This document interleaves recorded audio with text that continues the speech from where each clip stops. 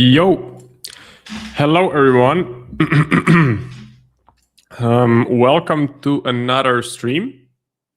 I wish you all the best for today's trading day. Whichever session you're in, you can put it down. So in the comment section, are you in the London session? Are you in the New York session or in the Tokyo session, which is basically Asia session? I think most of you are New York sessions, so basically from the US, Maine, India. Okay, so we have a nice mix of all sessions actually. London session, nice. We have someone from the London session as well. I'm in the London session. I am London +1, so basically Croatia. It is currently 12:30 where I am at, and 11:30 in London. New York, cool, awesome. So in New York, it's pretty early, I believe. Let me check. So if I open up current NY time, yeah, 6:30. You guys wake up very early in the States. In Europe, it's a culture of waking up at, let's say, 7, maybe even 8 a.m., depending on where you work. In the US, there's a culture of waking up at like 5 in the morning or 6 in the morning. I would say that's too early, and you guys are crazy. Max says, just look at what I sent you in the Discord. Might be a crazy projection. Okay, no worries, Max. I'll take a look. I'll take a look later today. And welcome to the stream. So let's get started. Let's see what we can see. As far as my trading goes, I'm still in Swiss yen. I'm still holding my short position on Swiss yen. The thinking here is that long term the yen will gain strength, so the yen should appreciate in value. I already took 60% off. I'm holding 30% at the moment and letting it run for now. The stop loss is set. The trade is in, so let's keep on monitoring the situation. I'm looking to take new positions. I definitely am. It's a bit tough because I'm getting conflicting signals. I want to sell the dollar. I definitely do want to sell the dollar. I think that is the main theme. That is the main trade. Let's just run through the DXY. The DXY kind of recovering today, but I do think long term selling the dollar should be a good way to go. The problem that I have at the moment is that the Middle East is not or has not yet been resolved. We were supposed to get the opening of the strait yesterday. I think that was the big announcement. If I run it through financial juice, market moving. Yeah, so see, US Treasury Secretary Bessent, we may have an Iran deal tomorrow to open Hormuz. Didn't happen yet. Could happen, absolutely, but it's Trump. So the uncertainty is very, very high. Now, oil has sold off quite a bit.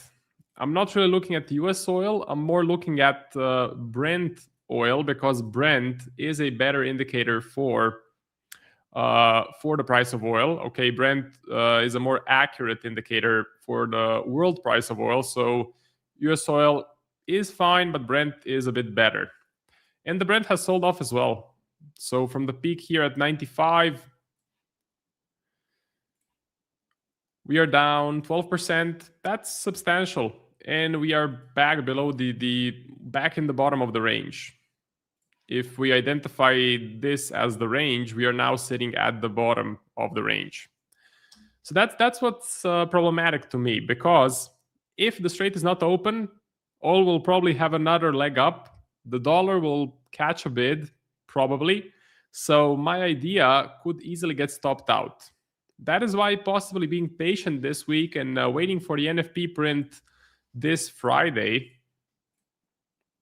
Let's take a look at the news calendar.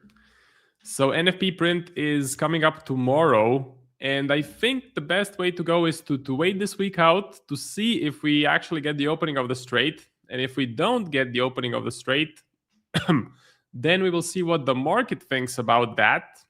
and we see if the NFP is stronger than expected. So yeah, maybe we can get the NFP to pass. So let me run it through the poly market. NFP August has the volume gone up? No. So the volume is still super low, very unreliable, I would say. 48% chance of 50K to 100K. So that's kind of similar to the forecast on Forex Factory calendar, around 85K. So yeah, it coincides with what we're seeing there. If you look at the unemployment,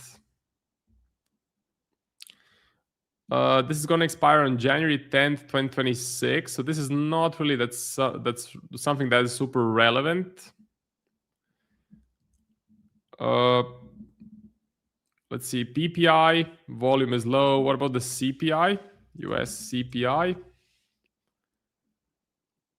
July inflation ends in 6 days. Okay. Let's take a look at what does the market think about inflation. The volume is actually okay, $146,000.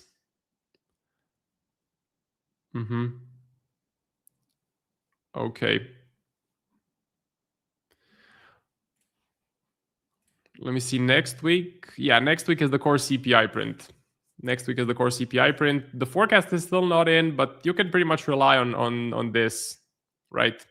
You can rely on poly market. So the bet is that it's just below 0.1%. 67% chance that the inflation is below 0.1%, which means probably a small increase. So a small increase in the CPI, which again is a bit bullish for the US dollar, but I would be happy to ride through the CPI, if I'm being honest. It wouldn't be such an issue for me. The NFP is a bit problematic. And the biggest problem, the biggest issue out of them all is the Middle East. So, yeah.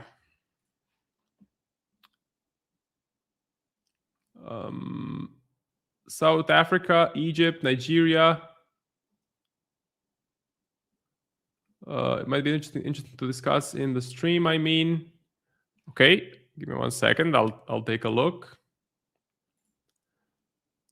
So let's take a look.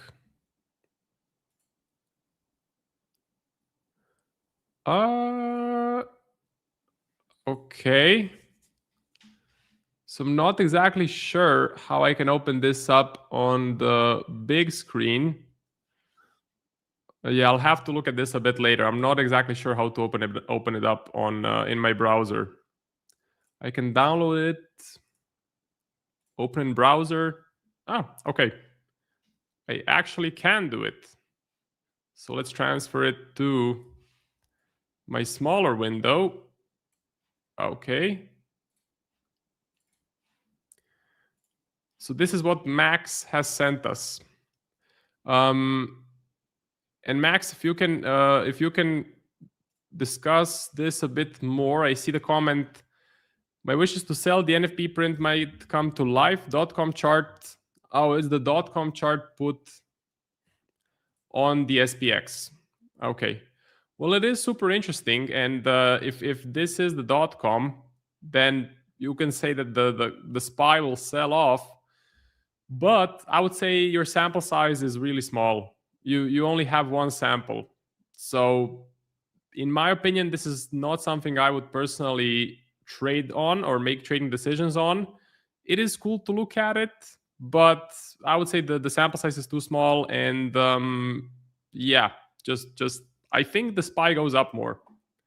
I think we got the dovish Fed. Just looking at the fundamentals, we got the dovish Fed, which is exactly what stocks need.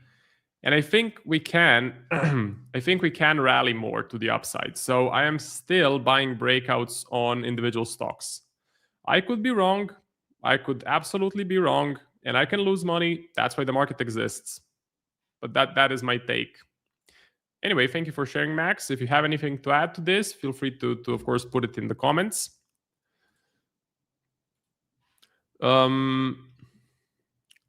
Sluggy, hello. I'm short CJ2.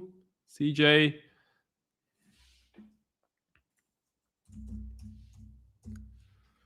CAD yen. So CAD yen, well, pretty much any bet that you have on the yen can be done through many assets. You can do CAD yen for sure. I prefer Swiss yen because Swiss yen is cheaper to hold. So the swaps are, the negative swaps are much smaller. Depending on your broker, they may even be positive. That is why I personally prefer Swiss yen. But if you want to do a short term CAD yen short, that absolutely works. Swiss is weakest today. Bullish on gold. Do you have a Telegram? There is the A1 Trading Telegram. So if you look at the comment section, you look at the description, you'll find the link. Or if you just Google it, A1 Trading Telegram, you will find it. I have a question. What Forex pairs do you suggest for starters, beginners? Anything that is moving.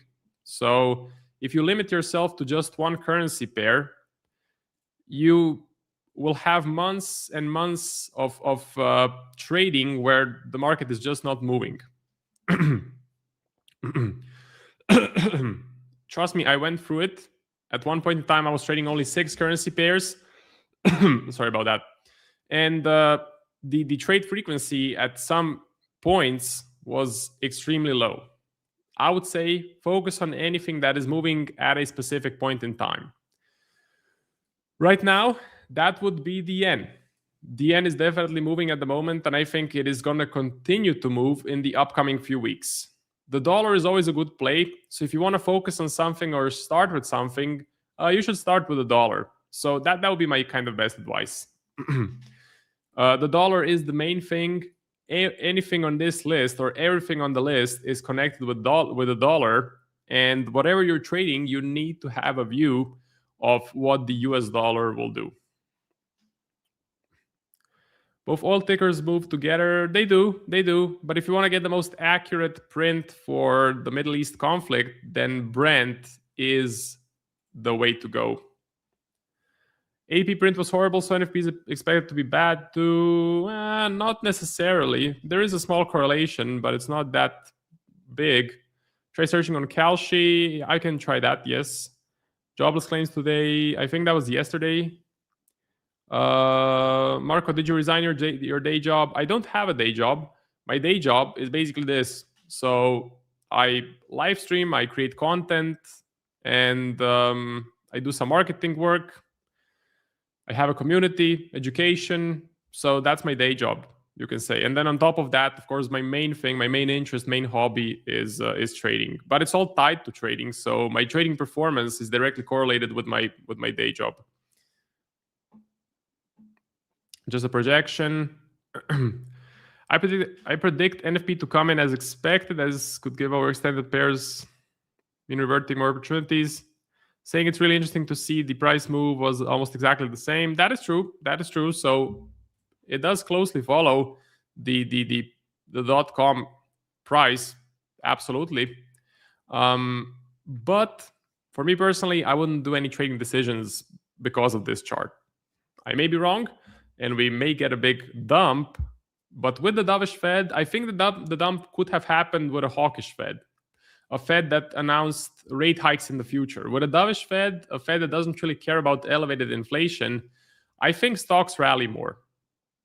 I think a lot of investors have gotten a green light, seeing that first, Citadel has bought a bunch of AI stocks, and second, that the Fed has turned dovish. If you look at the economic data, inflation, CPI, USD, inflation is elevated, no doubt about it. We're above 2%, 3.5%. That's pretty high. Strait of Hormuz is still closed. Inflation will most likely keep on going higher. So if you look at the IMF Port Watch, see? No transit calls, no transit trade volume. So inflation will most likely continue grinding higher, but the Fed will stay dovish, basically. By the way, if you do want to get the Edge Finder, you can do so by clicking the link in the description of the stream, or just search up Edge Finder A1 Trading, and you can use the code Marco to get 25% off. Okay, so this is both for the Edge Finder and for the A1 Trading Discord.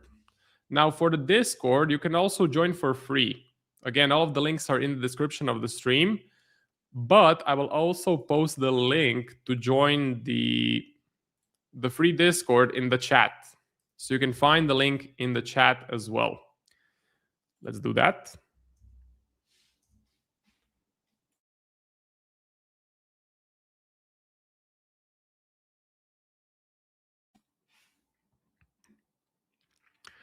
So Swiss yen.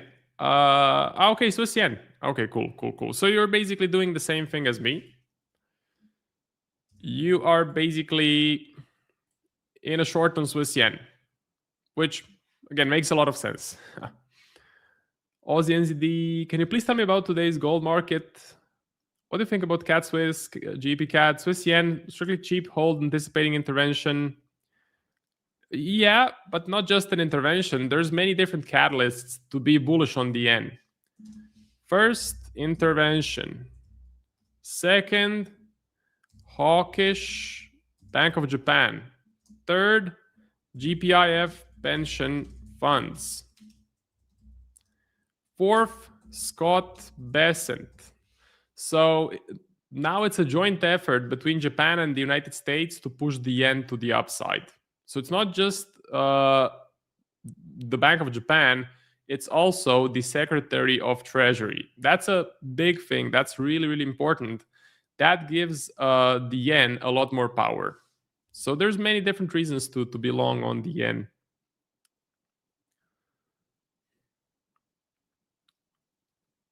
What do you think about Euro yen?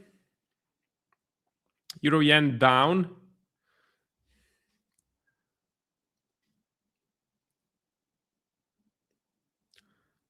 Aussie NZD, gold. Okay, just give me 1 second. I'm gonna go grab a glass of water. I'll be back.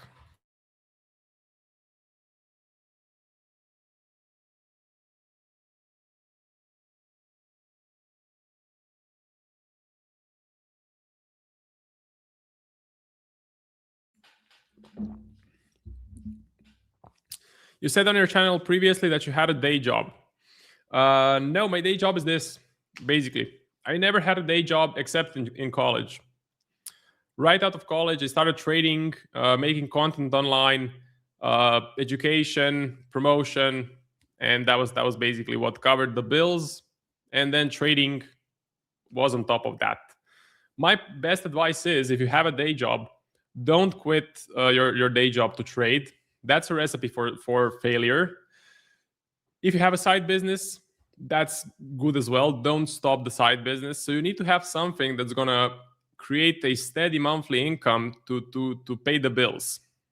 Okay, depending on the country you're in, I would say at least 1,000 euros, 1,500 euros per month. What you need to have every single month, no matter your trading performance, because you're gonna have losing months. You may even have a period of losing months, but the bills, they don't stop because you had a losing month. So that's my best advice for success. Well, the best advice would be to get a job at a prop firm like Positive Equity or SMB Capital, or at a bank that maybe does trading. Second best advice, if you want to do it on your own, is have a day job, expenses covered, and then join a community where you can learn to trade. Example being the A1 Trading Discord. Okay, so join the A1 Trading Discord. You can join for free, and you can also become a paid member if you want to get access to everything that's in the Discord, like the trade ideas, for example. Scott Bessent is doing almost the exact opposite with the yen compared to what he did with the UK pound in 1992. Okay, I don't know about that. That's something for me to research. Euro yen, side business is a must if you're trading. Yeah, you need to have something to cover the bills every month, no matter your trading performance. Like even the guys that are working at banks, at hedge funds, at prop firms like S&B Capital, they get a monthly salary. I know because I did an internship at Positive Equity, which is a prop firm, like a real one, not like FTMO. And those guys, they get a monthly salary, which covers their monthly expenses, and then on top of that, they get the profits from trading. And they have losing months. It happens. I want to cover gold because I know you want to see gold. So let's go through it. And it had a big explosion up. So I know Alan is in this trade, and it's a big runner. So congrats to Alan for catching this position. It looks really bullish. We got the breakout to the upside, which is something that I didn't really expect, although I'm happy to see it. So this is your trend line. This is the support level. This 4K, the support level I was talking about. And we finally broke out of the trend line. Okay, we finally broke out of it with a lot of momentum there. A substantial push to the upside. I think in percentage terms, 4.22%, that's a big move up. That's a big move higher. Okay, so then that begs the question, should you buy? Should you look for buy setups on gold? And I would say, no, not right here. Well, I'm not. So you can, I'm not looking for buy setups. First, you're stuck at a 200 EMA, which is going to act like a massive dynamic resistance. That's a problem. The price is clearly overextended. We had a really big rally to the upside, a really big rally with almost zero pullbacks. So I think a pullback is due.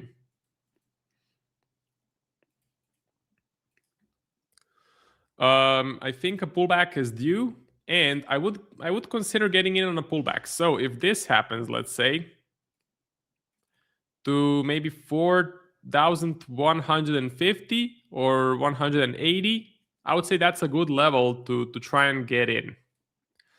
Stop loss, probably below 4,100. Yeah, that seems good.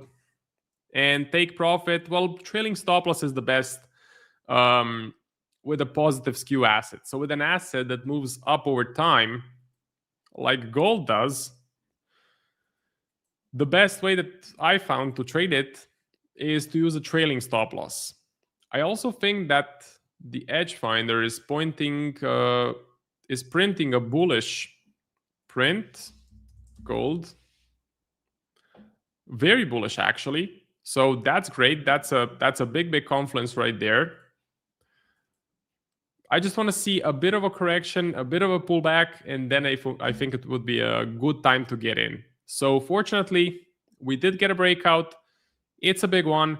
It's a lot of momentum behind the breakout, big blue candle. So buy setups are on the table, especially with a dovish Fed. So gold loves a dovish Fed. I was thinking of selling it.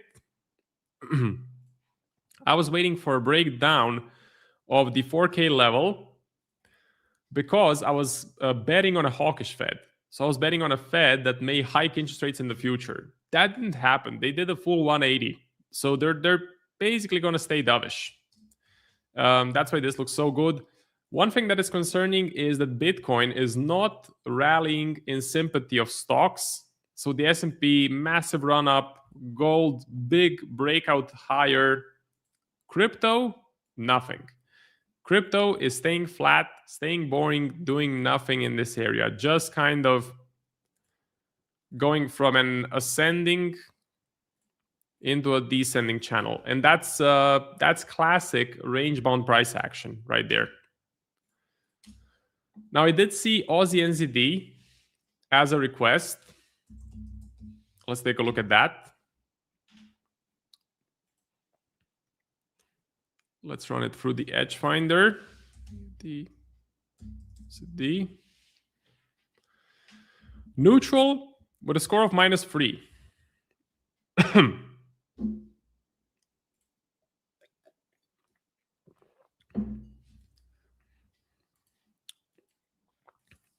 Okay. So we're stuck at support here, I would say. Yeah, we are stuck at support. Edge finder is neutral, which is a problem.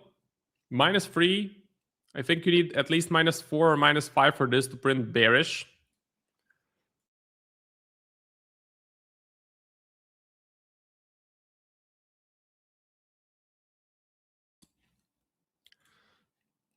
I don't know, what are you seeing on Aussie NZD? So if you can just put it in the comments, what exactly you're seeing with Aussie NZD. I know this was a trade idea that Alan had, betting on Aussie weakness and New Zealand dollar strength. But I would say the breakout that you would need, the breakdown, has not happened yet. I would say we're still stuck at support. Edge finder is still giving you a neutral print, so I'm not seeing a lot of opportunity when it comes to Aussie NZD. But if you have a different idea, well, do let me know in the comments. Maybe I'm missing something.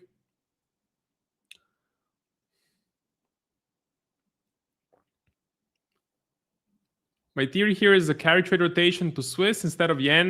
Yes, that is a good idea. So it looks like the yen is losing the carry trade status, and the next runner-up, the best contender after the yen for the carry trade, for a trade with a very low interest rate, is going to be the Swiss. So essentially, a lot of strength should come into the yen, and the weakness should come into the Swiss franc. That's another bonus reason to be short Swiss yen.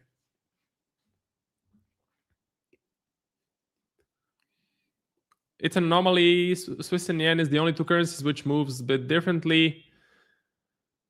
Better borrowing rate with the Swiss. Issue is that it has been appreciating over time compared to the yen, but what was true before doesn't mean it can't change. That is true as well. So if you zoom out on Swiss yen, the problem with just selling the Swiss franc is that it has been going up and up and up. So it has been gaining a lot of strength. Okay. So your carry trade profits kind of erode as the price keeps going up. So you end up being break even or maybe even negative. But if this does turn, so if you do get a trend to the downside like this, well, then that creates a whole different scenario. That creates a positive income from the carry trade, and also positive income from the price depreciation, from the Swiss losing value. But you do need a big trend reversal. You do need for this chart to go lower. Bad months are a guarantee. Absolutely, yes. Thank you for the gold review. No worries. Gold TP targets. I don't have any take profit targets. So I don't have any targets on gold. I'm using a trailing stop loss. Okay, I'm using a trailing stop loss. So I'll let the market tell me when it's time to exit. Honestly, how much are you making? I'm making peanuts. Aussie Swiss, USD CAD at 1.4 break or bounce. I see oil bounce coming. Aussie NZD longs, Max is short Aussie NZD. I'm seeing a lot of interest around Aussie NZD. Marco, the only thing I'm seeing on Aussie NZD is 50% rejecting nicely on the H4. Okay, so we're talking about fibs there. I would need some sort of an extra catalyst, some sort of an extra reason to go short on Aussie NZD. I'm not seeing much. To be honest, my next trade is probably going to be on the dollar. So what I'm looking at the moment, I'm looking at what is a strong currency to pair the dollar with. Could it be the Aussie? Could it be the NZD? So buying AU, buying NU. Could it be buying USD CAD? I don't think so. I prefer Aussie USD or NZD USD. But that is my next thing on the to-do list. Finding a strong currency to trade the dollar against that, or to sell the US dollar. And that's about it for my segment. You have James coming on in 30 seconds. I want to remind you, if you want to get the Edge Finder, the link is in the description of the stream, and you can use the code MARCO to get 25% off. Okay? So do check out the Edge Finder. It's an amazing piece of software. Now I'll play a quick transition, and then you will have James. Thank you for watching. You can catch me again in 2 hours, and I wish you good luck. So yeah, that's it.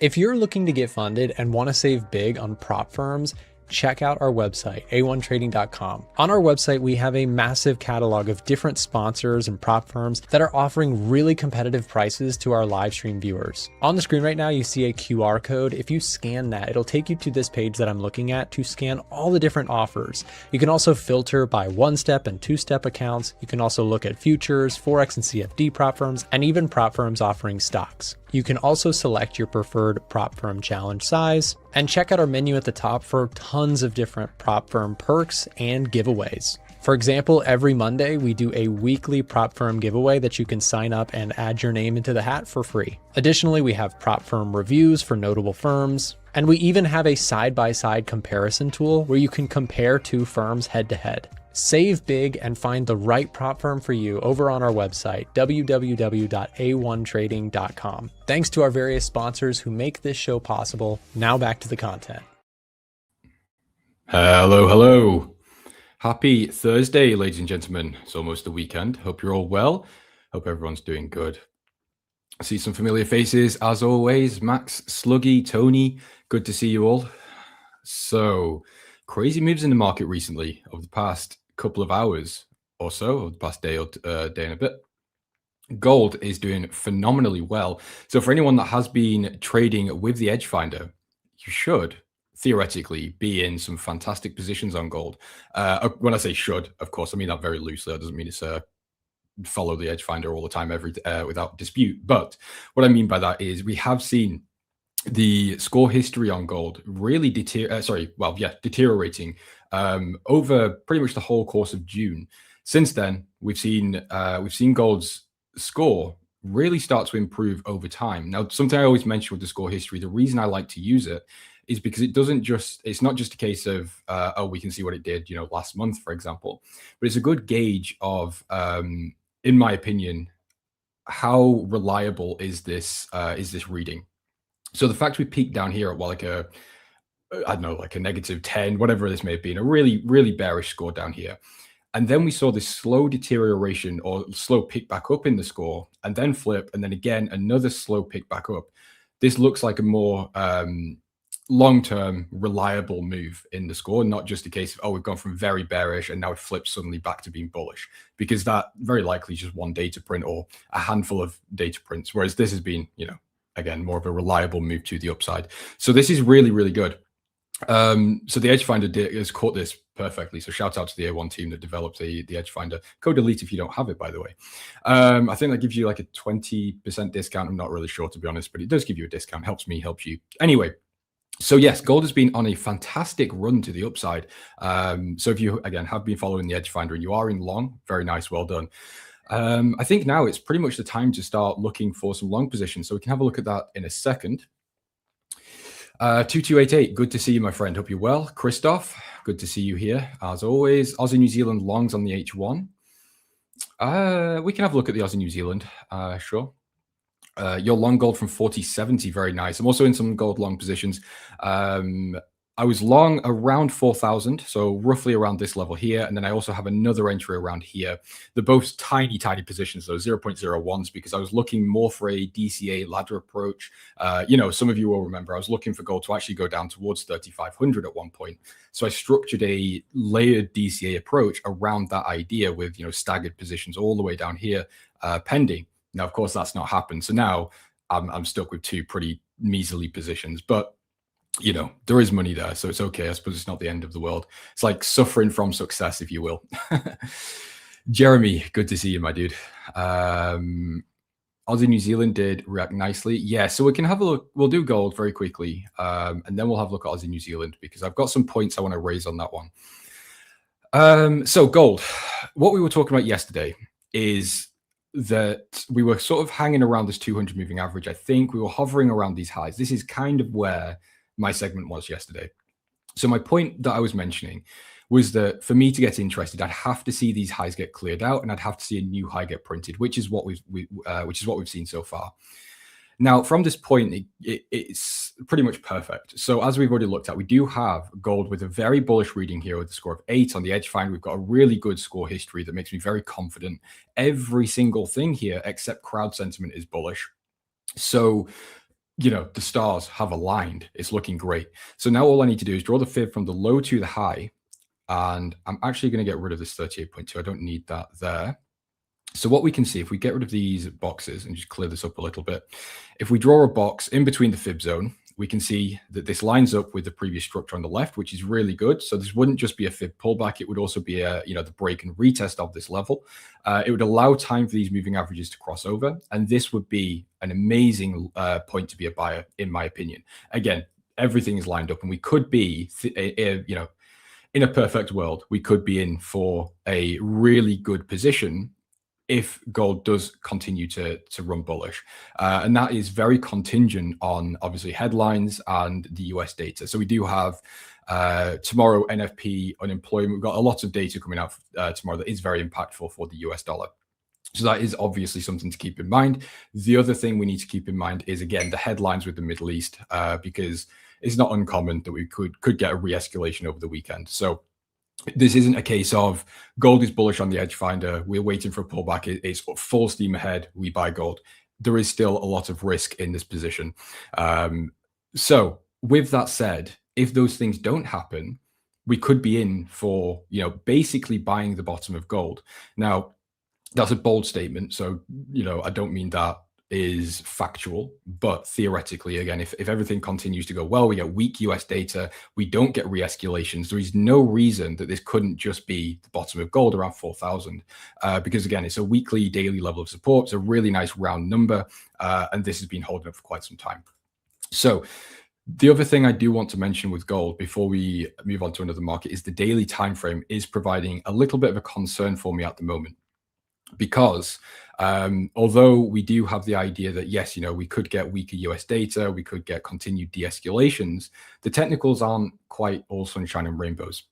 Because again, theoretically, we could go into the weekend, we could get Trump tweet something, de-escalation ends, and actually we go back into next week with, you know, all guns blazing again. Now, on the technical side, what we have here on the daily is a previous level of, you know, resistance over here, then turn support. So this could actually just be another retest of this level. And you will notice here, we're also testing the 200 moving average. So there is absolutely a possibility that we reject this level and come back into this range and potentially even break lower. Now, I'm not saying that's what I expect. Like I said, I do lean more towards the long side. That's where the fundamentals are telling me to go. And that's where the current headlines are telling me to go as well. But again, as a trader, we've got to think about the risks on both sides of the trade, whether you're buying or selling. You've always got to think of the counter of the idea to then be prepared. Now, there's not really anything else for me to talk about here. I know we did actually have a trend line here at some point. It seems to have been broken down. It's not a huge deal, I don't think, at the moment. So we'll ignore that. But yeah, to summarize, I think gold is a good buy, but there are definitely risks behind the idea. Right, that was a lot of words very quickly. So Aussie New Zealand, yes, this has been a hot topic recently. Now, I'm in a difficult position because I did really, really like this trade. You know, it was almost perfect. So I'm going to break it down from sort of step one, because I think we kind of skipped over it yesterday. So I'll do it all again today. So Aussie New Zealand, you know, some of you will remember I was short around here, around 1.22. You know, I had that position for about 1 to 2 weeks. It didn't do anything. It went into a pretty decent profit, then pulled all the way back to entry, and it was just range bound. So I closed that trade for break even. Actually, a small loss, actually, due to the spreads, which again is why I closed it during a range period, just so I wasn't losing money while nothing was happening. I didn't see the point in holding that trade. So we've used this weekly level here as the resistance, which is, you know, great. We've broken out of this range that's been established since sort of 2013, 2014. As I always say, it's a bit discretional depending on where you draw it and where you start the range. But either way, a very long-term range, like 12, 13 years long. Beyond that, the only time we've been able to break above this range have been these 2 attempts here. And each time we've seen massive selling back into the range, and same thing on the lows here. So again, perfect sort of range trader, range trader's wet dream. It really was just a case of selling the highs, buying the lows, and that was it. So really you had to do. Now, of course, we broke out on the hawkish RBA. And the reason I'm explaining sort of the history of it is to give you context about what the current situation is. Okay. I don't think we can just sit here and say Aussie New Zealand's bullish or bearish because of this. We need, especially on a trade that is or has this much maybe potential.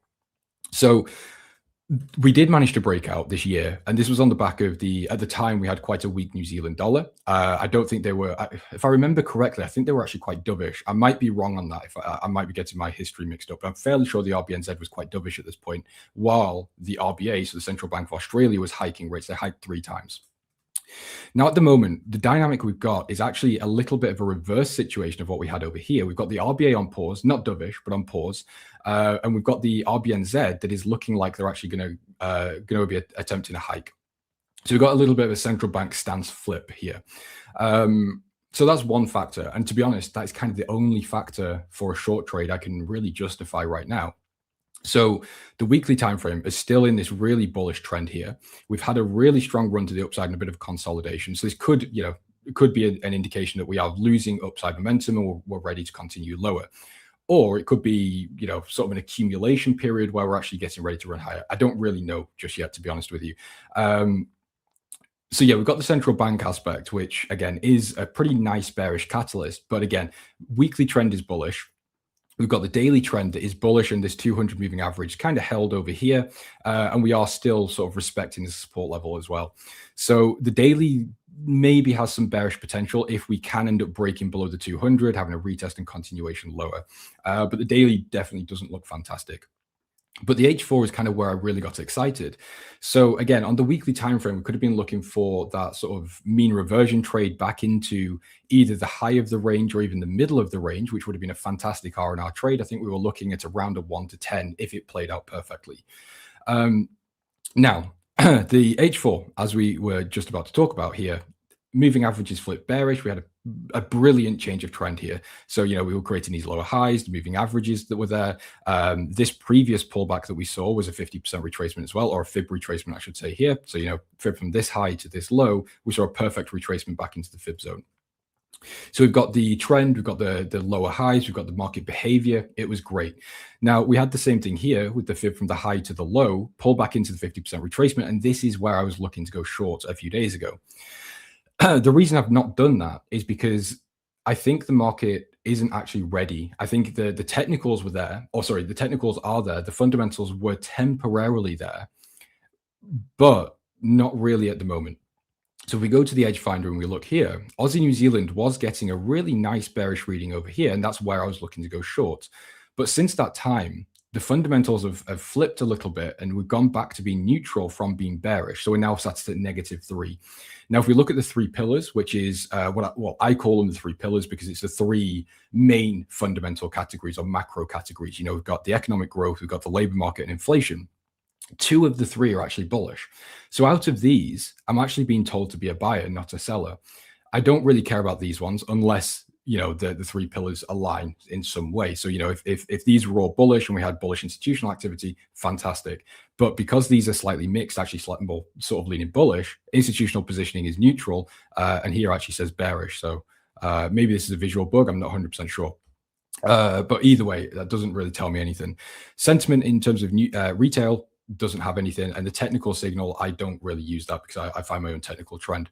So this is really conflicting with that short idea. So I really don't want to be in a short position, although again the technicals look great for my entries. As a fundamental and macro trader, I just can't justify the idea. So the only thing that would warrant me getting in this trade is either a bit more hawkish forward guidance from the RBNZ, more dovish forward guidance from the RBA, some sort of fundamental flipping growth or the labor market to flip these bearish. That would be perfect. But again, as things stand right now, it just seems like a technical trap, if you will. So technically, as I said, looks absolutely perfect. I don't really think it could get much better. But yeah, the fundamentals are just too weak at the moment, unfortunately. So Yeah, I know. Again, that was a long breakdown, I know, but yeah, my segments are an hour, so I like to try and use that time to explain things in a bit more of a deeper level rather than just saying, "Oh, I'm bullish or bearish." So let's move on. Jeremy, I'm not sure if I already said hello to you, but if I didn't, hello. Hope you're well.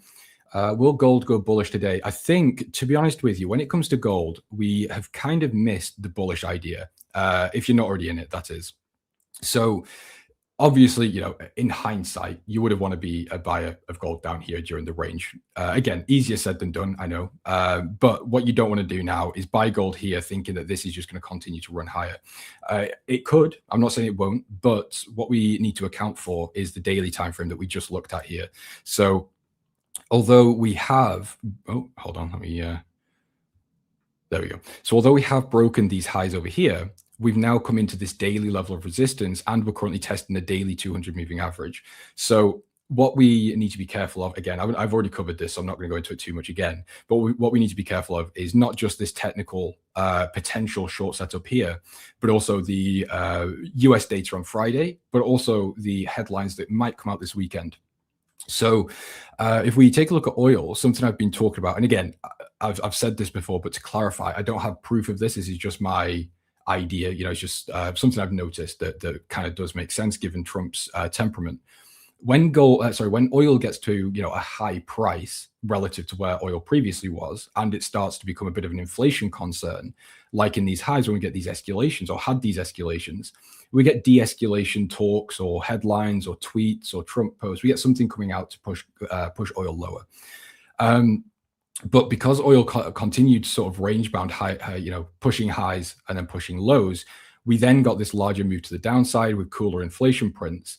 Or a cooler inflation print, sorry. And then we got another escalation. And then, again, when oil started to run higher, a little bit heating up, we got another de-escalation. So what this looks like is Trump doesn't want high inflation because, his whole narrative has been, we want lower rates, or he wants lower rates. He wants incredibly low rates relative to where they currently are. So if he's affecting the oil market and pushing oil prices higher, that in turn pushes energy prices higher, that in turn pushes inflation higher. And that means the central banks can't justify cutting rates.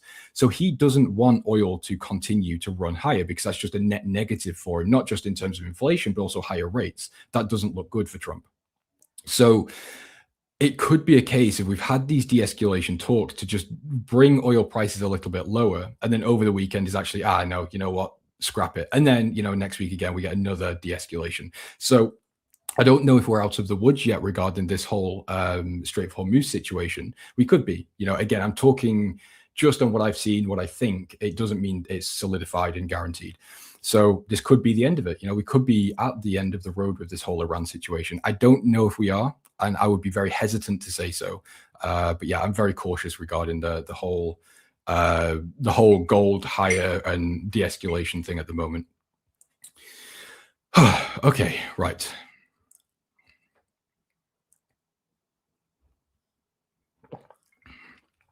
Is the current little pullback on Aussie US dollar enough to maybe enter soon long? You know what, Christoph? I really like having you in these streams, my friend. You ask good questions, and your ideas are always very in line with what I like to look at. So, yes, actually, I would argue that it is. I personally wouldn't take this just because it doesn't really line up. It's slightly missed my sort of entry criteria here. But what we've got, to keep it simple, we've got the moving averages at the bullish. So we've got the bullish trend. That's fantastic. Excuse me. What we have, if we do add the 38.2, which again isn't, I don't use the 38.2 really. It's more of just a, does it line up with that level or does it not? It's not, my core strategy is the 50% to 61.8%. The problem is when you start adding all of these different fib levels, I think there's like 5 or 6 different fib levels. If you use the default one, it removes a lot of the systematic approach because then you're just waiting for whichever level. Whereas the ones I use, the 50% and 60%, is very simple. If it doesn't get into this zone, there's no trade. But anyway, I digress. So if we do use this 38.2, we can see there's a little bit of this sort of previous high here. We've got the break, we've got the retest, we've got the 38.2 pullback. So this could be a pretty good technical entry to go long. Excuse me. So something like this. Now, the downside of doing this as well is the stop loss would need, in my case, again, need to be at kind of this low here within, this area. And that would not just allow room for this low to get hit again, if that does happen, sort of double bottom potentially, but also allow room for this 200 moving average to act as a dynamic support if needed. So the stop loss in this case is a little bit too large, I think, for me. The entry isn't great. I would rather see it come back a little bit lower towards the 61.8, and that would line up with these previous highs. So yeah, that's my ideal situation. So let me just remove this. There we go. So something a bit more like this would suit my strategy a bit more. Now, when it comes to the data, it is supportive. So we've got a really nice score, +5 for Aussie US dollar. Economic growth is bullish. The jobs market's bullish. Retail sentiment is actually retail is selling this market. So we are getting the bullish reading. Institutional activity is bearish. But the thing is, with the recent institutional position, recent COT reports, it has been a little bit misleading because obviously COT data lags by a week. And excuse me, due to the fluctuation in headlines and developments in the Middle East, what they did last week doesn't really tell us anything about what they're doing this week, because obviously we've had a change of headlines. We've had new data or new information that is driving markets. So to be perfectly honest with you, in this case, I would largely disregard the COT positioning, again, because it doesn't reflect what they're doing right now, given the new information we've got in the markets. So yes, I think overall being a buyer of Aussie US dollar is a good good idea. But yeah, as I said, I think I'd just rather see it have a little bit of a deeper retracement before I got overly interested. So I will set an alert, because I've got a bad habit of looking at trades on the stream and just completely forgetting about it afterwards and missing trades. So I'm going to set an alert here, which is at 0.72. And that would, again, line up with the sort of 50% retracement of the 50% retracement. And that would line up with these previous highs. So that would be my entry level if that does get hit. Okay, what do we have next? Did I miss the Nikkei short entry? Christoph, my friend, you did miss it, but in a good way. So, sorry, there's ruckus outside. So yeah, what was I doing? Yeah, so the Nikkei position was actually really good at the time. Do we still have that bearish reading for the Nikkei? I'm not sure. Let me just double check. No, we don't. So the trade's gone. But what Christoph is referring to here with the Nikkei idea was Nick and I think a lot of other people in the stream as well, were, whether they want to admit it or not, that we were short on the Nikkei here, because you can see we had a really bearish score on the Nikkei for a couple of days, which was really good. And at the time, we obviously had this sort of risk-off sentiment. Oil was continuing to move higher, so it looked pretty good on paper. So the entry we took on the Nikkei was, hold on, let me just try and get this correct, because again, I can't remember the exact entry. I think it was like this. So yeah, what we had was this level in the fib. Sorry, I'm just trying to redraw it all so I can visualize it for you here. So this was what we took. So we had the previous levels here on the Nikkei, previous supports. We ended up breaking lower, coming back in for what looked like a break and retest into the fib level, and we had this bearish trend on the H4. So I was short here with a stop loss. I think it was around here, give or take, and I got stopped out of this trade. So yeah, Christoph, I would say you have missed it, but be glad you've missed it. So I think the default direction on a lot of these markets, the Nikkei, the DAX, the Dow, so on and so on, is actually to the long side. So although, excuse me, although the H4 is still bearish here, we've seen a little bit of a rejection of this this 200 moving average on the H4. The daily time frame is still very bullish here. So we do remain in this bullish trend. And another little risk factor that I was pointing out in this trade before we actually took it was sort of the behavior that we see with the Nikkei. So when we get the sort of deviation between this 200 moving average, we end up moving considerably far away, like we did in these previous two times here. We do see these larger pullbacks on the daily, where the daily remains bullish, but the H4 changes to bearish. But we don't really do anything here. It's just a larger pullback. So I think this is really what we've just seen, which is just a larger pullback, not necessarily an actual bear case for the Nikkei. So I'll be honest, I think staying away from it or looking to be a buyer is probably the easiest way. However, we are still getting a -3 score, which is obviously leaning more bearish, but it is neutral. So I would, yeah, wait for something to happen. Either, we break above this 50 moving average and we really start to define a new bullish trend, or the edge finder flips bullish, something like that. Maybe then I could actually get interested into taking a position. But yeah, for now, nothing here for me. Okay. That's the whole video you did there, James. Yeah, I feel like I'm talking a lot more than I normally would on these streams about the markets. Normally we sit here, we have a ramble about some topic, and then we go to the charts, then we go over another topic or whatever, and then back to the charts. But it's been, yeah, quite a full-on segment, which is good. I'm feeling quite wired up today. Gold is always bearish. That's a very interesting take. Explain to me how gold is always bearish. I'll be honest, that sounds like you started trading in this period. But yeah, I mean, gold definitely isn't always bearish. I think the recent developments, the recent environment for gold, yes, has been very detrimental. We've had like, what is it, a 30% drawdown, give or take, from peak to low. But yeah, I mean, you can't disregard this that we've had. So last thing I'll say before we do move on, one of the things I've been talking about on gold, which is one of the reasons I was buying it at around 4,000, was because I think what a lot of people were disregarding on gold was that, yes, we had a bad landscape. We had higher inflation expectations, higher yields, blah, blah, blah. So yes, the environment wasn't great fundamentally or geopolitically. But when you zoom out to a weekly, this was a fantastic multi-year run to the upside. And I think what a lot of people got used to were these micro pullbacks on, an H4 or a daily time frame, and they expected that to continue. That's what we got used to and considered pullbacks.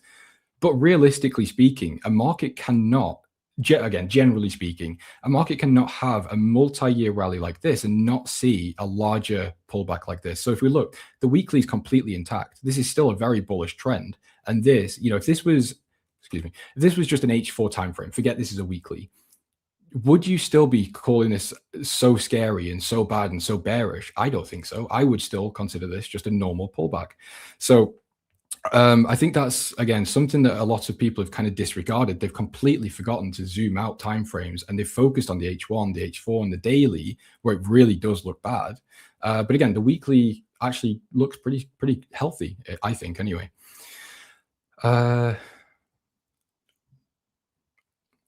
Gold is always bearish. We just addressed that. US dollar CAD weekly did flip, did it? I know. Yeah, you told me about your US dollar CAD idea last. Was it yesterday? Ah, very nice. Yeah, you've got what you were looking for, haven't you? So again, as I said to you yesterday, I don't really have a bias, to be honest. Fundamentally speaking, I am quite neutral here, just because I do lean more bearish on the dollar. So if we look at the economic heat maps here, the US is very clearly struggling. It's a 30% score, which is very low.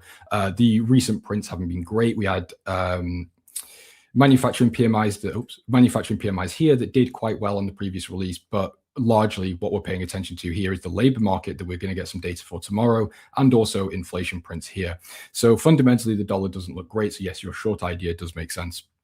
But I just find it quite difficult to actually get short on the dollar at this moment. I'm quite cautious. So I'm watching really to see how does dollar CAD react on this daily time frame. Are we going to get, we've got the break here. Are we going to get this retest into this daily 200 moving average and then a continuation higher and follow this sort of very typical bullish trend that we've got, or bullish setup?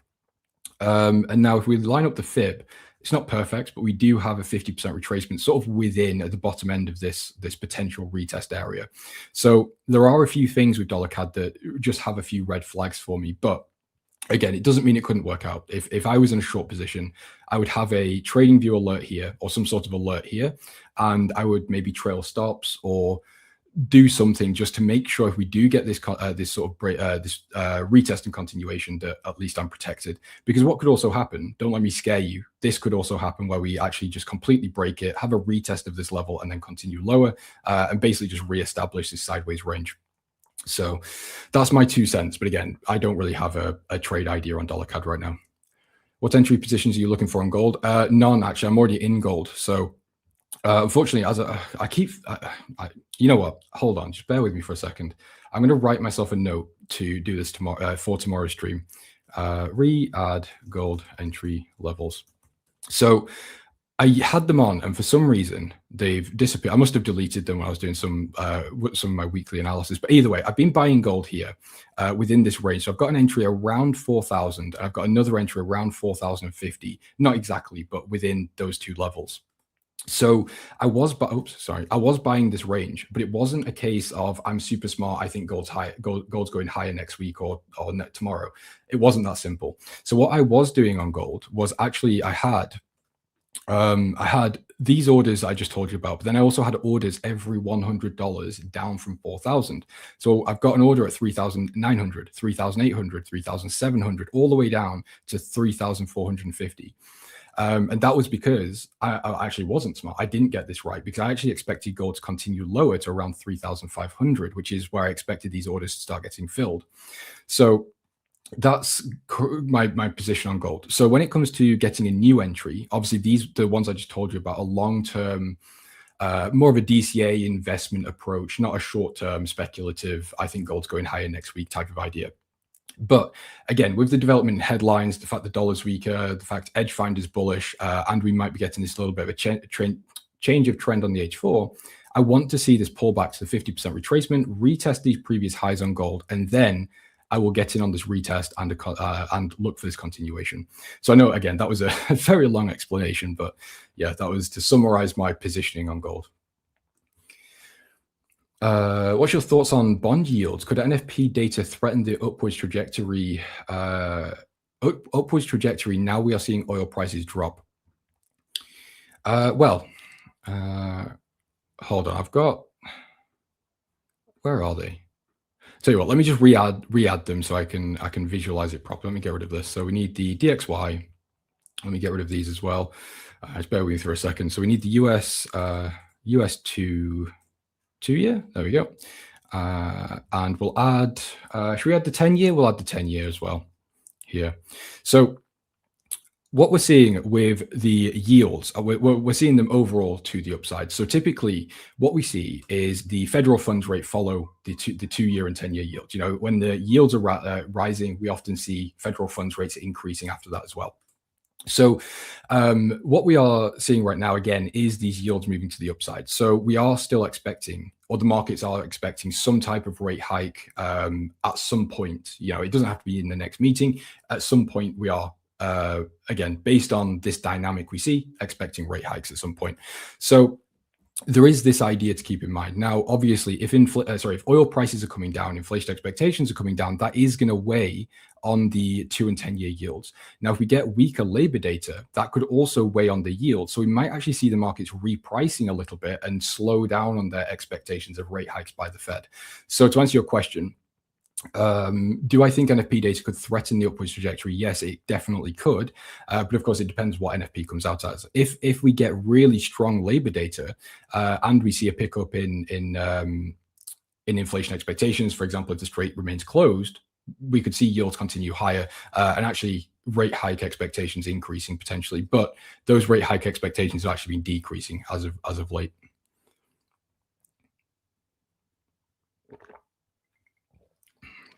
By the way, I hope you guys appreciate the cup. For any cat lovers out there, we've got a cat cup today. Okay. James, you did say hello. Are we still holding Eurodollar shorts? Yes, I'm still short Eurodollar. So here, it's okay. And as I said yesterday, the reason that I'm still holding, although I'm not overly optimistic, I'm not as optimistic as I was on the initial entry. The reason I'm still holding this trade is because the trade is valid. You know, nothing's actually changed really on the technical side. So we've still got the fib zone that is holding up, although we are pushing this 61.8 level, but we're not breaking and closing above. We're also seeing rejections off the 200 daily moving average, again, not breaking and holding above. So we are seeing a little bit of a selling pressure come in, granted, not by much, but it is there. So really, I'm just waiting now, can Eurodollar continue lower? And another key point, if it does continue lower, are we just going to correct the sort of impulsive, aggressive moves that we saw earlier in the week? Excuse me. So we might not get a huge rundown in Eurodollar like I actually expected initially. We might just see something a bit like this where we come and correct and actually just run higher from there. I really have to just see. But yeah, overall, I do like the idea on euro dollar. I've spoken about it a lot recently. It's not really a short-term fundamental play. I'm short euro dollar basically on a historical point. So again, I'll try and keep this short and sweet because I've covered this topic a lot. But basically, following the previous patterns we see within eurodollar on the weekly and monthly time frame, where we continue to make these lower highs, every time we do, we end up coming down towards parity. So I'm looking basically for the same thing to happen here. And seasonally, or on the 5, 10, and 15-year period, the seasonality suggests that we have. In fact, actually, I'll pull it up. I don't know why I'm trying to explain it. But I can actually just show you. We do have euro dollar that is historically bearish. I think it's end of August to November, if I remember correctly. If it's going to load. Hold on, I might need to refresh. I know I'm really behind on the chat. I'm yapping a lot today, so I'll try and catch up on it in a second. Just in a really deep market focus today, which is quite nice. For some reason, this isn't loading, but yeah, you'll have to just take my word for it. I think around the end of August to the start of November, eurodollar is historically very bearish. The dates might be a little bit off, but again, I can't actually show you it. So, but yeah, the end of the year towards. Love the breakdowns, James. Interestingly enough, I entered shorts Aussie New Zealand at the 50% fib where you were looking at, and I also have some small risk oil longs, as I am thinking we might have something similar over the weekend. Okay, KDX sounds like, yeah, we're on a very similar page then. Although, excuse me. Although, as I said, Aussie New Zealand has kind of fallen off my radar. To be honest, I have some ideas regarding possible VIX event in August. May I hear your thought on that? VIX event in August. I'd need a bit more information on that on KDX. I'm not sure really what you mean by a VIX event. Do you mean just trying to go long or short, or is there something specific?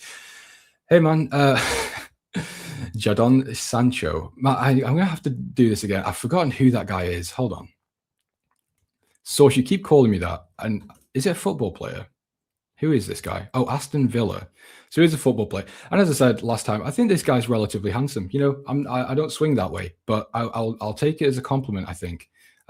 He's probably in a lot better. Well, he's definitely in a better shape than I am. So it's a plus.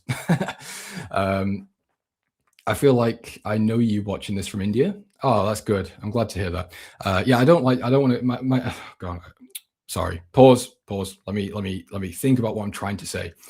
I don't want to come on these streams and just yap about what I'm doing. The goal really is to interact with you as much as possible. So then, you get what you're here for, which is your markets, and we can talk about your ideas. And also I can add my input as well.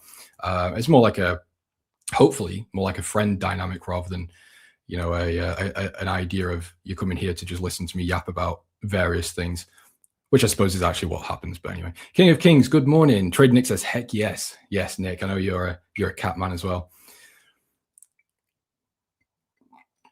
Modi, hello to you as well, my friend. Is expensive trade options? What is your general idea on those?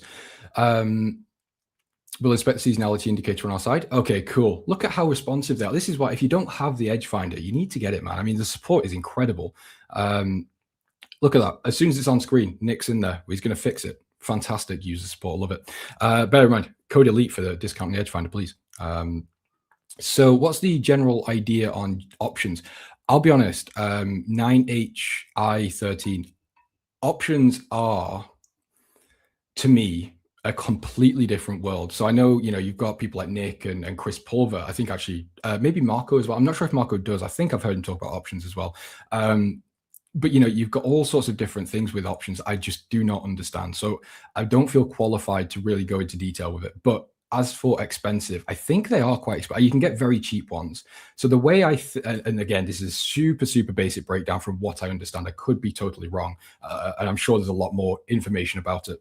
But from what I've understood, the cheaper an option costs to actually take or to buy, or whatever the terminology is, the much, much more likely outcome is that it's not going to work. So I think there's something called like a naked option, which I think is very cheap, but then the downside is basically unlimited. But then you've got like the ones that are a bit more expensive. Oh, sorry, wrong arrow. Ones that are a bit more expensive, but I think the outcome or the likelihood of it working out is a lot higher. So again, there isn't a simple answer of are options expensive, But I think, again, generally speaking, yes, you should have, I would say maybe 10 to 20, 30,000 to even try options. Again, that's just from my experience. I did try to learn them, but I'll be honest, I just don't have time to sit and study a new instrument or asset type or anything like that. Bias on gold. So we have discussed gold a lot already in this stream, so I'm not going to do it too much again. I've lost my analysis. Hold on. So with gold, I am bullish for now. But as I've been talking about, I think the main thing with gold is, first of all, we've got US data on Friday that could dramatically change Fed pricing in terms of hikes or holds, which can obviously then sway the dollar. So that's a big thing. But then we've also got the pattern of headlines coming in over the weekend. So obviously it's Thursday now. So for example, if you take a trade, later today or Friday, you're exposed to the news, but you're also exposed over the weekend to say, oh, we could get re-escalations. We could even get further de-escalations, which would of course be good. But again, it's kind of a 50-50 coin flip as far as I'm concerned with that type of thing. So yeah, to answer your question, I am bullish, but very, very cautiously bullish. I wouldn't sit here and say I think gold's a clean sweep to the upside. I think as things stand, if we go to the Edge Finder again, we have a look at gold. If we were in normal market conditions, without the Strait of Hormuz situation, without Trump, Trump's temperament of headlines over the weekend, this will be perfect. Gold, very bullish. The H4 is looking like it's about to flip bullish. We have a really, really nice previous level of structure that lines up with the fib. Again, it looks perfect, but it's just that context or the nuance that we have to think about here. Mine's not loading either. Yeah, okay. So it might just be a little bit of an Edge Finder bug, but I'm sure the team will get that fixed ASAP. They're very, very on it with the Edge Finder, which is amazing. That you get developers and things that will make something, they'll just sit back and it will collect dust while users try to use it. But again, Edge Finder people, team, fantastic people. And the best thing is you've actually got real traders that make it as well. So it's a case of, this is a really big side note, but everything that the Edge Finder has is actually relevant. It's not a case of, oh, you've got all this stuff that is just like clutter. It is good stuff that is all relevant to different types of traders. Anyway, we're going to move on because otherwise it's going to sound like I'm choking on it. Sorry, that wasn't PG-13. Don't want to take too much of your time, but look at the VIX seasonality on the Edge Finder. Okay. I think there might be a bug with the seasonality. Again, Nick is looking at it, I'm sure, but I'm not sure if it will load. Okay, it is. Don't want to take too much of your time. VIX seasonality on the Edge Finder monthly is just one of the examples. Okay, I see what you're saying. So you're looking really at just a continuation or actually, you know what? It's very interesting. I wouldn't have seen this actually because I don't look at the VIX seasonality, but this does look pretty much one-to-one. So if you look here, historically on a 10-year average, the VIX moves up. The red line is what the VIX has actually done this year. And again, it has moved up. Then we have this period from, when is this? Sort of April to July, August, give or take, where the VIX kind of flattens out and moves to the downside. So yeah, I think maybe the idea of actually being a buyer of the VIX could be quite good. But the issue is when you're trading seasonality, let's say we were buying it here, because it's based on historical things, there is no account at all for what is currently going on in the markets. So yes, it could work, but I think in my case, if I was going to take something based on seasonality, there needs to be something else there. There needs to be fundamentals or central banks or something. But with the VIX, I mean, I suppose you've got the Middle Eastern situation, which could definitely affect the VIX. So that could be something that you could pay attention to there. Looking at Swiss yen shorts, just waiting to see what the BOJ does.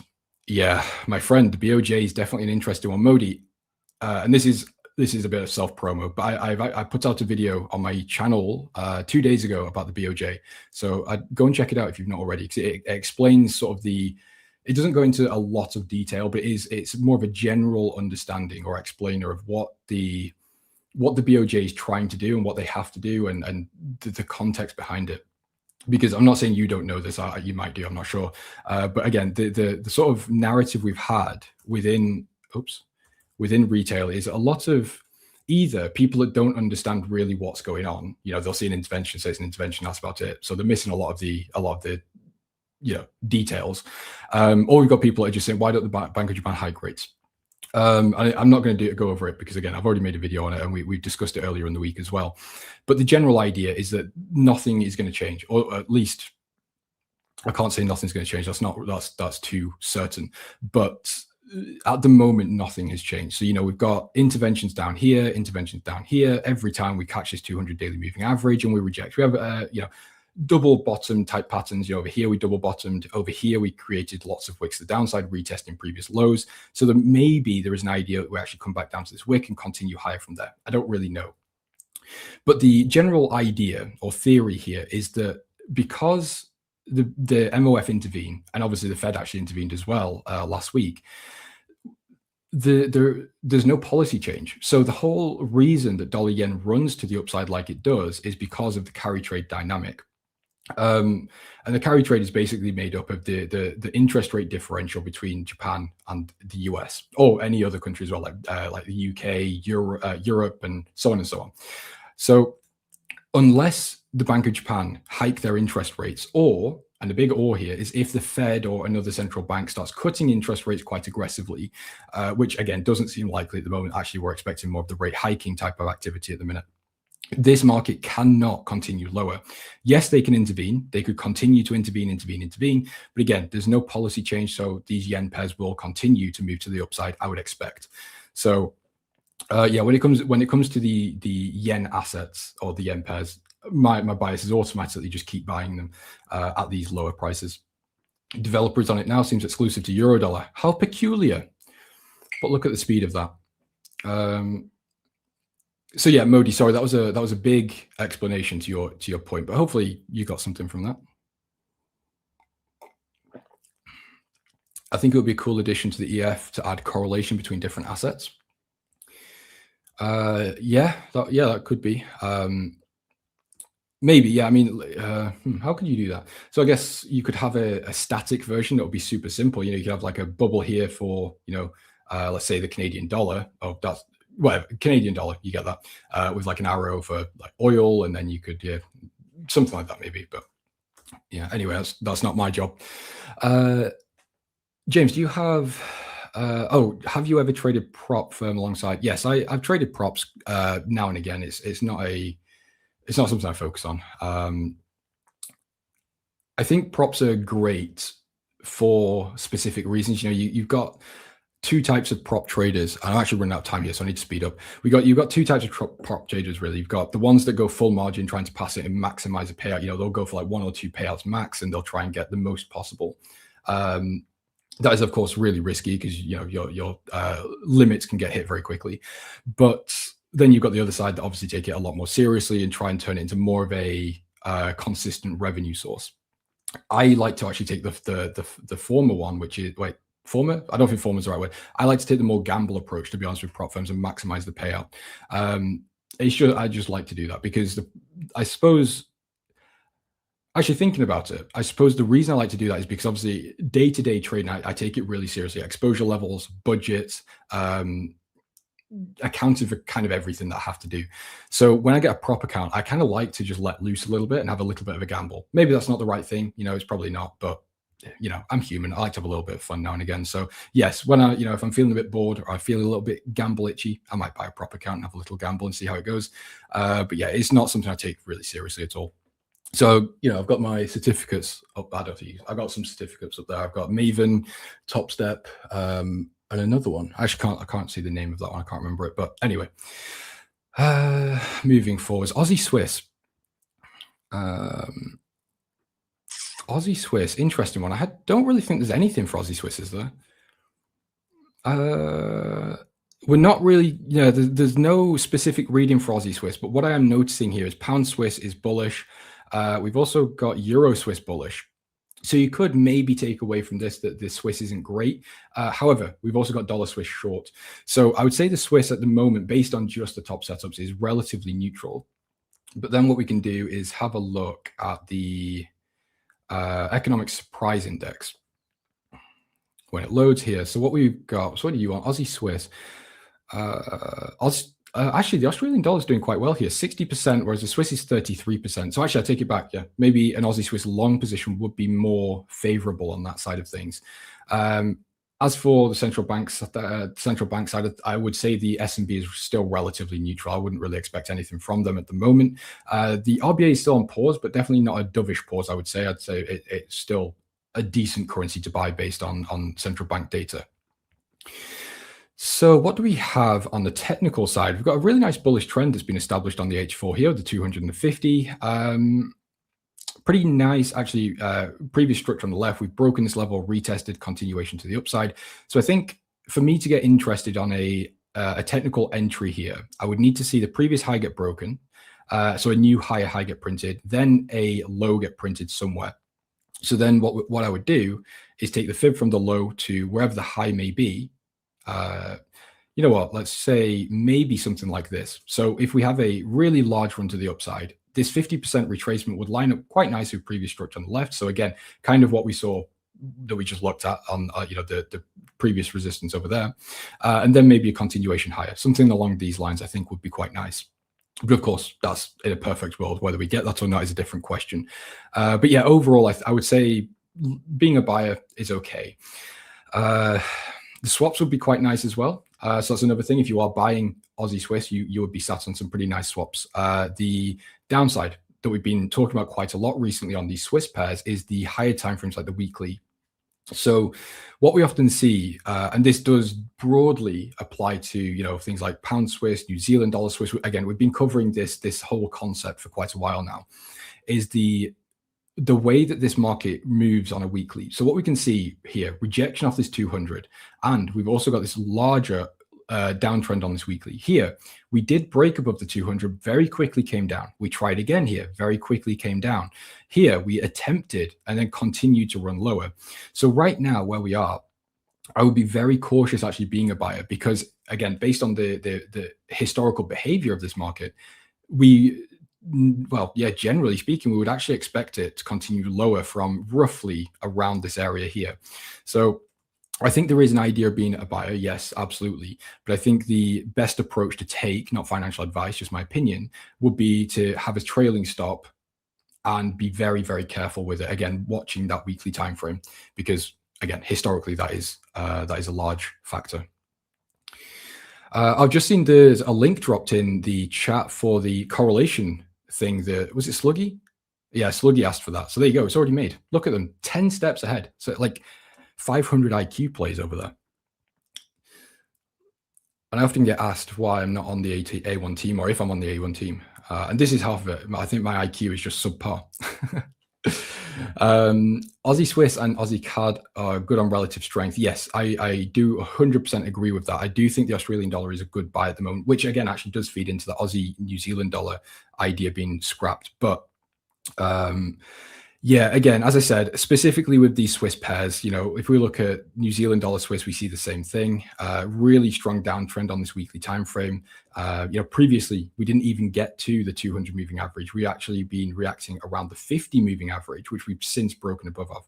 So I would just be very, very cautious. I'm not saying it can't go higher, by the way. I want to make that super clear. I'm not saying that we can't have a continued upside, but again, I would just be very, very cautious that we might have at some point a larger move to the downside and continuation of these higher time frame trends.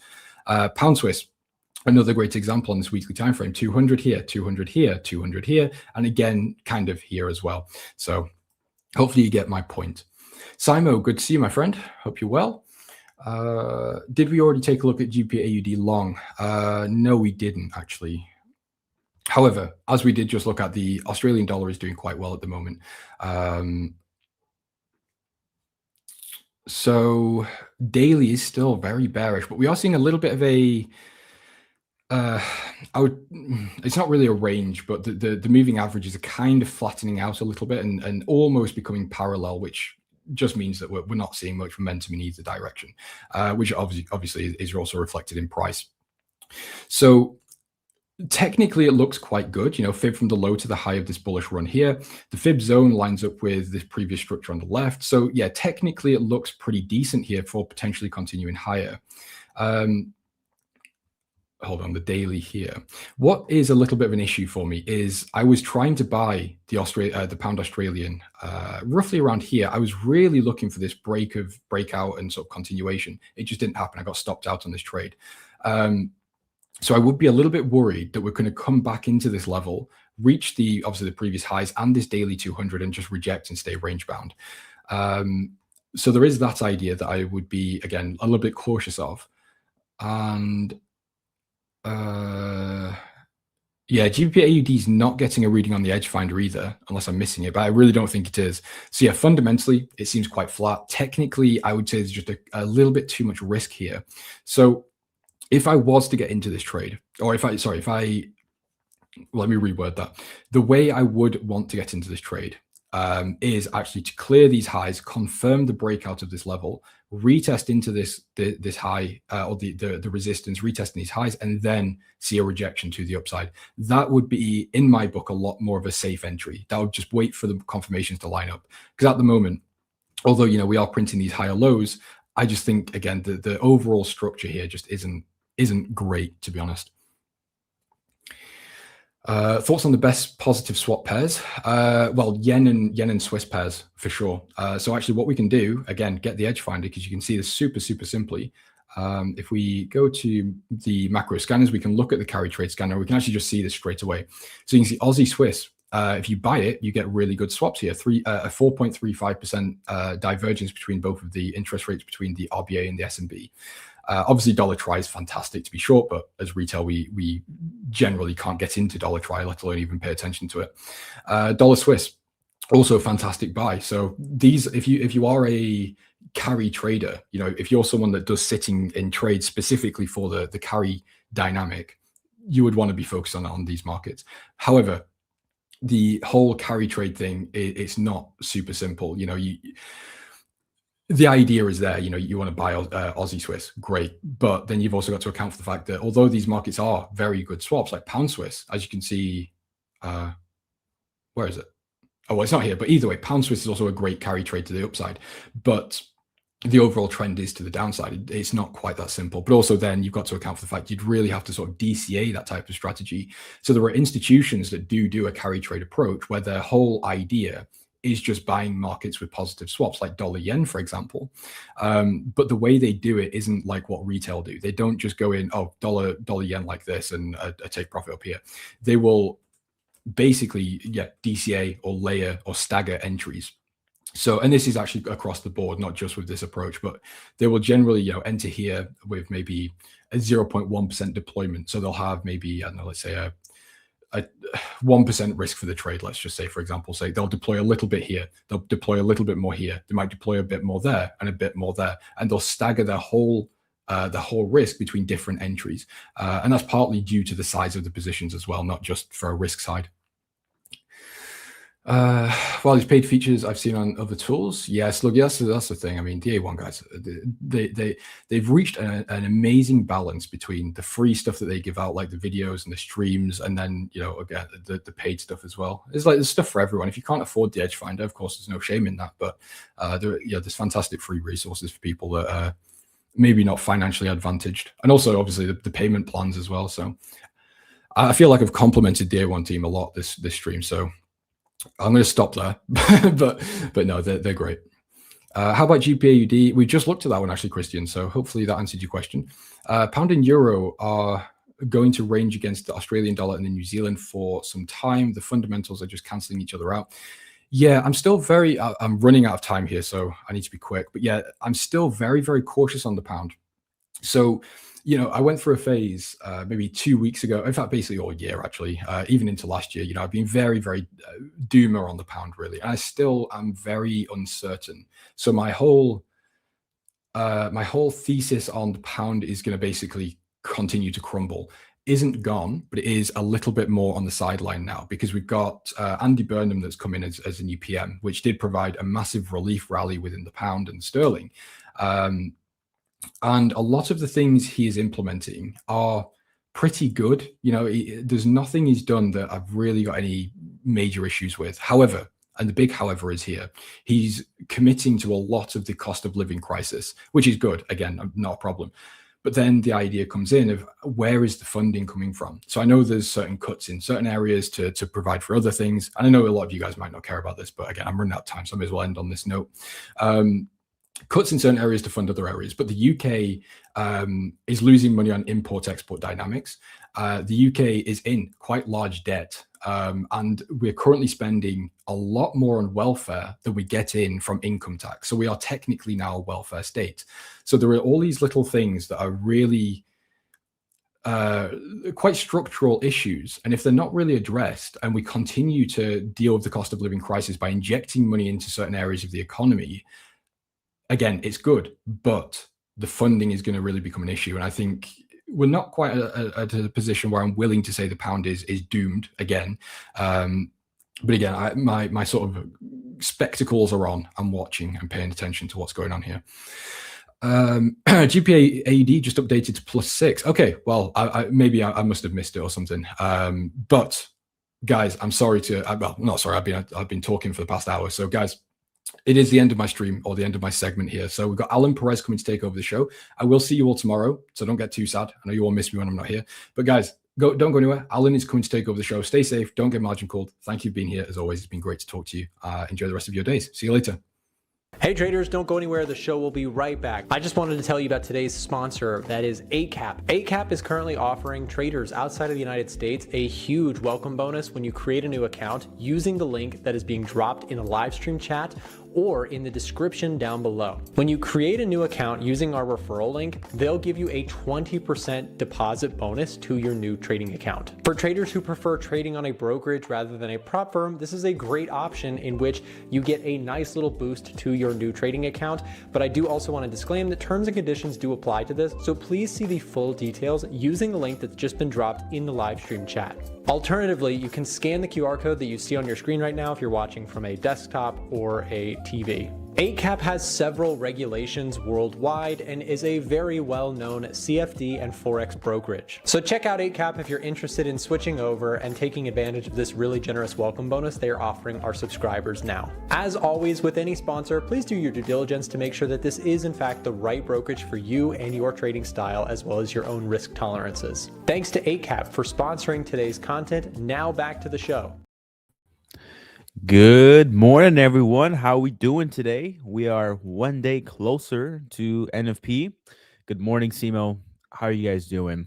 Guys, go ahead and check out that offer, ACAP, 20% of your welcome bonus. That is a pretty sweet deal, I will say. So everyone besides the US, but everyone besides the US, go ahead and check that out. If you are looking to switch brokers, it is a great one. Already started off with a great stream here. Thank you, James, to you. Back at you, my friend. Good morning, Max. Good morning, everyone. Really look good today. Well, thank you, man. Well, thank you. This is I wear this pretty often, so I'm happy to hear these things. The gang's all here. The gang's all here. Here we go. Man, what a great day. Another great day to talk about markets. So, from my understanding, not much has developed. One thing too, which is a development, but nothing happened. But that is the development, is that nothing happened as far as the announcement that we were going to get about the Middle East, right? Am I wrong? Am I right?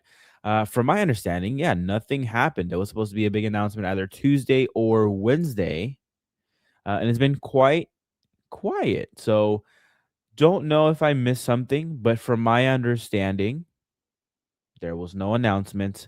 Yet you do still have the prices of oil lower, which is a good sign, I would say. Stocks just continuing the rally there. Lots of strength there. The Nasdaq actually looks quite interesting. So I'm curious to know your thoughts on this. Again, I'm not looking to trade this, but one could make the argument that the Nasdaq could have what one could call a catch up to something like the S&P, right? So let's look at the two of them together. S&P right here, very, very strong relative strength comparing the Nasdaq, right? Look at that. Resiliency near all-time highs, whereas the Nasdaq kind of lagging. Now, from a technical perspective, you had the Nasdaq kind of under this bearish trend line here. You had the breakout of that yesterday. Was it yesterday or Tuesday? Tuesday, you had the breakout, and now you have the potential retest of this zone. You could probably even just do something like this right here to kind of highlight like where it could be at.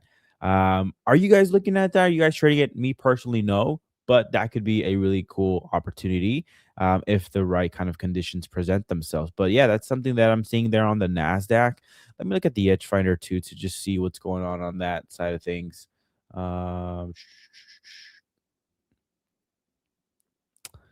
Let's see. Nasdaq, are you there? You're not there. You know what is there though? Gold. Gold had a very bullish reading yesterday.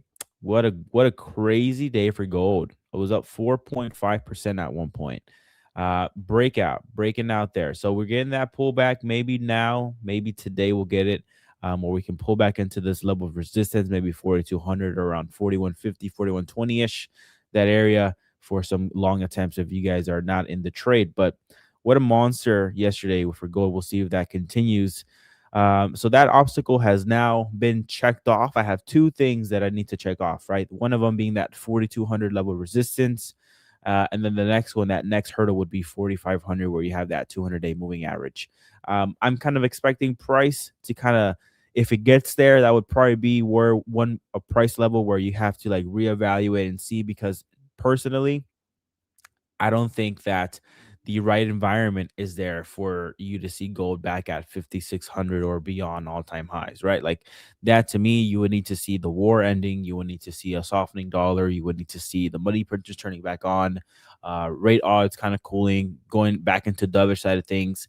That would be the perfect environment. You still have kind of a kind of normalization, like maybe you have the war potentially easing, and potentially we go from hawkish to neutral. Like those things are bullish things for gold, but they're not the same extreme bullish case that caused this right here, right? For you to see this again, you need a whole different scenario than what we see right now. So for me, I'm like, any upside, fantastic, I'll take it, but I'm going to be skeptical, and I'm going to be mindful of potential levels of resistance where I don't want to be blinded by them, right? I don't want to be blinded and clouded and say, yeah, we're going to go back to all-time highs, and then I fail to take profits here or here, and then it just goes back against me, and I'm left like, why? So I just want to be realistic with my targets with gold, and that 200-day moving average is a pretty realistic target in my personal opinion. So that's what I'm looking at for that. Oil, I mean, kind of just doing the same thing as I did yesterday, within the same range, literally below the 200-day moving average. So if I go to the 1 hour chart there, it's under it, right? So just hanging out there, nothing much. Again, I think that's, yeah, right there, Mega Dancer, right? You hit it right on the head there. I was literally about to say this, but Mega, you beat me to it. NFP tomorrow will change everything, quite literally everything. And so I do expect that markets are pretty quiet leading up into that event, right? Like DXY here, just kind of hanging out here. It's been hanging out in this level here for about 3-4 days now. So I would expect the same thing going into NFP. Once NFP comes out, that would be the decision maker. And if I'm being honest with you guys, so I'm sure we all know this here. Let's go over for all the people that are new into the chat. If you were to get a strong NFP, you would probably see dollar higher, right? You know what? I'm not even gonna try, guys. I'm left-handed, and my mouse is on my right hand. I'm not gonna do that. I'm not. I'm gonna type this in like this. Let's be realistic here. All right. So strong NFP. What does that mean? Likely a strong dollar, strong gold. Let me move this over here. And in a weird way, maybe softer indexes. I'm gonna change the font here real quickly. All right, this is a strong case for NFP. Okay. The weak case would be weak NFP. We would likely see softer dollar. Wait, strong NFP. My bad. Not strong gold. I'm tripping, guys. Weaker gold. Softer indexes. Weak NFP. You would see softer dollar. I'm going to do weaker dollar here. Weaker dollar. I had some brain fog. Strong gold. and maybe stronger indexes. Okay. Gonna make this red here. Reason being for these choices, make this a richer red. That's the most I can go, really? Okay. Uh, so these are the kind of scenarios that I have, which we're all pretty well aware, right? So a strong NFP, what that would do is that would, say, okay, the labor market's doing quite okay. We don't have to cut rates to save the labor market. In that case, we can go ahead and look at inflation. And if it starts to pick up again, we can definitely be hawkish. And the vice versa is true, right? So if you were to get a weaker NFP, the Fed has a dual mandate, right? Weaker NFP cracks at the labor market. Maybe the Fed is inclined to go ahead and choose between inflation or labor, and maybe they choose labor, right? Especially if we're seeing some cooler inflation prints already, and if you're seeing lower oil prices in July, that could be just even more cooler inflation prints. We don't know, but that could be the case, and so that can incline the Fed to be more dovish on a weaker NFP. In that case, that would be a weaker dollar, that would be stronger gold, and maybe some stronger indexes. So for those that don't know or probably newer to the stream, take a screenshot of this. This will be your guide here for what could happen tomorrow. Yeah, I was tripping, Sluggy. My bad, man. You know what? You know what it is, guys. No coffee yet. No coffee yet. I'm just drinking water. No coffee yet. So that's why I had that little piece of brain fog. But I'll solve that here soon. Let me delete this comment here. What is that? Mega says, always good to take profits. Yeah, we'll see. If anything, I'll just trail, right? I'll just trail the profits and kind of just do it like that. This to me is the start of a great thing, in my opinion, and it's only one day of bullishness, so I'm just gonna keep it how it is. I gotta take some flip-flop beans. I do, man. I do. I gotta just eat them at this point, right? If I'm already having some brain fog, I might as well max it out and eat some beans, some coffee beans. All right, let's see. Let's look at the chat here. Max is loving gold. Same. Are you in any gold positions? I am in a gold position. Let me show it to you. So we're getting a pullback today. I'm going to go to the 4-hour time frame. So this is what I'm in. So this is my entry point was right over here.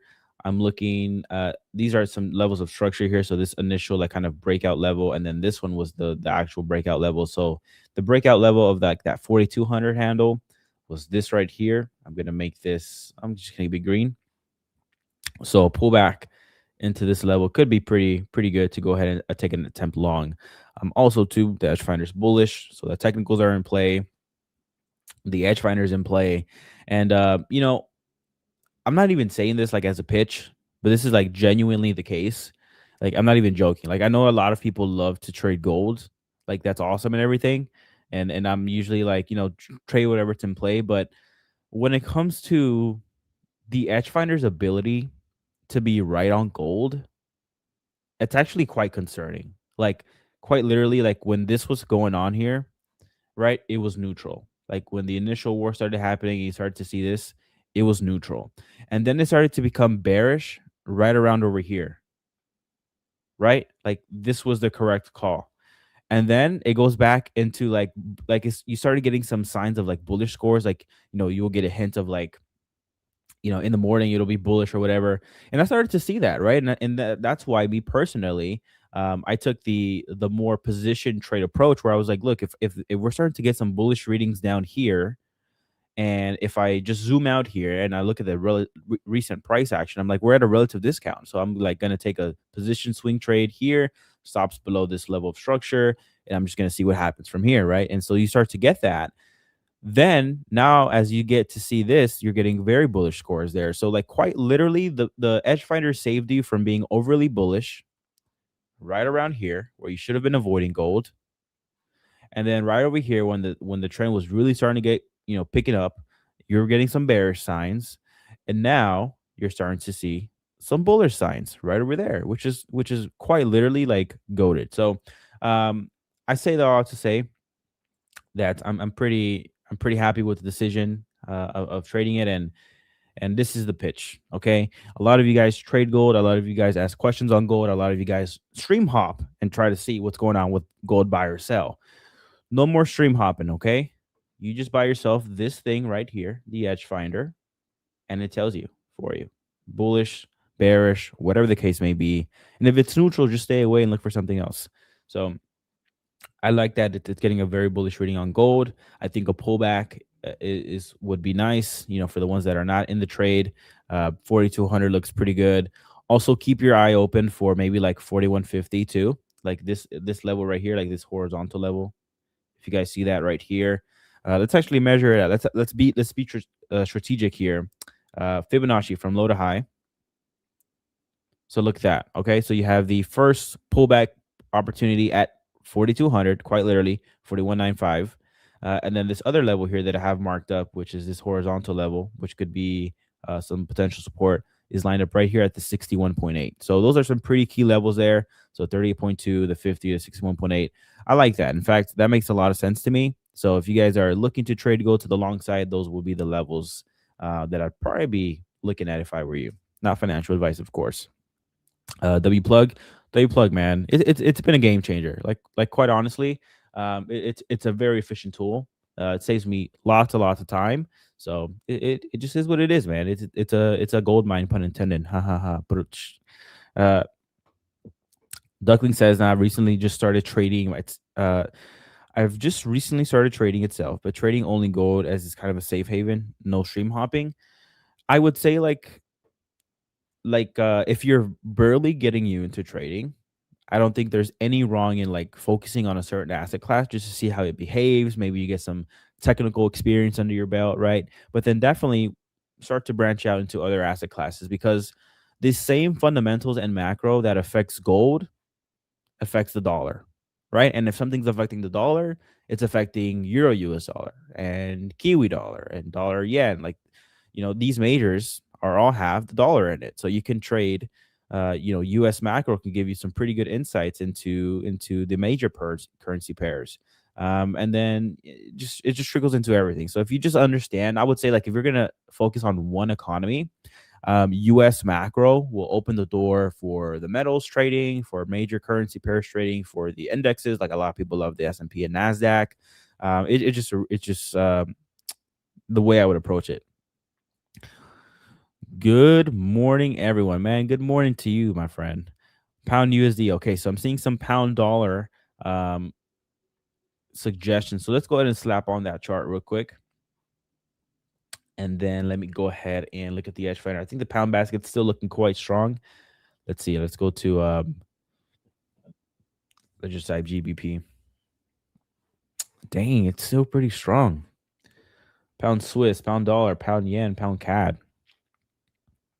Okay. So that is looking quite good. With this chart here that I'm looking at it, this is my only thing. Okay. Had you bought here or here on this quick pullback, you're fine. Participating in pound when price is right here, already leaving the station. You already had 1, 2 pullbacks.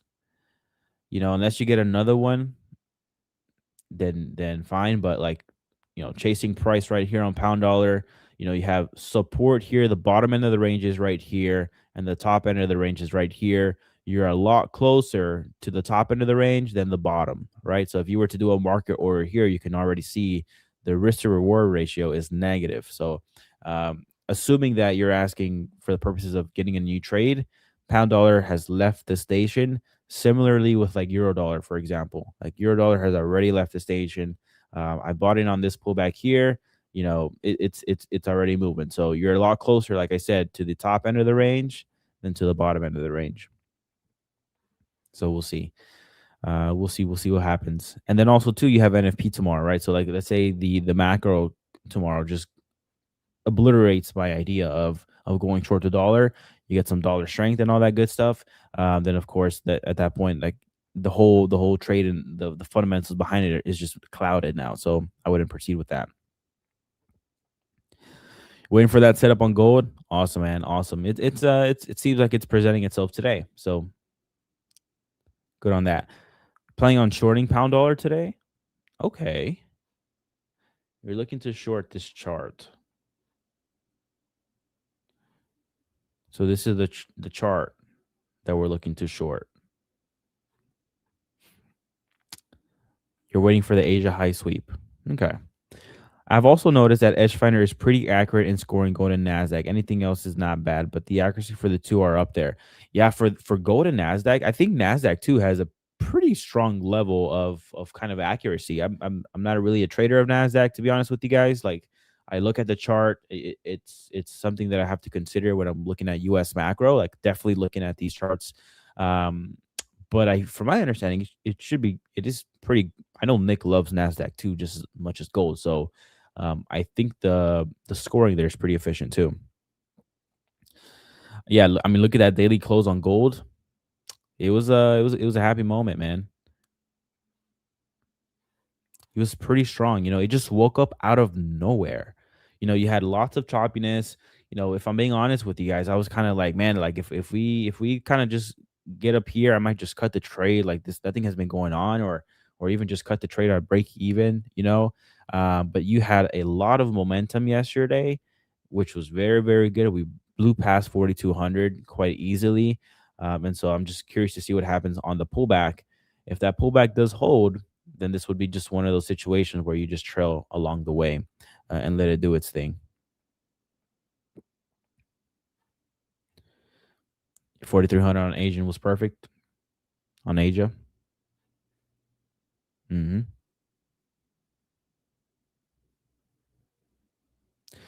ADP came in weak yesterday. Doesn't it mean almost the same for NFP? ADP is supposed to, in a sense, mimic NFP, right? So maybe that's the case. In fact, you know what I'm gonna do? Let's look at Forex Factory, because I know the analyst expectations changed a little bit. Let's look at that. NFP tomorrow. What is it supposed to be? So previous was 57K. It's supposed to come out at 85K. So it's supposed to come in better than the previous one. So we'll see. What are your thoughts, guys? Like this. I mean, I would. This is a very hard kind of speculation to make, right? An assumption. But you guys thinking strong NFP, weak NFP? You guys let me know.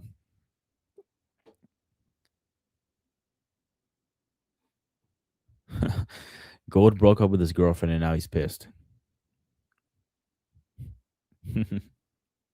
Something happened to Gold. Something woke him up. He got riled up. But you guys let me know. Weak NFP, strong NFP. I think I'll be very happy with an in line with expectations. You know what I saw yesterday too? I wonder if it's changed. I was looking at CME Fed Watch. Yeah.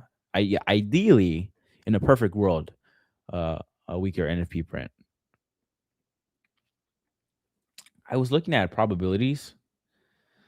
No, they came back up again. It was for a brief moment, but you saw basically what I saw yesterday was like just one rate hike, and that was it. That was what I saw yesterday, but it's been moving around. It's been very volatile.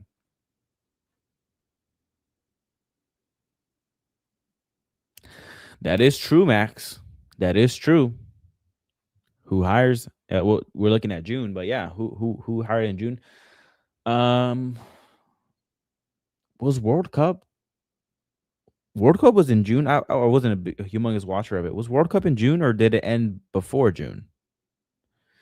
I know with Canada they had like a really strong bump up in employment numbers, partially due to the part-time employment of the World Cup staff and vendors and across the board. Like, you had restaurants hire up more. You had all these services business hire up more because of the World Cup. Did it end in June? Maybe. I don't know. But U.S. services economy is already kind of up there. So I don't think they would need to hire so much. You know what I mean?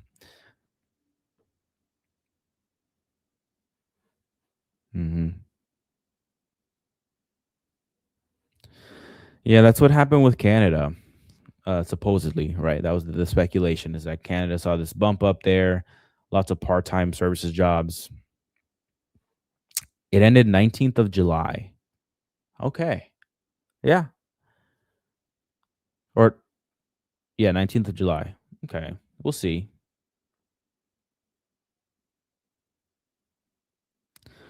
Am I gonna close the trade? I'm gonna let it do its thing, man. What I'll do is,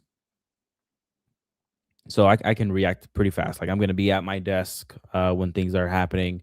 I'll know fairly quickly the context and the kind of or the implications of the NFP report. So if it's like in line or whatever, you probably see some volatility, and I'll just let it do its thing. I wouldn't touch it. If you see something super, super strong, then potentially I'll just, in that moment, just close it out for what I can. And if it's weak, of course, and then I'll just let it ride. But I usually just sit through the news event. I have no problem doing that. It is what it is. I'm sized appropriately. The trades are now at break even too, so it's like it doesn't really matter. The only thing that would really suck is like if you have massive slippage or whatever, you get taken out for break even, and then it just continues on going with you. That's just the name of the game. You know what I mean? It happens, and if that happens, like don't beat yourself up. You just wait for another re-entry opportunity. So that's it. But I'll be holding through the event, me personally.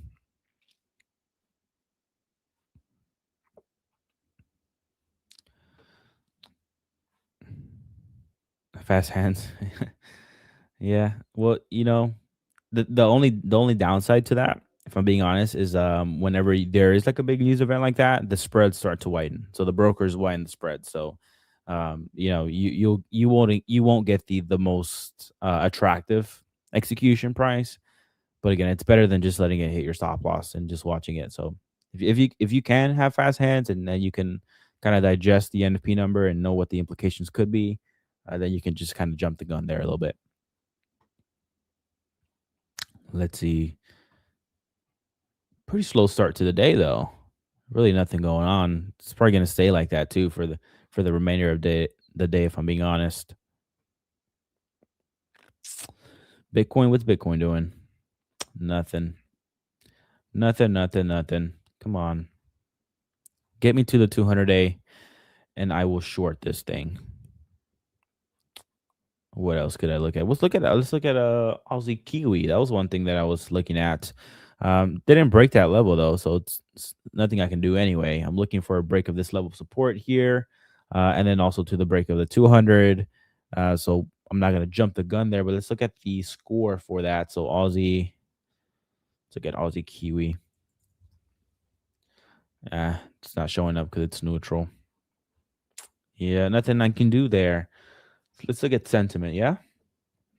Let's look at the puts call ratio on gold. Let's see if it's improved in our favor here. Gold. Still some high call volume there. Let's look at the net options flow as well. Let's see. Still in the bullish side. So I like that. Unemployment news is unemployment. No, it should be coming out here soon, in about 3 minutes or so. So yeah, I'll go ahead and watch that with you guys, and then I'll transfer it over to Nick. I think he's coming up right after me, if I'm not mistaken. In fact, I have it right here. Let's see. Yeah, so Nick comes up right after me, right as the unemployment numbers come out. Yeah, we should be good to go. Let's see. What is this expect? Oh, it's expected to be higher than previous, 203K. What do you guys think, guys? Real quick in the chat. Weak or bad? Weak or bad, both same thing. Higher than expected unemployment claims or lower? What are we thinking here? Let's look at retail sentiment. Gold, majority long. Well, I am retail, if I'm being honest.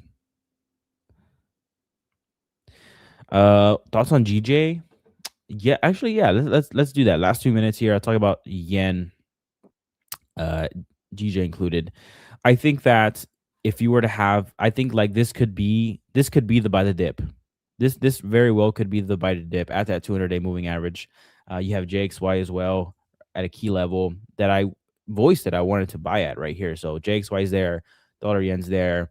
The only thing that I'm being patient on is the NFP report. So like if you were to get more dollar softness off the backs of a weak NFP report, then I think that, not only the dollar yen, but I think that also like you have other pairs that kind of take this lower, and that you have an opportunity to get a bigger discount and a further unwind. But if you were to get the case of a very, very strong NFP report, that's somewhat hawkish there, and that keeps the carry trade flowing, right? So like the big thing that kind of influences this chart to the upside is the carry trade. So if you have, for example, if you were to get a weak NFP report, this is what it would pretty much mean for rates. So if you have a weak NFP report on top of a previously weak NFP report on top of a cooling inflation numbers, then the rates for US would likely be something like this. So somewhat flat, maybe one hike, but nonetheless somewhat flat. And then you have Japan, which is trying to hike aggressively, right? So this right there this scenario A, which is weak NFP report, could cause dollar yen to kind of decline a little bit. But if you were to get the opposite, if you were to get scenario B, where you have NFP come in stronger than expected, well, that can keep the rate hike odds alive, where you have US kind of stair stepping upward in rates. And then also, Japan, same old story, they kind of hike rates as well. What that does, the difference between these two is that scenario A has the rate differential narrow, whereas scenario B keeps the scenario the interest rate differential in favor of the carry trade. So that's what's important there. So I'm going to be patient on NFP. Again, if you have a weak NFP report, that could cause the Fed to be a little bit more dovish, and maybe we have a little bit more squeeze we can get out of dollar yen to the downside. If that's not the case, this could be a pretty decent buy the dip. You have JXY lined up at the 200-day. You have this right here lined up at the 200-day moving average. You have some pretty strong wicks here pointing to the upside. So that's what I'm watching. And then also two, we have unemployment claims just came out at 199, so very close to previous. Nothing crazy there. But guys, thank you guys so much. I went a little bit over here. I'm going to transfer it over to Nick, and I'll be back on for my second segment in about an hour or so. So see ya. Don't go anywhere, traders. We'll be right back to the show. But real quick, I wanted to tell you about today's live stream sponsor, Prop Shop Trader. If you're a futures or equities trader, let's talk a little bit about what Prop Shop Trader has to offer. So first and foremost, if you're a stock trader, there's not a lot of firms out there offering stocks. So this creates a unique opportunity for stock traders to get in on the prop firm action. Prop Shop Trader offers a variety of various different account types for both swing and day traders looking to trade futures, whether that be gold or Nasdaq or ES or YM, whatever you trade there, or on the equities side. They also have a very scalable environment where you can actually trade up to 20 accounts within the same prop firm. A lot of traders nowadays are trading with lots of different prop firms, but Prop Shop Trader wants to make it more accessible and stackable to build your relationship with a single prop. With competitive pricing and transparent rules, Prop Shop Trader stands out as a solid option to consider for those of you who are trading futures or equities. If you're interested in exploring Prop Shop Trader for yourself to see if the accounts are a good fit for your trading style, then make sure to use our promo code A1 Trading to get a really substantial discount at checkout. Our code will get you the best available prices right now. As always, I want to disclaim that prop firms are a great way to scale up your trading capital if you have the skills. So I am personally a fan of waiting until you have consistency in your trading before attempting to take any sort of prop firm challenge. But if after reviewing Prop Shop Trader, you like what you see, it fits your style, and you've done your due diligence on the prop firm, you want to push forward with it, then make sure to get that extra discount with our promo code. You can also find the link for this down below in the description. The live stream chat should also be seeing that pop up, and we have a QR code on the screen that you can scan to check them out now. Thank you again to Prop Shop Trader for sponsoring today's live stream. Now back to the show. Good morning, everybody. Welcome back. Hope you're doing well. Shout out Alan. That was a great segment. Just listened into everything he was going through, watching gold this morning, unemployment claims coming out this morning. Quite a busy market out there. Stocks are just modestly coming off yesterday. Well, I should say the last 2 days we had this ginormous rally in stocks. Oh, hold on. Can you not hear me? 1 second. Somebody's saying they can't hear me. Can anyone confirm that you can hear me or not? boost mic. So weird, man. My mic issues have been going crazy. Hold on. Is this better? Am I louder now? Let me know. Hopefully it's okay. We've been having some audio issues for some reason on my mic. Now it should be better. Okay, cool. Thank you, guys. Anyways, yes, last few days have been interesting in the Nasdaq, looking at stocks, looking at gold. Gold has been explosive to the upside. I am looking, probably like a lot of traders, at looking at some potential pullback buys on gold. I'm also watching silver. Still a bit low. Yeah, I really don't understand why.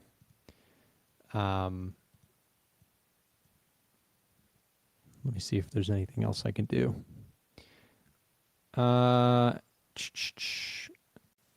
Maybe this is better. I have echo cancellation on. I don't know. Apologies, guys. I'm trying to sort it out. Mic volume is maximum on my thing, so let me know if that seems fine. You need to get a new mic, Nick. It is definitely not the mic. This is a pretty nice mic. It is some, plus it worked for the last 5 years or whatever, but something in the settings or software that I'm missing. But what's confusing is I have the exact same setup in 2 different locations. This is my home office, and then I have the in-person physical A1 office. And sound was low on both, so I'm curious. It may be a software thing. Works fine on my side. Okay. Yeah, sorry about that, guys. I'm not exactly sure what's going on. So, anyways, looking at gold here, could be StreamYard. Yeah, I bet you it is. Yeah, everybody turn their volume up for a little bit. Sorry. Well, I'll sort it out, I guess. I'm not sure exactly what else, but I'll keep playing with it. It's probably some setting on my mic within my computer that I need to adjust. That's not within the streaming software, but we'll see. It works well on my side. Okay, good. We'll give it a go here, and we'll go from there. Prop shop trader, CFD trading for stocks or just normal stocks? Joey, that's a good question. So they offer. Well, pull it up on their website. Take a closer look because I want to make sure I speak correctly. But they offer sort of equities. They offer futures. If you have any questions, the support team is phenomenal over on Prop Shop Trader. The team over there is awesome. If you have any questions, reach out to them. They can hook you up. They can get you some information. Scan the QR code right here if you want to explore it. But yeah, if you're somebody who trades equities or futures, check them out. So oil is higher today. Gold is also higher today. Let's talk a little about this oil chart. So oil right now, I think, is sort of suggesting modestly a general push lower for the time being. The trend, the path of least resistance, I think, for oil is to continue lower. I think at some point, the fatigue of things are going to get real if we don't come to an agreement. That story has been playing out for months on end. I think the market is kind of looking past it and not really expecting any serious escalation at this point. Obviously, if something does happen, up we go. Oil can break out, but at least we called it the tea leaves yesterday in the video. The tea leaves are suggesting that the White House does not want to persist in the Middle East.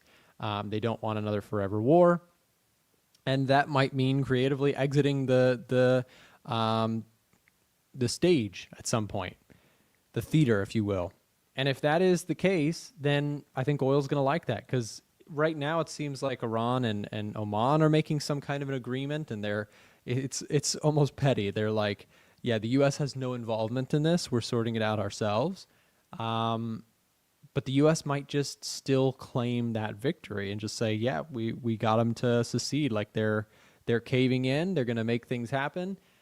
But then there's also this last little component, which will be interesting, which is I think there was like talks of a 7% tax on traffic through the Strait of Hormuz. So tricky, right? I don't know exactly how that plays out. I don't know if the U.S. accepts that. They might. It might just be, you know, how could the White House adapt to that? Well, they could say, well, then we're gonna do some other thing, right? They might say the tax can sit there and continue, but we'll do something else. And then they could still say oil's flowing freely, etc. I don't know. It's hard to predict, and so I choose not to. When it comes to geopolitics, when it comes to Iran, I don't know what's going to happen next. Right now, it seems like de-escalation is the theme. I'm going to just trade that direction, and if it changes, then I will flip to the other side. There is no shame in flip-flopping when it comes to trading. Sometimes people, tease on my videos. They'll be like, Nick, you were bearish on gold, and now you're bullish on gold, and you're flipping around. And the answer to that is that's what you're supposed to do as traders. Like as traders, you are supposed to. We're not just passive forever investors here. I mean, some people are.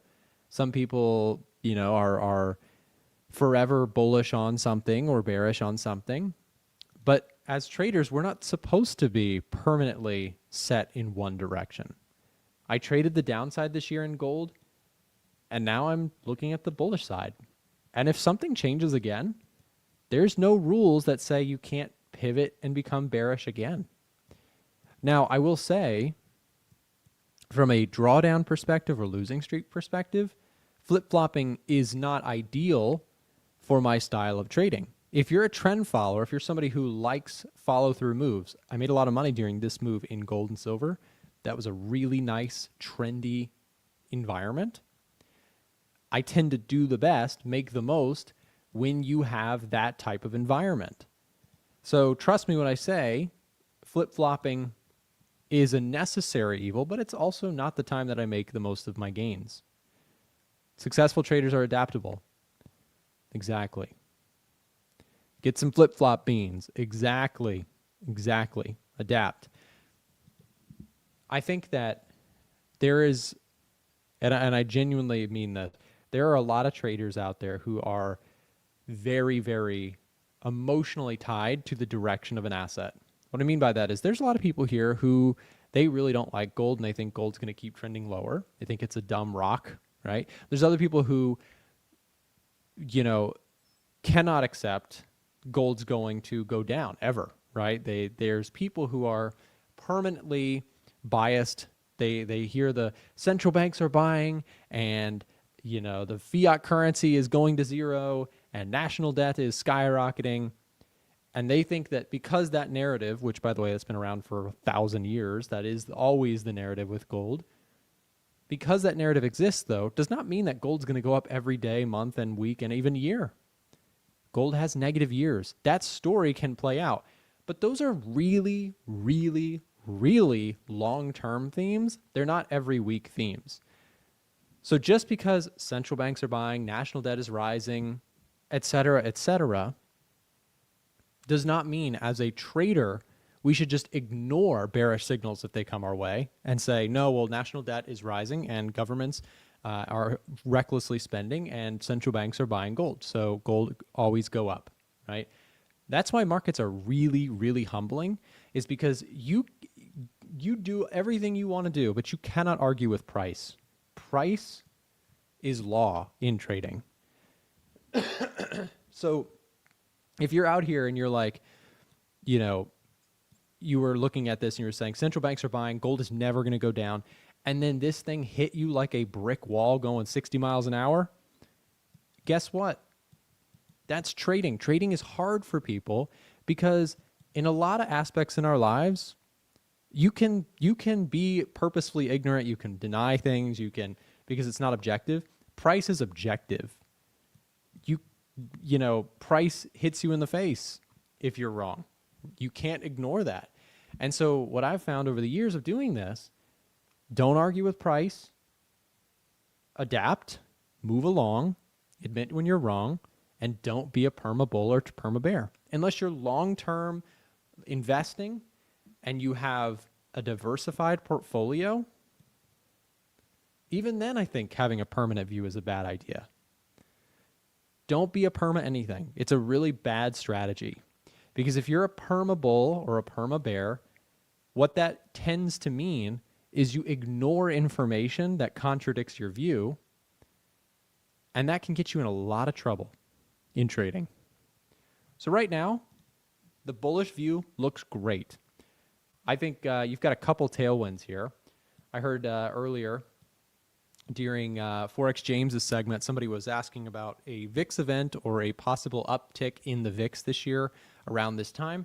Take a look at VIX seasonality during the months of August, September, October. You've got a bullish tilt here. The last 10 years is pretty strong evidence to suggest that the VIX tends to, historically speaking, go up during this time.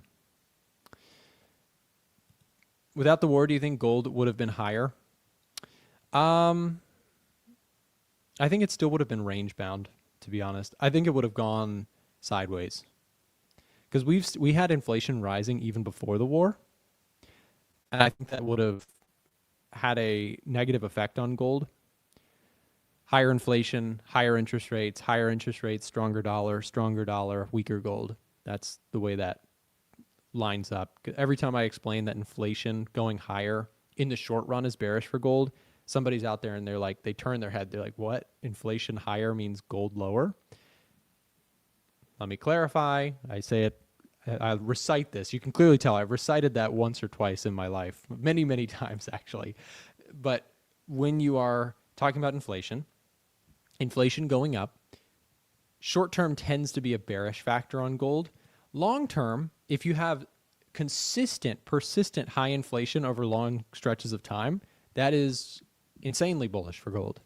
But that's different. That's long term. Why would that be different? Well, high inflation in the short term, central banks ratchet up interest rates, holding dollars becomes more attractive, savings accounts yield more. But if inflation erodes purchasing power over the longer term and it is persistently causing that issue and not going away, the price of everything flies higher and the fiat currency gets eroded over the long term. That makes gold go up. So there's two perspectives. When people argue, is inflation good or bad for gold? They can both be right. It depends your time horizon. Typically, high inflation over a long stretch of time is good for gold. Rising inflation in the short term is bad for gold because it causes especially if the economy is holding up okay, that is especially bad for gold, right? Because a strong economy means Fed can hike rates to combat that because they have wiggle room. By the way, that is not the environment right now. I would argue you have had on economic growth statistics several missed metrics here recently. GDP growth came in softer than expected, surprised negatively. Services PMIs surprised negatively. Consumer confidence surprised negatively. So we've had some economic growth that is softer than anticipated. And this week, guys, we did get two, let me see, today, yep, we have our latest. Look at this. Oh, guys, get ready. I'm about to brag about a new Edge Finder feature. What's new? It's a daily occurrence here. Somebody said there's too many ads in the stream. You probably just want to exit the stream now because we just built a new feature on Edge Finder. I'm going to be annoying. Stick around with me. Okay, so JOLTS job openings, worse than expected. ADP numbers, worse than expected. All eyes are obviously on tomorrow's non-farm payroll number. We have not had a release since July 2nd. So we've got a new data point for July numbers coming out tomorrow. I can't hold myself back any longer. We just added a new column here. It is coming for this table as well. We added a release column, which is just telling you when this data point was last released.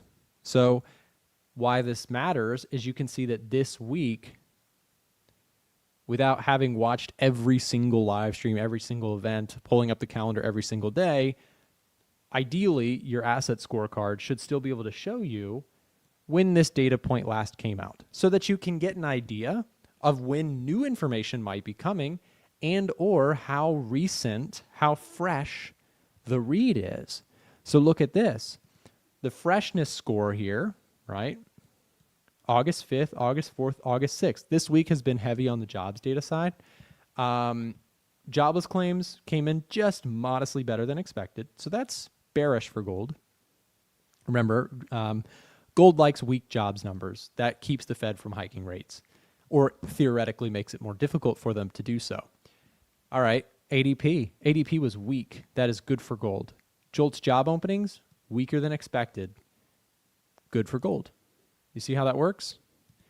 It factors that in, and without you having to have a PhD in economics, that's my line, my go-to line there, Edgefinder maps it out, scores it in, and is now factored automatically for you. Data release dates are a really nice touch. Thank you. You like this stupid little column here gave us way more problems than I care to admit. And it's been 8 hours of work to get it going here, but it's coming. I won't go into detail as to why it's been so difficult, but sometimes in software development stuff, something that seems like it's going to be an easy addition takes you all day long. I said this the other day, but when I die, if I get a statistics, I always think about this, if you died, your end of life statistics, I want to know how many hours went into Edgefinder, because it's at least 2 or 3 hours total. Why not make it a monthly subscription? I'll tell you exactly why. You want to know why? You want to know why the Edgefinder is not a $20 to $30 monthly subscription? The reason is, I personally don't like subscriptions. We do offer a way for people to buy Edgefinder on a monthly subscription basis, or not a subscription, a payment plan option. That is something that we do offer. By the way, if you are interested in that, here's how you can do that really quick. Hold on. I'll just throw that in the chat. Here it is.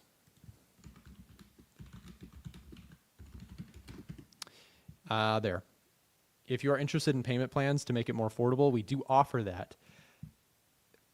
Ballout's got it. So we have a lot of overhead costs in building the software. We have a staff of people. There's 10 people behind the scenes here.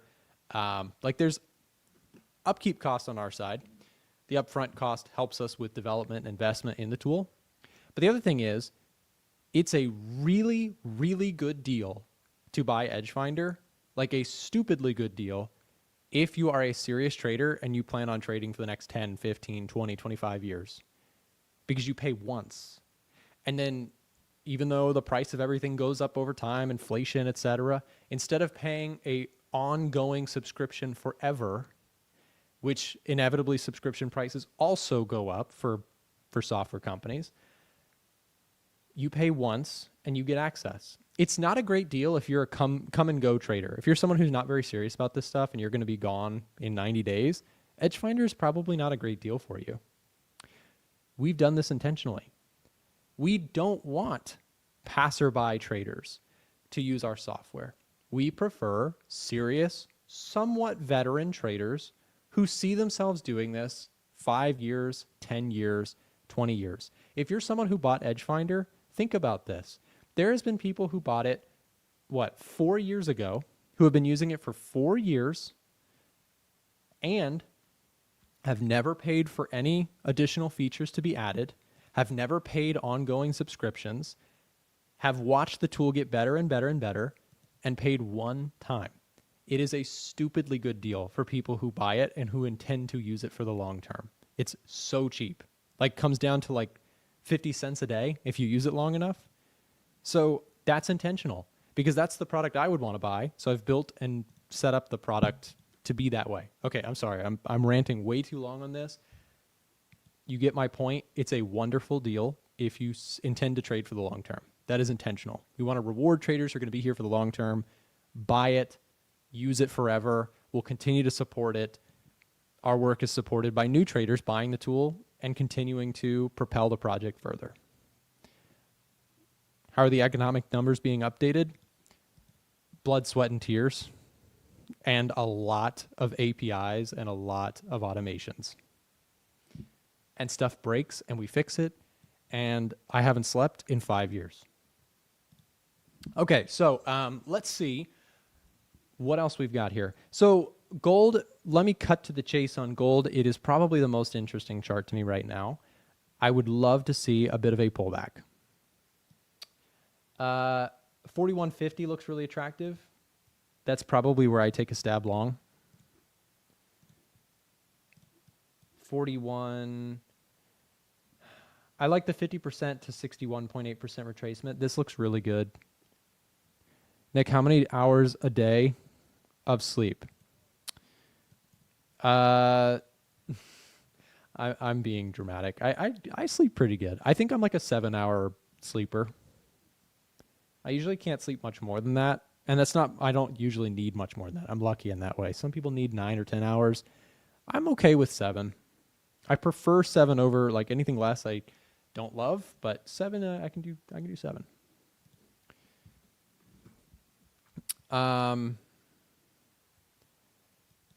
Yeah, see that's pretty good too. If I do 4 hours that's low, man. That's crazy. I can do like 6. I just would need a nap later in the day. But yeah. Look at that. Gold, silver continue to kind of pull back. Silver's another one that's kind of intriguing to me on the long side here. If I go silver, silver's also got a +6. Score went positive July 24th for silver. I like this one too. I may be long silver and gold at the same time too. That's a possibility. I honestly think silver's chart may look even smoother right now than gold's. The 50% retracement, that round number, $60 an ounce level. So I would not mind at all. A little bit further squeeze to the downside there. Hey, Nick, I'm a new trader. I'm going to sell at 42.43. 42.43. Okay, so you're short up here. I personally, again, there is no one correct way to trade, so I'm not telling you that your idea is bad. For me personally, I only like the long side here. I don't have any interest in being short precious metals right now. I think you have a lot of conviction right now to the upside. We've flipped bullish. Flow is really good. I understand like when price goes up for a very long time, personally, I also was kind of like the person that when something goes up, I think all of us have a natural instinct to be one or the other. Let me ask you guys this. Naturally, I'm not saying necessarily what you trade now or how you trade right now, but when you see price go really up or really down, let me ask you guys in the chat. Do you naturally want to fade? Do 1 for fade? Or 2 to join? So let me explain what I mean by this. Naturally, you see a price shoot up like this. When you first got into trading, your first instincts. Do you think it's better to try and bet that that's going to come back down? Contrarian? Or are you more number 2 where you're like, when I see something shoot up, I want to join the move? Which one are you? And I will say, full wholeheartedness, this is my natural state. Forever in trading, I would see something go up, I'd want to sell it. Something shoots lower, I want to buy it. I don't necessarily think either one of these is right or wrong. So I'm not coming out as an elitist here. But I have found that while this was my natural state to try and fight moves, I have found a lot more success in my trading being the one to now look at joining moves. Betting on the retracement, betting on the reversal. I in no way am saying that traders cannot be successful doing that, because they can. There are people who do that. There are people who love that trade. But for me, it's not like the conducive one. I am way more successful looking to join the pullback, and I would rather completely opt out. I don't like to trade the fade on short-term trades. Long-term investing, contrarian all the way. I like to, if I'm investing in something, you tell me Amazon is down, you know, down below its 200-day moving average long term, I want to buy the stock. I don't like to invest at highs. I like to invest when people really don't like something and I disagree. One of my best in my kind of more aggressive portfolio, I went like pretty sizable, no leverage, so I'm not going to say that. I'm going to say that carefully. Not leverage, not doing stupid bets, but in another one of my portfolios this year, the portfolio is doing insane. Like I think it's up like 13 or 14% since I started it, which was like 2 or 3 months ago, or 3 or 4 months ago. At the same time, I think the S&P 500 is up like 2%. And I bet my convictions, which is I like software companies. If you've listened to my rants about software, it's my business world, right? They say invest in what you know. I really like software companies. I picked a collection of software companies that I think are leaders. I bought the IGV, which is the sector or the software ETF. This thing is super contrarian. Like it's super contrarian to like software 6 months ago. So I like to invest that way. But trading wise, absolutely the opposite. Trading, I'm a momentum trader through and through. I want the chart to be rising for me to buy, and I want the chart to be falling for me to sell. Right?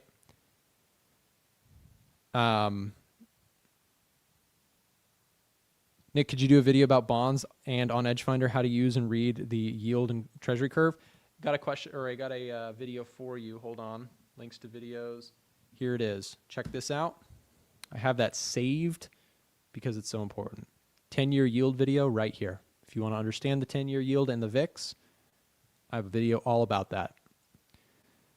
Let me see. Are you just using the 4-hour time frame when trading gold? I also look at the daily and 4-hour. That's predominantly what I trade from a shorter term perspective. And yeah, guys, we're about out of time. I've got Miko Audu up next. He's going to be taking over the stream, talking about trade setups and ideas that he is watching in this market. I'm excited to see what he's got here lined up for us today. Before we do that, real quick, if you are interested in trying the Edgefinder, let me see. I think we do have this somewhere. Yes, we do. Here you go. If you guys want to try out the Edgefinder, scan the QR code right there. That'll set you up with access to our free Edgefinder course. If you're somebody who's been considering getting access to the tool, if you want to explore it first, there's your chance to do so. Alternatively, head over to our website, a1trading.com. We're in here building all sorts of tutorials, guides on how to use Edgefinder, all the features you get access to. So if you want to spend your sweet time going through and take your time on it, see if it's the right tool for you, that's a great way to do it. Just head over to the website, tutorials. So with that said, up next, we've got Miko Audu taking over the stream to talk technical setups here today. Don't go anywhere. He'll be up right after this. If you're looking to get funded and want to save big on prop firms, check out our website, A1Trading.com. On our website, we have a massive catalog of different sponsors and prop firms that are offering really competitive prices to our live stream viewers. On the screen right now, you see a QR code. If you scan that, it'll take you to this page that I'm looking at to scan all the different offers. You can also filter by 1-step and 2-step accounts. You can also look at futures, Forex and CFD prop firms, and even prop firms offering stocks. You can also select your preferred prop firm challenge size and check out our menu at the top for tons of different prop firm perks and giveaways. For example, every Monday we do a weekly prop firm giveaway that you can sign up and add your name into the hat for free. Additionally, we have prop firm reviews for notable firms, and we even have a side-by-side comparison tool where you can compare two firms head-to-head. Save big and find the right prop firm for you over on our website, www.a1trading.com. Thanks to our various sponsors who make this show possible. Now back to the content. Okay guys, what is up? Hope everyone is doing well. Glad to be back for another stream. As always, I'll go through a bunch of different markets, some which I'm looking at maybe a bit more intraday, some which I'm looking at a bit more swing, kind of give you guys my watch list for the remainder of this week, but mostly kind of gearing up for next week as well. If there's any particular requests, any markets you guys want me to take a look at, feel free to stick it in the chat. And if Again, any particular timeframes, let me know as well. I'm pretty flexible. But yeah, I think I'll start with the dollar. That's always kind of my main focus week on week, primarily trade currencies. And yeah, we do have a big day tomorrow with NFP. We had a pretty big week last week, a lot of bearish momentum, and I'm pretty bearish USD. As long as structure maintains, and what I mean by that is, if I go to the daily chart, as long as I don't see evidence of price breaking back above this level here, I retain that bearish bias, and I do expect a lot more downside. I'm looking around 98.5, and my assumption is based on the higher time frames, because we've been in this long consolidation for about a year or even longer, actually. And at one point, it did look like price was breaking out. It did look like we're having the breakout, and potentially there's a lot of upside. I talked about price potentially coming to 104. But we never really got going. We never really saw price continue that trend. It was always the breakout, and then we just consolidated for a few weeks. And then, of course, we had the Fed last week and a really strong bearish candle as the aftermath of that. We've closed back within the range. So for me, this is like a textbook situation of breakout, no real follow through, close back within the range. And typically, normally what we see from that is more downside. And I would be looking at not necessarily a move all the way back to the opposing side of the range, although that could be the move. I would be looking for the midpoint of this range. So a really handy tool is whipping out the Fibonacci, drawing that from the low of the range to the high. It doesn't have to be accurate completely, just more or less the low to the high, and just kind of highlighting that midpoint of that 0.5 area. And that is normally a good target for a range, because not always do you see the full swing of a range, but quite consistently do you see a push to the midpoint. You can kind of see last time we rejected resistance, we kind of got to the midpoint and price reversed, not quite to the opposing side. So the midpoint is normally the safe bet. Of course, price doesn't always get there even as well, but it is typically the safe bet. So as long as we do stay below this area here, I will remain bearish on USD. So I'm looking for longs on euro, pound, etc. Maybe that could be a bit of an aid for gold as well, seeing some upside too. But it's very, very important that we hold this zone here. So if NFP does give us some strength for USD, I'm basically going to monitor that level. And as long as that can hold, I'm just looking to short basically the momentum we see on NFP. If it takes us higher, of course, it could very much take us lower. But yeah, in terms of the technicals, we're looking pretty bearish. So I'm looking at hopefully another up move for USD. Hopefully we can get that just because this week's price action has been really kind of corrective, really stale. Hasn't really seen much momentum, and there's room for another retest. I'm looking to see if price can come back and retest resistance here and then give us a sell. So I'm hoping for that one more push up to get that short, provided we stay below resistance. So that's very much the take I have for USD. So hopefully I can find some opportunities, get involved in euro, get involved in pound going into next week as well. Have you lost where I have actually? Thank you for noticing.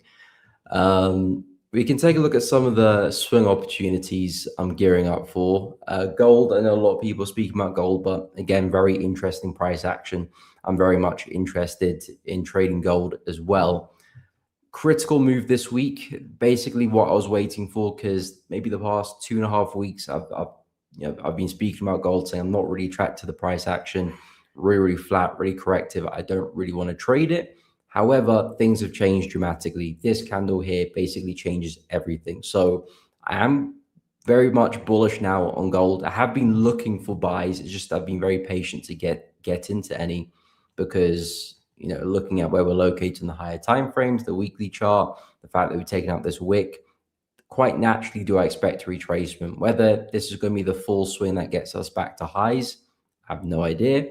Or is it just going to be another up move for maybe 2-3 weeks and then eventually roll back over? Personally, I'm not really too bothered, because I'm not necessarily trying to trade that full move. As long as I can get a couple days, maybe a week's worth of upside, which is pretty realistic, I can walk away for a pretty decent profit there. So the plan for gold is pretty simple, just looking for pullbacks. Now, the area I'm considering looking for opportunities first would be this high here, 41.64. And to be honest, even if we pull as deep as this area, I'll be looking to buy too. It depends how we get there. That's the most important thing, because we've seen strength, which implies a lot of buying pressure, the buy zone control. Now I want to see kind of corrective, more slower price action on the way down.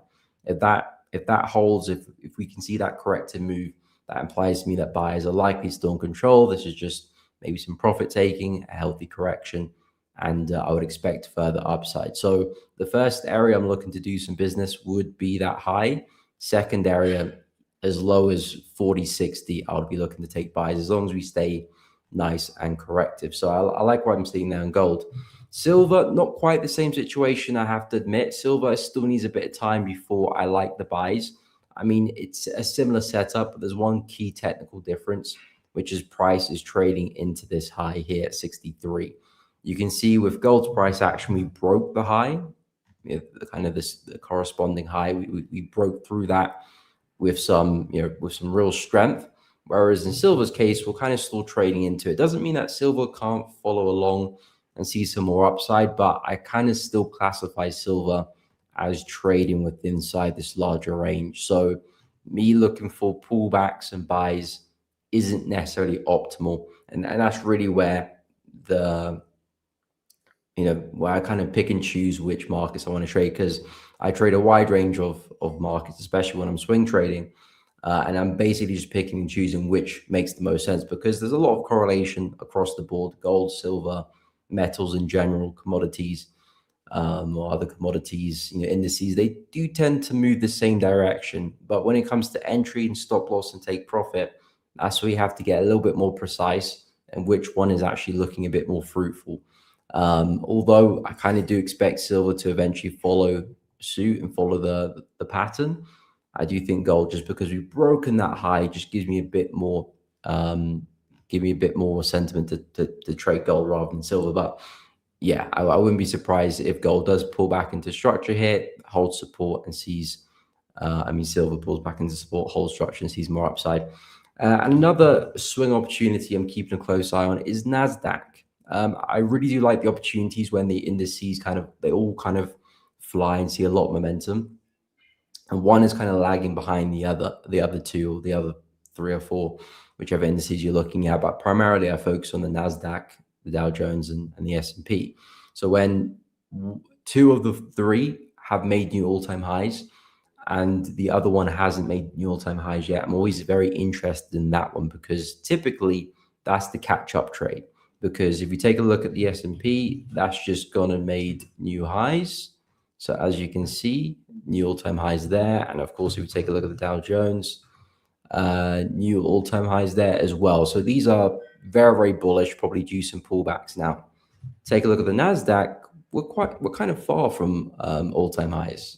There's still a long way to go. So the catch-up trade is trading the Nasdaq back to the all-time high, expecting it to kind of catch up with the S&P and the Dow Jones. Of course, they all have their reasons why their price is faster and why price is slightly slower, but just from a technical and a general sense, they naturally do catch up with each other. So yeah, Nasdaq, I do think there's a lot of opportunity to swing this back to the high, and especially the technicals follow suit. It's not just because we're seeing other major US indices bullish as well. It's the technicals do line up that way. We're taking out key highs as well. I think we've just basically come into resistance here, slightly taken out that high. So you can see resistance consistently failing, a lot of strength. The likelihood is that we do continue that. So the first area of interest would be this zone. The second area of interest would be this zone here. So what is that? 29,150 and then 28,500. Those are the two zones I'm keeping a close eye on. And I really like the opportunity as well, because the risk reward is quite large for the situation we're in. Because typically when I do get this type of trade, when US 30, or it doesn't really matter, if some other major US indices are bullish and all-time highs, and the one that hasn't made the new all-time high yet is normally fairly close. So the risk reward is not always quite large. But in this case, it looks pretty decent to me. So keeping a very close eye. and hopefully I can find some opportunities on a pullback. We are coming to the zone pretty much.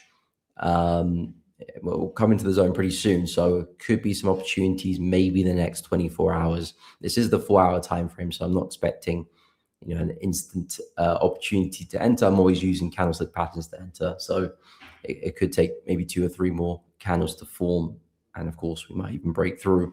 But those, I would say, the main markets I'm looking to swing, especially predominantly 4-hour chart.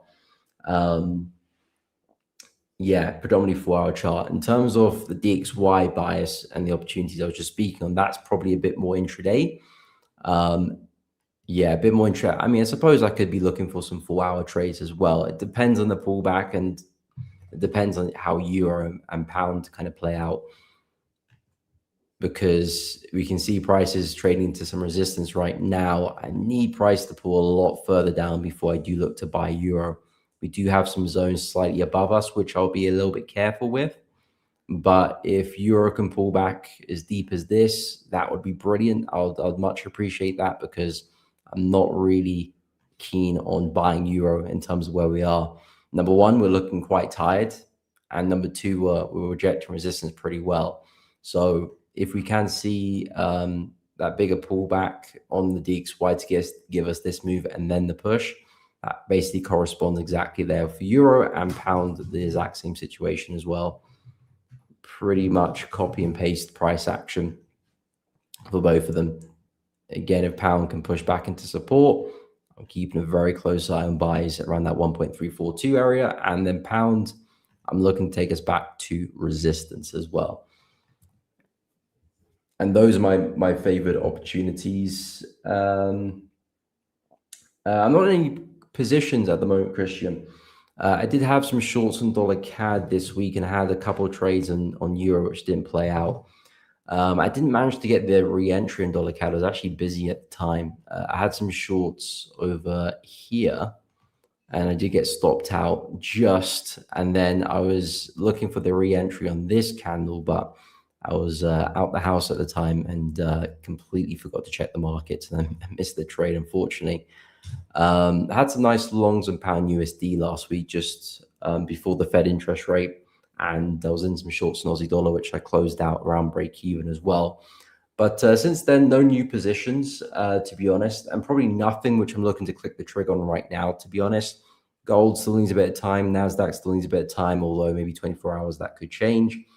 The USD pairs, I want to see some retracement there as well. They're coming to resistance. So yeah, nothing really which I'm looking to buy just yet. Maybe Nasdaq is the closest one to get involved with. BTC can absolutely take a look. That one's been quite interesting, actually. It's just been chopping around all over the place. Not the cleanest price action you ever see. But I'll start with the higher time frames, and I'll go a little bit more intraday as we progress, just to give us some context, because Bitcoin has been trending down pretty well. It's seen some new lows past this point. Just there is room for a bigger pullback. This was our last major high in the weekly chart, and this is our last low. I wouldn't be surprised if Bitcoin does something like this just to continue lower. I don't think we're quite ready yet to see another bullish swing. I think we're going to spend some time maybe consolidating, maybe kind of fizzling out, similar to what we did over here, before maybe we can talk about those big buys again. BTC, there is room for up before another move down. Until price kind of breaks structure in the higher time frames, I'm not really going to be forecasting any major bullish swings or any kind of like bull runs or anything like that. In terms of the more intraday price action, very, very choppy, and I'll probably keep it very short term in terms of opportunities, because I don't really know who's in control. We're seeing high lows. Now we're seeing lower highs. Price is not really breaking support, not really breaking resistance either. So if you really want to be sensible and keep it clean, I'll just draw a box around that, label that as consolidation, and probably move on to another market, just because I don't think this is the best market to be looking to trade, at least from how I trade. I do like the fact that we're holding on to some resistance, and the fact that we are quite corrective into the high. So that could give us some downside. But then again, I don't expect much more than that. We're coming directly back into support. I would, if I was taking that type of trade, I would be looking to close the trade, or at least the most of it, as we approach support. So you don't have a lot of room to play with. It's not like Bitcoin is trending cleanly and we're looking for pullbacks and we're flowing with the market right now. We're kind of just chopping around between resistance and support. So if you're looking for opportunities, I would keep it short term, maybe a kind of a sell like this to finish off the week, and then I'll close my profits there, or at least take the majority of it until price kind of makes its way past resistance here or past support here. I don't see much kind of big swing opportunities. If price breaks support here, then yeah, I just expect us to trend lower and the overall bearish trend to continue. If of course we break high here, well, that could be, did not mean to do that. And that could be the start of a newfound bullish trend, which takes us for the bigger pullback, which we spoke about on the higher time frames. Gold 4-hour charts. Yeah, like I said, for gold, I don't see an opportunity just yet, but I do like the price action a lot. This market is definitely on my watch list, and I'm definitely gearing up for some buys, but I don't see anything until at least next week, because even for us to get here, if we get here by Friday, that's going to be a pretty violent retracement. I don't really like buying violent retracements. I like my retracements to be slow and corrective, kind of half the speed of the impulse move. I don't like to see price, give me a strong move within a trend and then give me a strong move back down. It kind of cancels out if the move is nice and corrective. So let's say we get an impulsive move in line with the trend, and then things start slowing down on the way back. That normally implies it's a pullback, normally implies continuation of the trend. So I want to see that kind of staggered corrective pullback. But in terms of zones to keep an eye out on, 4160, I'm keeping an eye. And this 4100 kind of zone here, as deep as 4060, to be honest, I'm very interested in. As long as the pullback's nice and healthy, yeah, whichever zones kind of show me rejection and some buying strength coming back in, I'm more than happy to jump into a trade. I don't see any gold trades now, especially for the buys, because number one, we're coming into some resistance, some supply in our left, so I don't really want to be buying into that.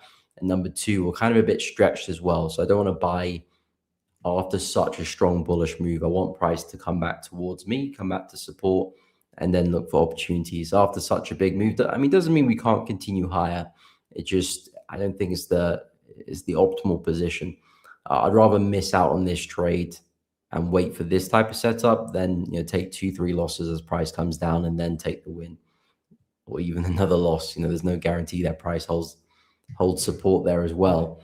I mean, intraday, there might be some shorts to look into. I mean, if I dropped like a 15-minute chart, I mean, I can see price starting to break support here. Resistance is holding. So there could be another swing like this, especially into the high. If we can hold that, this could be a short-term trade to look into, maybe even for tomorrow's price action. But that's kind of, shorting momentum, kind of not so much calling the top, but you're looking for that counter momentum move because you think price exhausted. You're looking for the retracement, which is not a bad trade. It's just a more aggressive approach, at least in my opinion as well. Following momentum, kind of buying dips is always my more preferred trading style and trading opportunity to take. But yeah, unless you're looking for maybe some counter trend opportunities there to short gold. I say counter trend, but it's not really counter trend because the trend has been down for weeks now. But it's kind of counter momentum. I think that's a more accurate description. But yeah, the buys for me a lot deeper than I'll be interested. Yes, I can take a look at CAD Chef. Absolutely. Again, if you guys do have any requests, just stick it in the chat. I'm more than happy to take a look. CAD Chef, not a market which I've been super glued to this week, to be honest. It was pretty interesting last week because we just went and took out this high. We came back into resistance to our left here. So it was a very interesting price for CAD Chef, especially because we spent maybe 10, 15 weeks just moving sideways. And then suddenly the past 3, we saw a lot of momentum.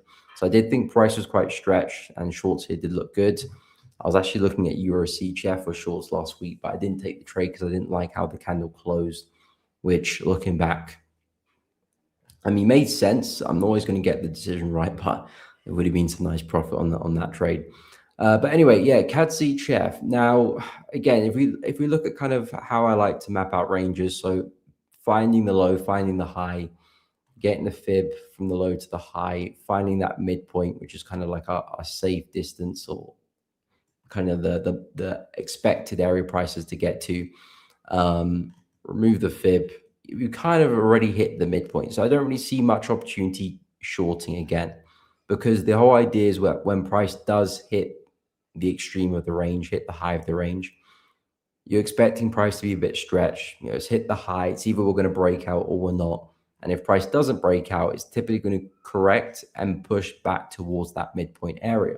So this is really where you want to take your profits.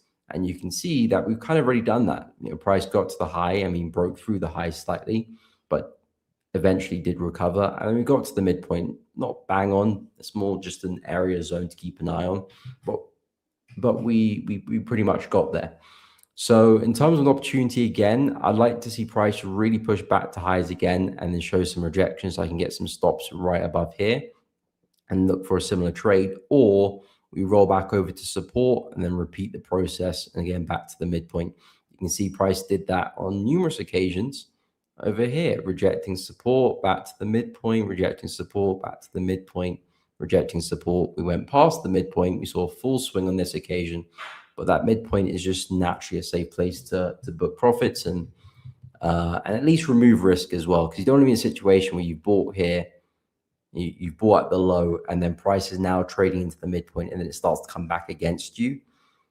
Sure, support can hold again, but the way I see it, that's another trade. That's the second trade. This was the first trade back to the midpoint, and then you take your profits there. Maybe you leave some to run. Maybe the rest come and take you out break even. Then if you see another rejection, that's the next trade. The trade isn't the full swing. The trade is betting on that support holding, and it did. So if it comes there again and it holds again, well, that's another setup, because of course it could break, and that's a different story entirely. But yeah, in terms of CAD CHF for now, I would say that's kind of, we've had our correction. Unless price comes back to the high and rejects again, we push to the low, I personally would just stay away, because we're just in the middle of the range, and that's just not, the best place to be finding trades, especially placing stops either. In terms of, I saw a request for dollar CHF as well. USD CHF, call for 23 entry, nice entry on gold, still holding trading stops. What's your target on that position? But yeah, really nice entry there. You can even stomach some pullback as well. In terms of dollar CHF, another Swiss pair. Now, this was interesting because it's a USD pair as well, and I'm very bearish on the dollar. So I'm only really interested in selling USD. Maybe I might attempt some intraday short-term longs in USD, but the bigger positions, the one I want to hold for longer, the one I want to push, is USD shorts. Now, I don't think USD CHF is the best pair to be shorting against. I do think Euro looks a little bit cleaner. I do think dollar CAD looks a little bit better as well. But nonetheless, if USD is going to be weaker than CHF, then I do expect lower prices. But we do have a lot of support to contend with, which at the moment price is doing a pretty good job at holding. So what I'm looking for on USD CHF is hopefully another move back to resistance, because we had this resistance supply, whatever we're going to call it, zone from last week. Price had a really dramatic pullback. We tested that area, rejected it well. What I want to see is another push back into that territory. Maybe even price even taking out that wick high as well. That would be nice too. And then from here, get the sell, which hopefully we can take it back to lows. And again, even if we don't get there, even if we get to the midpoint, that's still a nice area to book some partials, or at least remove some risk from that position as well. So dollar CHF, I do see price action is really choppy right now, and I'll do my best to stay away from this. But if we were to push to the extreme up here, back to resistance, back to where all this selling pressure came from, I think this is really where you want to get involved in. Chart just got very messy there for a second. So yeah, dollar CHF, bearish bias. I like the shorts. I wouldn't be looking for any home run, even if I do get my entry up here. The reason is because this is still a massive level of support, and we have been trending to the upside for the past, few weeks now, since the low here back in Feb 2026. So basically the start of the year here. So this is still a major level of support, and I wouldn't try and push the trade past that. Even though I do think we can have a bigger pullback. I mean, if I do whip out the fib from the low here to the high, so that kind of daily swing, you do have the 0.382 in that area, but that 0.5, 0.618 area, that could be the next leg we're looking for. Nice impulse, correction, impulse, but that will rely on basically us breaking that support level, which I wouldn't guarantee. So the safe trade for me would just be a push back into that zone. Maybe we can leave a little bit to run into the next one, but yeah, I think that's the trade that I'm going to keep a close eye on. But anyway, guys, we have run out of time. I do appreciate each and every one of you tuning in. If you have enjoyed the content, make sure you drop a like on this stream. Feel free to check out my channel. I do similar content there as well. I appreciate Nick and the team for having me on the stream. Hope you guys have a great day. Enjoy your trading week. But yeah, guys, take care, and I'll see you all in the next one. If you're enjoying the stream right now and would like to join us beyond just live streams, consider joining our free-to-join Telegram channel. Inside of our Telegram channel, we're sharing daily market analysis, bonus clips from the live streams and videos, giveaways to our products, prop firms, and brokerages, and much, much more. So like I said, if you're looking to stay up to date with ideas that we're looking at in markets, even if you can't make it to a live stream, consider joining our Telegram channel down below in the description of this live stream, or being dropped in the live stream chat as we speak. Just click that link, it'll navigate you over to Telegram, click join, and you can come back to the stream. It's totally free to join, and if it's easier for you, you can also just use the QR code that you see on the screen right now. Now back to the live stream. Hey everyone, I am back. Hope you guys are doing well.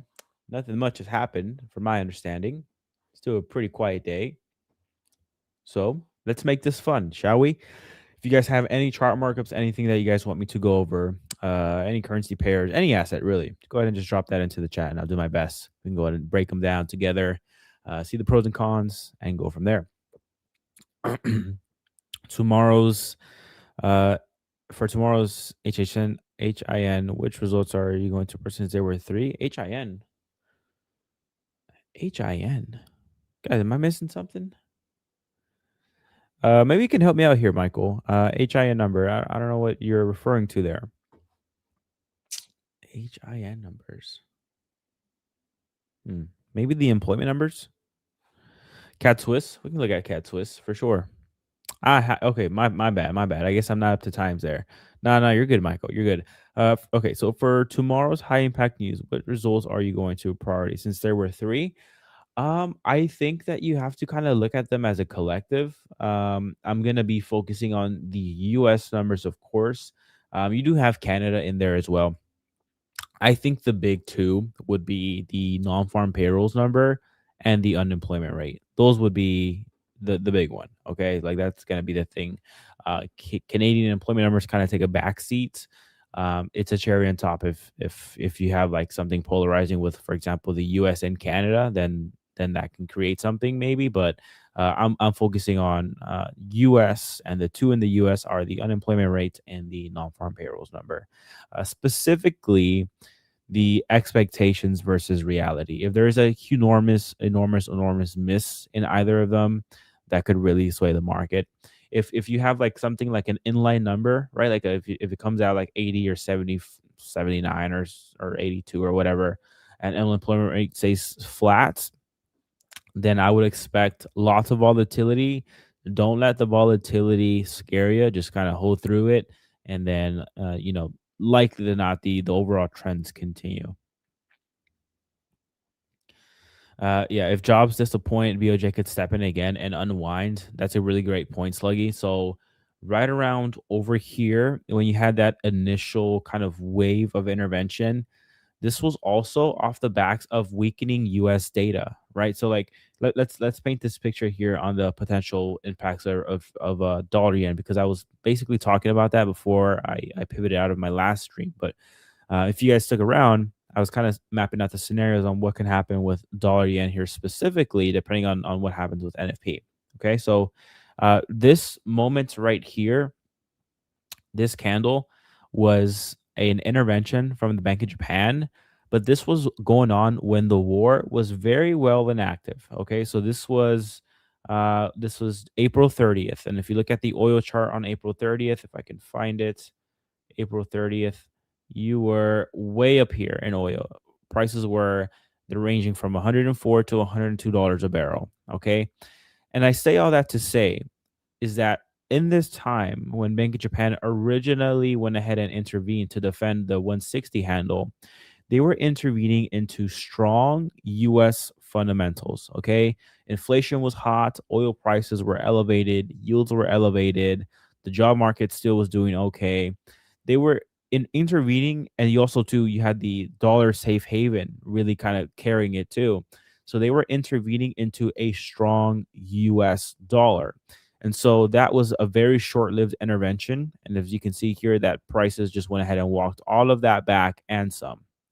Now, what's different about this time around, this one here, this big candle, this was a weakening U.S. data figure, if I'm not mistaken. I forget which one it was.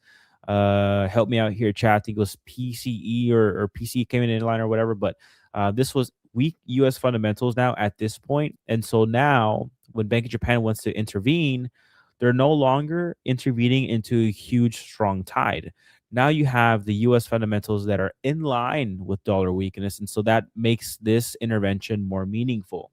And so what that means for tomorrow is that if you were to get a weaker NFP report, that is only adding to the already strong tide to the downside for US dollar, right? So like if you have that weak NFP report, you could get another wave of either Bank of Japan intervention or just weak US dollar to push this thing even lower. So that's one thing to be mindful of. Now, if you have a super strong non-farm payrolls number, well, then you have again somewhat of a similar situation like this, where you have inflation is trending lower. Don't get me wrong, but it's still elevated, and then you have a strong jobs market.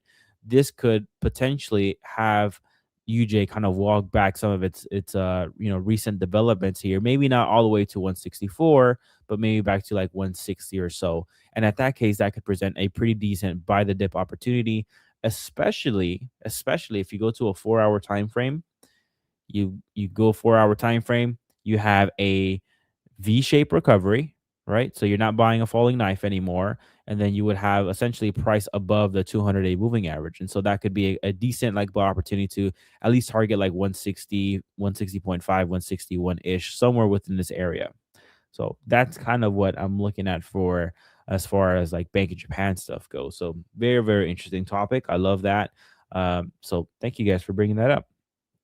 But yeah, if you have a weak NFP, weak jobs numbers, that could be already within itself weaker dollar, and then Bank of Japan could even add more fuel to that by intervening at that point. 155 easy, 153, 152 easy.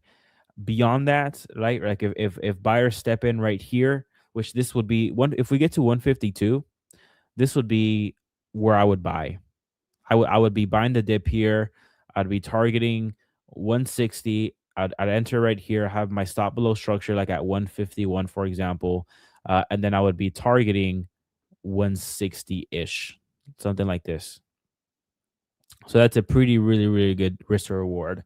Now, the reason why I have my stop below structure right here at 151, if we were to get here, is because if you get taken out right there, if price continues, breaks this level and continues lower and breaks this, then you have a lot of open room to the downside. If you break that level, if you break this level right here, 150, let me do this. If you break 152 on dollar yen, then the open room is to like maybe this pocket right here, which is at 148, 149. You even have this level of long-term long-term support, long-term support all the way at 140. So this is what I'm looking at. If we get to 152, in summary, if we get to 152, I'm taking a risk-defined attempt. We'll stop right below structure, and I'm targeting 160. If 152 fails, you have so much open room that you can possibly fill 148 or even 140. At that point, I'm staying out the way and I'm buying the dip and I'm waiting for either 140 to get tagged or I'm waiting for some kind of V-shaped recovery where I'm not where I'm not trying to purchase a falling knife. So that's what I'm looking for. 157, 155 UJ, man. I hope so. I think that in the event that you were to get something like this, right? Even like 155 or even like, sorry, 152, I meant to say. Even if you get to 152 and you start like accumulating dollar yen position and you're building a decent position from like here to 160, that is, if you measure that move out there, 800 pips. So if you can stack some positions here, start building a nice, decent position, capture roughly 700 to 800 pips, because I don't expect to catch the bottom here. And my cost basis as I'm building a position probably won't be at 152. It'll probably be more like 153.5 or something like that. If you can get that, capture 750 to 700 pips worth of appreciation in dollar yen, and then it takes, who knows how long it takes to get up there. You're catching some positive swaps along the way. That is one of those trades that you wait all year for. You know what I mean? They come, every once a year you have one of these banger trades that just makes up a good amount of P&L. That would be something that I'm waiting for. And that's with the assumption of 152. If you get UJ at 154, or at 140, and you're trying to capture back at least to the 200 or something like that, that's like anywhere from 1,700 to 2,000 pips worth of appreciation plus positive swap for however long it takes to get there. So that's something that I'm patiently waiting for. I'm happy to participate at 152 or at 140, but we'll see. CAD yen, with CAD yen, I'll be honest with you. Let's look at it. It's way below the 200. Actually, you actually bring up a good point. So I'm not looking to trade CAD yen by any means. I think Canada is struggling. It's own battle, so it's weak within itself. So this one could really show a big move lower. But since you're bringing up CAD yen and I'm seeing that we're below the 200, I want to look at all of them. So CAD yen is below the 200. Let's look at Euro yen, below the 200. Pound yen, below the 200. Aussie yen, above the 200. Kiwi yen, still above the 200. Okay, so you have actually a pretty strong case that you're not super bearish yet. You have Kiwi yen, Aussie yen, and pound yen still above the 200. For you to really have like a really deep bearish case for example, for UJ to 140, you need to see all of those below that 200-day moving average, and you need to see more bearish technicals across the entire basket, not just dollar yen and CAD yen, but the entire basket needs to be showing lots of bullishness for the yen. But yeah, guys, I have my coffee now. I don't know if you guys are seeing a different me, but it's hitting.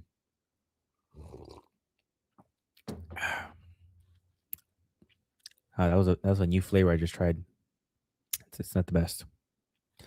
Okay, let's see. CAD Swiss. Let's look at CAD Swiss. Let's see. CAD Swiss here. It's a very choppy currency pair. Yeah, I'm not liking the technicals at all. And there's really no polarizing kind of sentiment or macro coming out of either of these countries. And that's the thing, right? Like when you're trading, the cool thing about trading currency pairs is that you're trading in pairs, right? So like if you're trading two strong things at once, price action is going to be flat. Two weak things at once, it's also going to be flat. For you to find like the best opportunities, you want to find something that's like super strong against something that's super weak.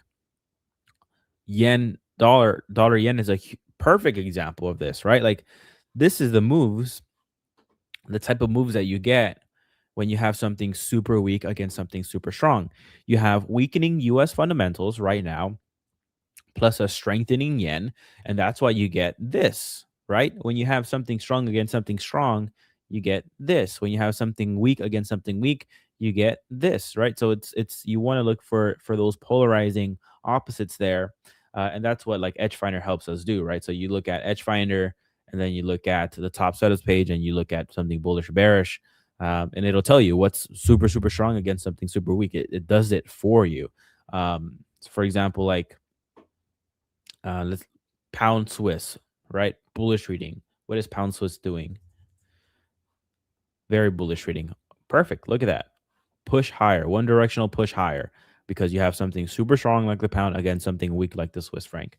Marco, what's up, man? How you doing? Hello. I'm doing fine. What about you? I know you had a gold position, so that's probably doing really well. Yeah, we got the breakout going. Awesome. We had some kind of a pullback here. Now, I don't know if this was it, right? So I have this level here, but I will say my levels are not perfect, but you had this level of resistance at one point. This was that original breakout level. We broke out, we pushed back lower here. I don't know if if this was that pullback level and if price goes higher from here, but I think that nonetheless, a pullback level to this level right here, 42.20 or even 41.20 is very probable. So we'll see. But hopefully it just keeps shooting higher from here, and I keep riding that wave. Did you trim some or just leaving it run for now? No, I just have a stop loss at break even for this one and for euro dollar as well. So cool, awesome. Yeah, euro dollar is not a bad idea. I'm looking to go short on the dollar. The main thing I'm waiting on is the NFP this Friday or tomorrow and Middle East. So we were supposed to get the opening yesterday. Didn't happen. We're supposed to get the opening this week. Will it happen? I don't think so. So that is creating a bit of bullish pressure on the dollar, which makes me a bit hesitant to short at the moment. And that's why I think the dollar pairs are starting to kind of stagnate a bit. They're waiting on a resolution or some sort of news out of the Middle East. Was there anything new on that front? I didn't catch anything on financial juice. I don't think I caught anything either. Yep. Some same old stuff like Yemen's about to go tear some stuff up over there. That's what I heard recently, but nothing crazy. Yeah, it wasn't even in red, so who knows if it holds any weight or not. But yeah, nothing out of the ordinary. CME Fed Watch is doing the same thing that it always does. It hasn't really moved much, so it's been pretty consistent. So market's pricing in one rate hike and then another in March of 2027. That's pretty much about it. Yeah, I think the best edge at the moment is betting on a dovish Fed, because the market is still pricing in a hike. So the dollar is still staying elevated, you can say. But I think it's going to be a dovish event. Like last time, they hiked when inflation hit 7%. It's currently sitting at 3 point something. Will they hike into that, especially with the current rate that is restrictive? And the previous meeting that we had, I would say no, it's not going to happen, and that's a trade right there. So that's kind of what I'm waiting for. But did you find anything else that's interesting to trade? Not really. Most of the things that I would be open to trading or like any new positions would be happening after the NFP report. So that's gonna really either continue fueling the dollar unwind or it's gonna disrupt it. Either or, I would need to be waiting for after the event. Sluggy brings up a great point, and I've been very consistent with this. I don't think the Fed's gonna hike this year. I think it's gonna be neutral. I think they're gonna try to stall as much as possible and let inflation cool down. I mean, it is cooling down. So if you continue to see that trend, then, I think that the case that I make of like it's going to be neutral, that's the hawkish stance, is neutral. I think it becomes more probable. Yeah, and you're obviously trading that through being long on the euro dollar. Are you looking to add more risk on your dollar shorts? The one I would be willing to potentially look at maybe dollar Swiss. It's been holding its weight right here though. That's the only thing. Like it's been like while UJ falls off a cliff and why dollar CAD falls as well. Kind of dollar Swiss has been holding its weight here. So that's the tricky part. The only thing about this is, like, technically speaking, like, this is still a very solid level here that we've been holding for many, many, many, many times. Like, if this level does hold, if you can see like momentum kind of shift, maybe you have fundamental shifting in Switzerland where like you have really, really strong Swiss fundamentals, then at that point I could really like to take this trade, especially if you continue to stay at a premium level, target the 200-day or even below, because once this thing starts flowing, it starts flowing. And like it's, I mean, you could see that we've consistently just been range bound from this level to at least like 0.785, which if I measure the move out, that is about 250 pips. I like that. So that's kind of the way, that's something new that I would take. Maybe euro dollar long if a pullback presents itself, maybe. But I kind of like how it is already, kind of just slowly grinding higher. But I'm pretty content, honestly, with my positioning. So it's an addition would be nice, but it's not really something I'm eagerly looking to do. It'll just happen if it happens. Yep. So for the Swiss, the bearish catalyst that a lot of people are talking about is the funding currency. So we know that the yen is kind of the main currency that's considered the funding currency. So you sell the yen, you buy dollars or some sort of a risky asset with a huge return. Well, as the yen gains value, that whole thesis falls in the water because you're basically losing money as the yen goes up because you're short on the yen. So the new funding currency, which has low rates, would be the Swiss franc. So the methodology is that the yen gains value and the Swiss franc loses value. And that's why maybe going long on USD Swiss could make sense. But definitely, we know that the trend with USD Swiss has been to the downside, I believe, for a long time, and it's tough to fight that. So, yeah, it's definitely been to the downside. And I will say though, one thing that's going for it too, like if I'm looking at this logically, if you were to get that back, that dollar strength back, yes, Swiss franc looks like a really pretty good like funding currency there. From technically speaking, you are above the 200-day moving average as well. Like you've had a pretty consistent kind of upward trend. You're above the 200.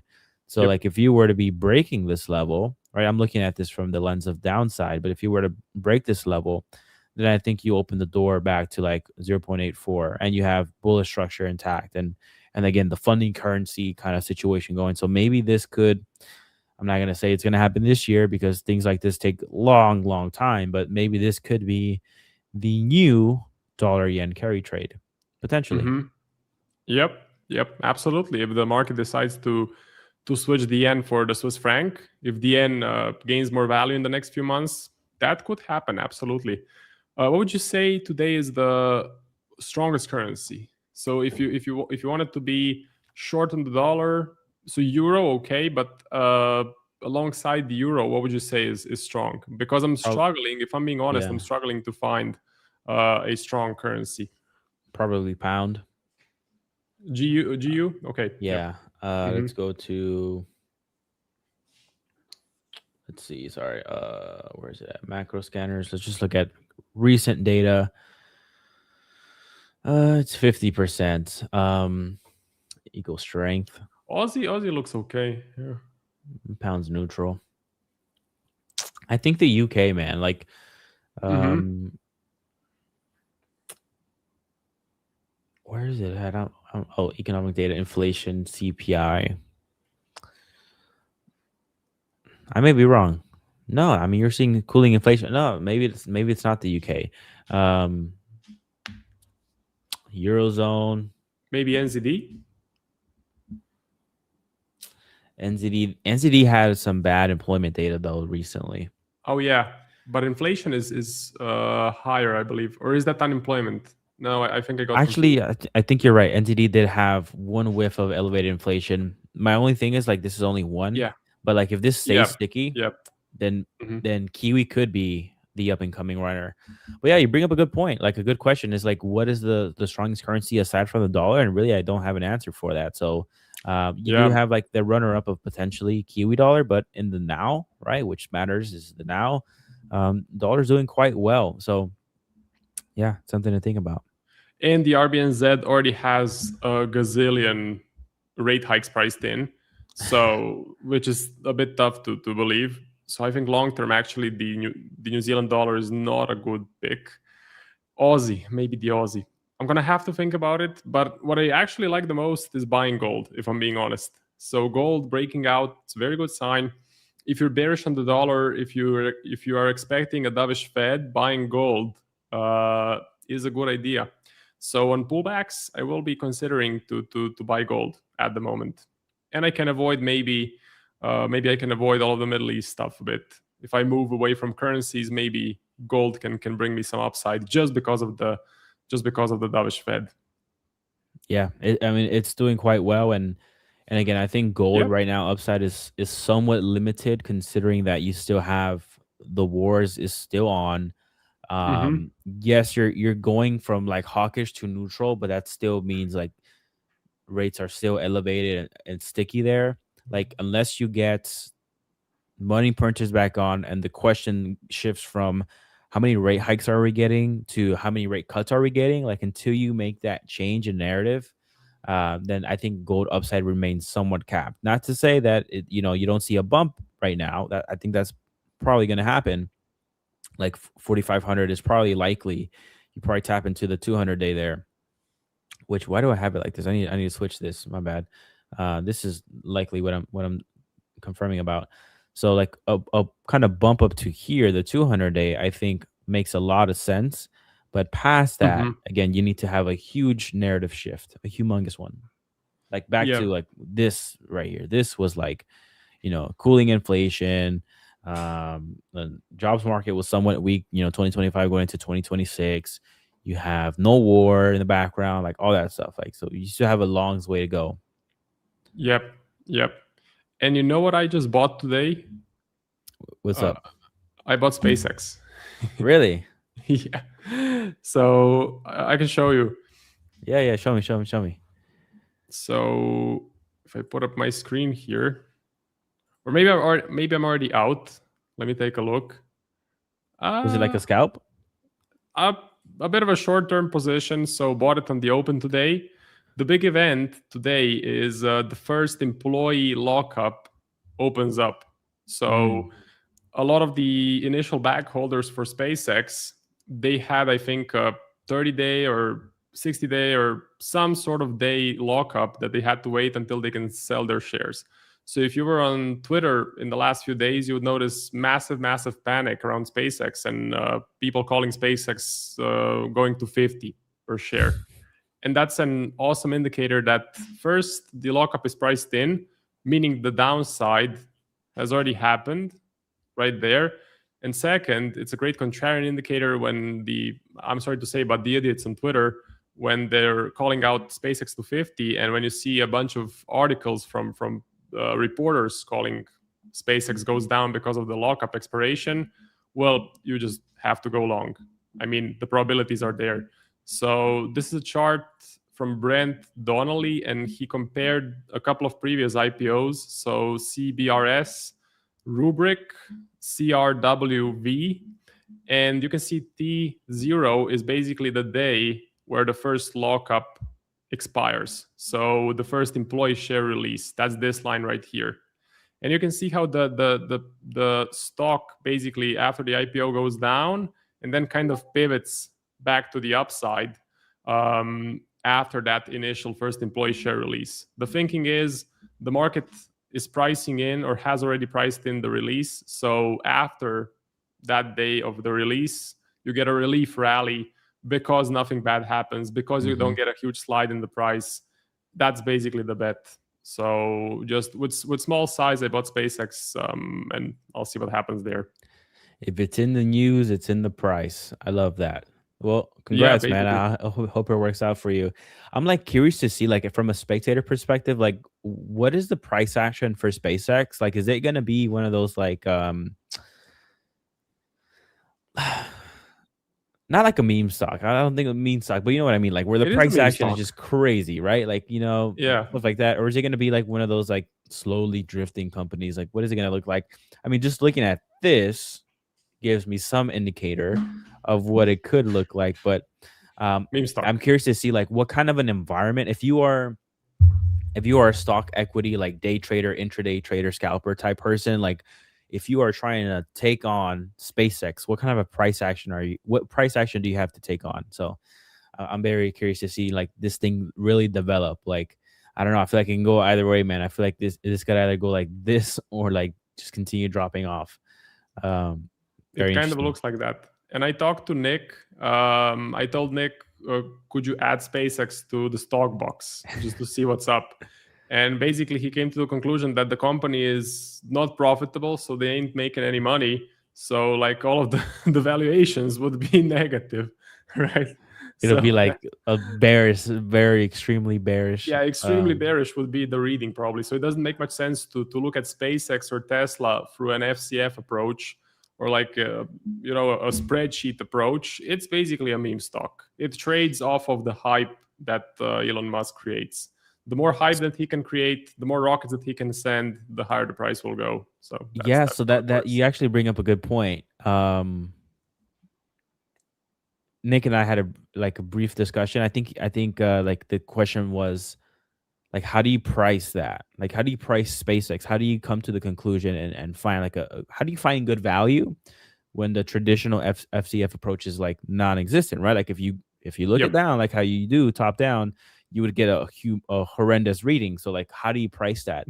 So me personally, I'm like I don't know, man. Like I'm like look, give me 50% off and then I can start to like at least start to build something and then go from there. So like 50% off of the initial IPO price, that would be 76, $80. There I can like, take a stab at it and then just see what happens. If it just keeps going crazy from here, then maybe I can go deep right here to bring my cost basis lower here. Or if it kind of holds up well, then I can, depending on what the price action unfolds, I don't know what it's going to be, but that's Mm-hmm. kind of the approach I Mm-hmm. would say. So I'm like, just like 50% off. That's a good sale. Like you go to the store, Yep. 50% off, you can entertain that. If you go to the store and Yep. it's only 10% off, you're like, let me wait for Black Friday or let me wait for something else to come up for me to really start, biting there. But that's kind of my approach. But yeah, it's hard to take the traditional approach when everything's in the red. Yeah, there has been a couple of traders trying to short Tesla because, of course, the FCF is telling you that the fair price is like 10 times below the current price because, like, compared to the other automakers, Tesla is overvalued by, I think, 10x or something crazy. And there has been people trying to short that thing, and they lost a bunch of money. So shorting hype, shorting meme stocks, shorting Elon Musk, not a good idea in my personal opinion. And I like Elon. I think he's super successful, and I've read his biography, and it's crazy what he accomplished. But it's also crazy how many like fanboys he has. I was gonna say the dirty word, but let's say fanboys, and that are keeping the stock 7x, 10x compared to other stocks in that industry. Let me ask you one question, Marco. Like, if you liquidated everything in cash Okay. and you had to bet on one single company to be your retirement stock, Okay. Yep. what is the one company? Oof, Google. It's Google. Okay. Yeah. Probably Google. I think they have demonstrated throughout the decades that they're the biggest. They have the money, they have the power, and they're just kind of institutional. They're like a country. Almost, I'm not gonna say impossible to like liquidate, but I think Microsoft is the worst bet. I think Apple is the worst bet, especially with Steve Jobs being gone because they're not innovating anymore. Tesla is a bit of a wild bet because you have Musk, who is unpredictable, and I would say Google. But that's a great question. What about you? What would you pick?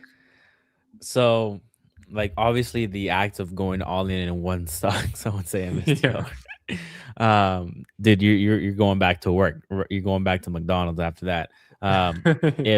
If I were to speculate on one home run ticket, I might as well go crazy with it. Okay. I would probably pick like one of the top AI. I would probably pick like an Anthropic or something, and You just wouldn't see like do a Sailor's Company, MicroStrategy. maybe I'll take the inverse. That could The be a good inverse, one. yeah. Squeeze Yeah. them out. But yeah, that's probably what I would do is probably go Anthropic, because if I already got everything tied up into one thing and I'm not seeing any fruits from it, I'm likely just working and waiting for it to pay off. So either go all in or either home run or no home run. So you would do a Leopold, basically. I would do Leopold, yeah. But you know what? His portfolio's up had he not sold. Yeah. So Yeah, you same know with what I'm saying? SBF. Sam Bankman. You know about his portfolio. If he wasn't in jail and if he was able to hold all of the holdings that he had, he would now be worth, I don't know, 10x than what he was when he went into prison. But yeah, actually, Leopold would be up if he didn't get washed out right before the Fed. So yeah, it happens. Ken Griffin, man, stole that.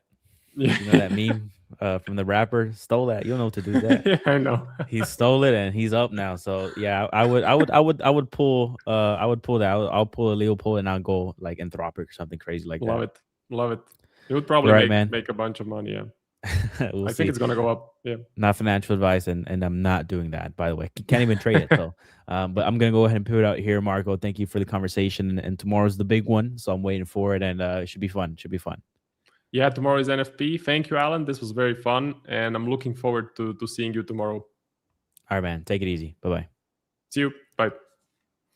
So let's continue with the rest of the show. The trades that I have at the moment. I have Swiss yen short, which I'm kind of betting on a prolonged strength from the yen. And I already took 60% off from this position. I have 30% running. We will see how this thing develops. Stocks, I got taken out of HP or HPE because the stop loss was hit today, but this was not a trade at the end of the A1 Discord, as this strategy is still in forward testing with smaller risk. I am in SpaceX, which is not a strategy of stock breakouts. This is a pure play. So this is a pure play on the lockup expiration and the pure play of the first employee share release, basically. So this was a trade at the end of the A1 Discord, and the target, I don't know, 130. I don't yet have a clear target, but I definitely don't plan on holding this for a very long time. Maybe we get a relief rally after we sort of have washed lower and prepared. The market has priced in the employee lockup release. So maybe we go to 130 and I can take profit on this. Or we crash below 100, in which case, well, I wouldn't be happy as far as money goes, but I would be happy that the price is going down, as this company is not making any money. So at least it would be a bit fair to the market. It's crazy to watch Tesla. Although, again, Elon Musk, I would say the most successful guy in the world, it is crazy to watch Tesla at these valuations and just beat every single other car company. And do they do anything super different? They have electric cars, which are ahead of competitors, but this is mostly hype. Okay, this is mostly hype. I do commend Musk for creating so much hype around him. That does take a lot of work as well. But long-term, Berkshire.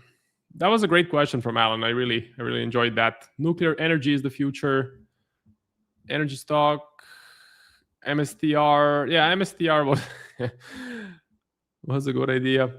Or selling MSTR would be a good idea. Buying Tesla without 50% discount should be a crime. Falcon 9 launch day before yesterday. NZD has potential. Yeah, so I'm looking for a currency.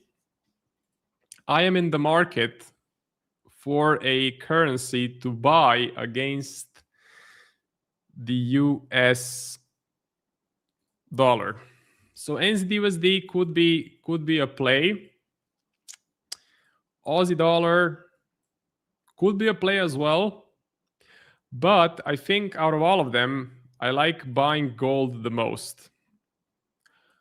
So buying gold here, or not here, but on a pullback. It has broken out of the triangle. So it has broken out of the trend line here. Nice big breakout. Pretty significant move up. Dovish Fed, which is, I would say, the main catalyst behind the move, is a dovish Fed. So if I can get a better price, I think this is good. It bets on a weaker dollar. It bets on a dovish Fed. And maybe I can avoid the Middle East. Because unfortunately, I don't think the Strait will actually open up. We were supposed to get an opening yesterday. We were supposed to get an opening by the end of this week. Nothing is really happening on that front. So yeah, I'm scouring through financial juice. I ain't seeing much. And it's Trump. And you can't trust Mr. Trump. And I just think like they won't have a deal because we have been back and forth on the Strait, on oil, on, war off from 2nd of March. So what is that? 4 or 5 months and still no deal. The Strait is closed. If you want to monitor the Strait traffic, you can do so on the portwatch.imf. And the latest number is just zero transit, zero volume. Okay, maybe a little bit, but nothing compared to what you got before. Do take a look. Look at this. Okay, look at the volume year to date. Yeah. I do want to mention the sponsor of today's video. If you're looking to get funded, do check out Ola Prime. So Ola Prime, 20% off with A1 Live. Okay? One thing that is really good about Ola Prime, first, the Trustpilot. Do take a look at the Ola Prime Trustpilot. Second, there is no consistency rule. Okay? We had a couple of members get payouts from Ola Prime. Max is in some sort of an inner circle in there because he was extremely successful with Ola. So yeah, we're getting a lot of traders that love the firm. With the code A1 Live, you get a great price as well. You get 20% off. So do take a look. Link is in the description. You can also find the link in the comments. I think James will post it right now. What else can we look at? Oil to 250? No, I don't think so. I think Brent goes to 100. Okay, I think Brent goes to 100. Kind of trickles up long term and stays there.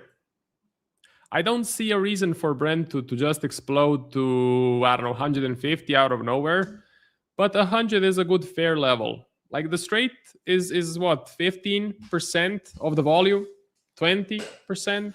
Actually, I think it's 10 to 15% because there has been a lot of diverging of supply through pipelines, through different routes, through trains, trucks, and any means possible. So you got some pressure relieved from the actual Strait. And a lot of the countries in the Middle East are now building alternatives, alternative pipelines, alternative routes, trying to bypass the Strait. Now that's all fine and dandy, but that takes years to build. So in the next few months to years, you will probably see elevated oil. Looking at the July inflation, or I was looking at Polymarket, I was looking at the NFP.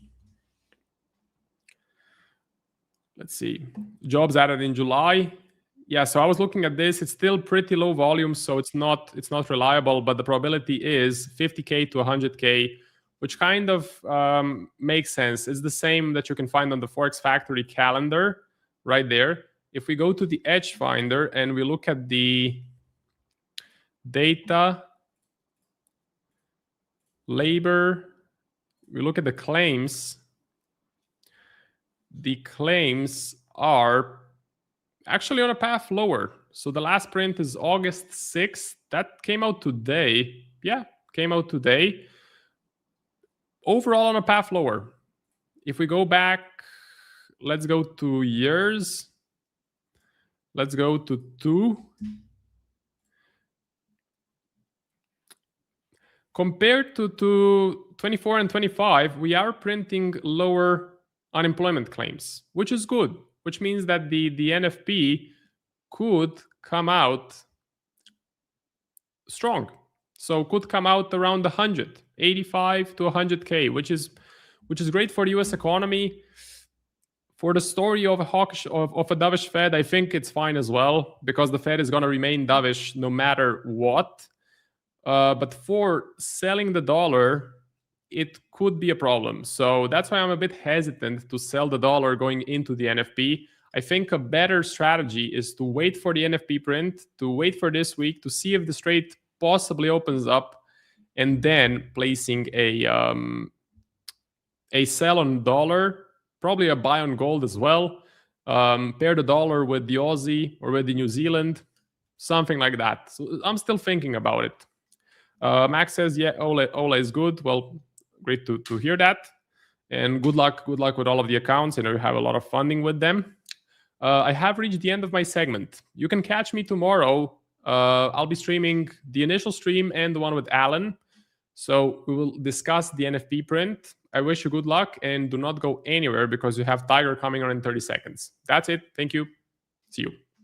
Don't go anywhere, traders. The show will be right back with our next show host. But before we get back to the show, I wanted to mention today's live stream sponsor, Ola Prime. Ola Prime is one of the fastest growing prop firms that I've seen in the space, and they offer a super wide range of different account types. Whether you trade Forex or futures, whether you're a swing trader or you're a day trader, they have multiple different account types, and they have some of the most competitive pricing that I've seen in the industry. And check out this publication from Deloitte, who did an audit during a select period of time on Ola Prime and its payout legitimacy. One of the big things that Ola Prime is well known for is their very fast payouts. They have this posted up all over their website as one of their main reasons that traders like them. From what we've seen, they also have a very strong reputation overall within the trading space, and they are a proud sponsor of our everyday trading stream here. And for a limited time, if you use our promo code that you can see on the screen right now, A1 Trading, you can get 20% off any of their accounts. And using our discount code lowers the barrier to entry, meaning that your challenge costs you less and gets you that much closer to potentially getting a payout someday. Of course, to throw my 2 cents in there, I'm a big fan of not trying to get funded until you feel you are actually ready to do so. So if you feel you have the skills, if you feel that your trading is up to par, and you do your due diligence on Ola Prime to see if it's right for you, then make sure use our promo code to get that extra discount at checkout, and we'll be dropping the link to them down below in the live stream chat. You can also find it in the description, and we'll have a QR code on the screen right now that you can scan if that's easier for you as well. So thank you to Ola Prime for sponsoring today's live stream. Now back to the next show. What's going on, everybody? Happy Thursday. Hope you're all doing well out there. I survived the storms last night. It was storming left and right, kept me up, lightning, thunder, the whole bit. But I'm still here, and I think the storms have passed. So hopefully I don't lose service periodically like I did yesterday. Guys, let me know what you're looking at. What tickers? We'll get to gold. We'll get to silver. We'll get to Andrea's favorite, pound dollar. I know she'll be on. Miss Brazil over there. So any other items you guys are looking at, let me know. Well, the last couple of days came and went. Obviously, earlier in the week, we heard out of President Trump's mouth over the weekend, hey, we might have a deal very soon. We heard from Scott Bessent, hey, we could have a deal in the next day or two, but those days have come and went. So here we are back in limbo. Just right back in limbo, guys. Just yet more lip service as far as I'm concerned. I haven't seen anything today. President Trump hasn't posted anything on his Truth Social outside of some outside of some campaigns and elections we've had here lately. So So yeah, we'll just have to sit and wait, see what's going on. See what's going on with that. Might as well take a quick look at oil since we're talking about that. We did kind of bounce off of that 4-hour zone, so it's kind of giving us a little bit of a hiccup over here. And again, just in limbo. This is basically why everybody's kind of sitting and waiting to see what's gonna happen. Are we going to get that deal, or we're not going to get the deal? It is bouncing right at a put wall as well, so keep that in mind. Put wall, zone of demand. Wouldn't surprise me the least little bit if we get another little bit of a push up to the next overhead supply. So anyway, that's a look at oil. I think it pretty well fell off our bearish list. It was on there 1 or 2 days, I think it was. Yeah. So we're still back to neutral on that. But anyway, guys, just kind of skipping ahead, take a look at gold and silver. Obviously, we had that big, lovely spike yesterday. That's probably my favorite one. I'm still waiting on is that retracement down to that 2-hour zone of demand that I had identified earlier in the week. And it just so happens to be at that 50% fib line. We do have a former resistance that could potentially become support over here. So there's a lot of good things for me to like right there about that 4,160 level. I really like that. So that's going to continue to be my favorite spot as of right this moment on gold. What I like about this gold chart is the fact, well, number one, we got we broke out of that Bermuda Triangle. Okay, that was number one, and we broke through with some force yesterday. So, but when we broke out, we just missed, and I'm glad we did, but we just missed that first overhead supply, just barely. Just barely. So that's a good look for me. I like that. Meaning we did not yet start sucking up these unfilled orders from this 4-hour zone that we have over here. So that keeps this 50% fib, that keeps that 4160, that former resistance becomes support, that 2-hour demand. So that keeps that in play for me. So I'm going to stick with that for the time being as my favorite play, potential play. And we'll go from there. That leg out, we had a yellow volume bar. We had a red volume bar on the one right after. So it looks to me like we had quite a bit of institutional type activity that took place in the creation of that push away. And then, of course, you get the retail traders kind of stacking on top of it. Just kind of gets a nice push to the upside. So that is gold, Maxi. Yeah, that's your gold for you. And again, guys, I can't repeat this enough. For me personally, I still like gold more than silver because of the higher low. Okay, the higher low, which basically was the bottom part of that triangle. We still don't have it on the daily or on silver yet. Still have a lower low. In fact, when you look at silver, the most recent impulse move we have was this bearish impulse move from this swing low to this swing high.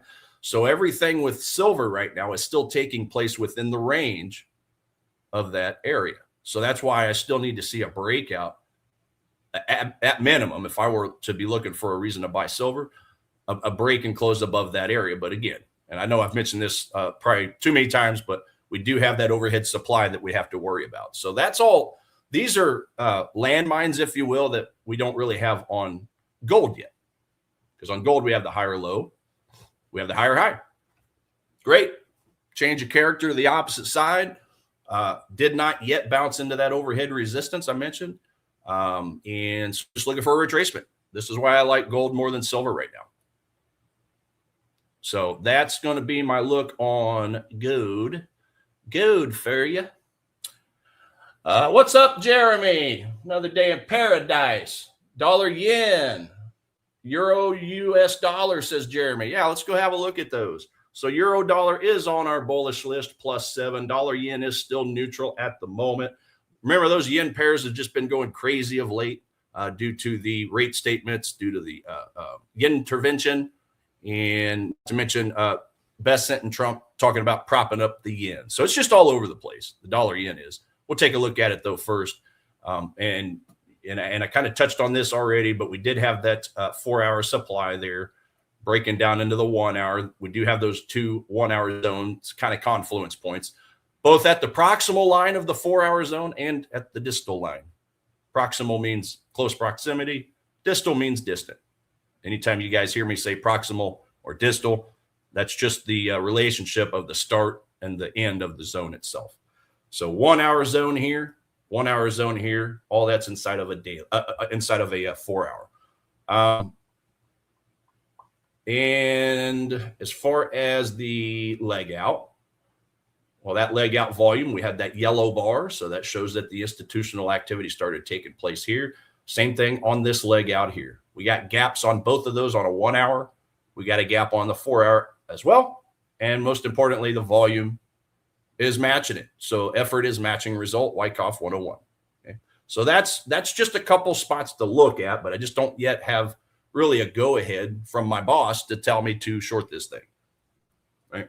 My boss is the top setups. Edge Finder is my boss. It's awesome to have a boss because it lets them do the thinking for you. We just go find those top setups on a chart and time it. So that's dollar yen. Euro dollar you mentioned as well. Again, we're getting that bullish look. Go over here to the daily. We broke all this structures right here on the daily. Pushes higher. We broke that overhead supply. This is the one I ended on yesterday. That's right, because I had to rush through. I saw it at the very last minute. So yeah, we'll focus on this a little more for you. So what I like about this is, number one, we broke that overhead supply. Talking about this zone right here, right?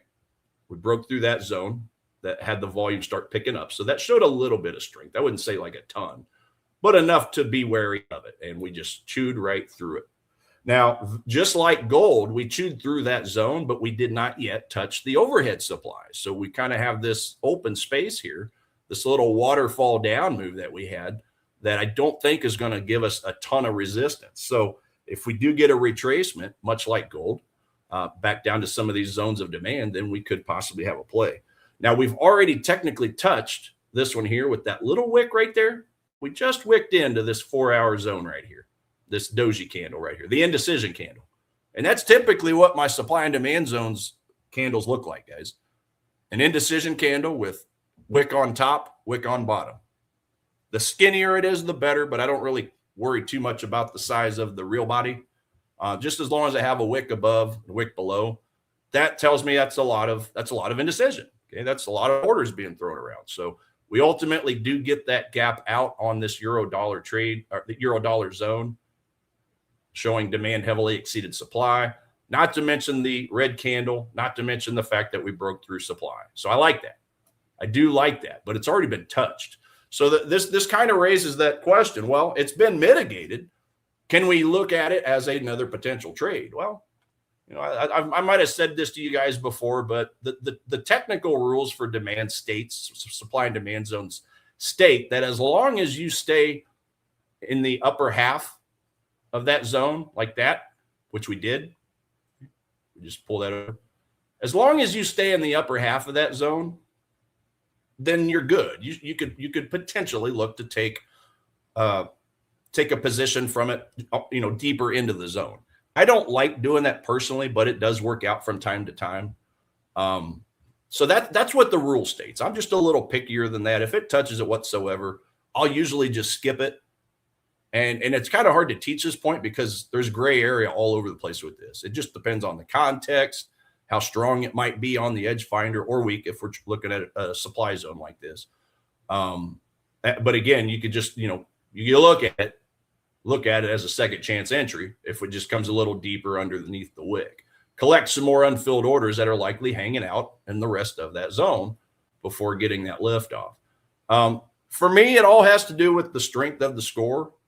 You know, I would consider that if the edge finder is giving me a plus 11, plus 12, plus 13, a really strong score. Euro dollar is kind of right there on that threshold for me. It's very bullish, but I like to see double-digit scoring, showing that extra bit of strength if I'm going to look at a zone a second time. Now, there was clearly some strength there because all it did was touch the zone and it did an immediate about face, go the other way, and then finally get a close above the remnants of that supply zone we talked about. So I'll consider this if the euro dollar strengthens a little bit more. Now, we have NFP coming out tomorrow. So if that's strong whatsoever, I'm ixnaying this idea. If NFP comes out tomorrow and it's really weak, well, then that'll give us then that might go a little further into strengthening euro dollar, because I think the previous NFP was weak, right? I believe it was. Let's go to the economic heat map over here. NFP, yeah, it was bearish.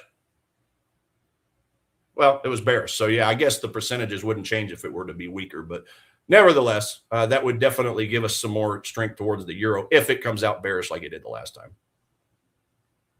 As far as that report goes, non-farm, let's see here. Yeah, the previous 57,000, they are projecting it to go higher. So obviously, if that thing is strong whatsoever, if it meets expectations, even if it turns that box to neutral or, obviously bullish, I'm ixnay in this idea right here, right? That's going to be a big fat X if it's bullish, if it's neutral or bullish tomorrow. But if that's the case, then I'll just wait for the alert that I have set down here at 114, because this is the zone that's closest to the swing low, swing high relationship. Talking about that curve analysis, it's low on the curve, right? Low on the curve is typically where I like to find my zones. And as always, guys, I just draw up the 3 equal parts here. Stay out of the middle, which clearly is where that's at. The better discount's going to be down here in the bottom third, the discount region, the discount area. That just so happens to be where that zone is. So that's why I like that zone personally the best. Right? That's the one I am after for euro dollar. Euro dollar. Pound dollar, its best friend. Guys, I'm still waiting. So we already touched, it's very just like what we just saw on euro dollar. It already touched the upper part of that zone, but I'm waiting on the 1 hour confluence in the middle. Remember, that's the one that gave me that lovely red candle on the volume spread analysis indicator, okay? This leg out candle, strong gap, broke structure to the top up here. We touched the 4 hour, but we missed the 1 hour by just a couple pips. Probably and likely left some stop losses here because this did create technically a new break of structure. This is technically another bullish impulse move. It's just a little high, a little higher up on the chart. Now, this is obviously in the middle. This would be considered diddling in the middle. But again, when I see a really strong red candle like that, that kind of makes me a little more lenient on the curve. Now, that's, I think, probably a little more advanced. But when in doubt, wait for the cheapest zones. That would be obviously just like what we saw for euro dollar. That would be this one down here. And then if it pierces that, well, we have another zone a little deeper on another curve. Okay, that presents this swing low and this swing high like that. So if we look at the larger swing low, swing high, bottom third, this zone qualifies.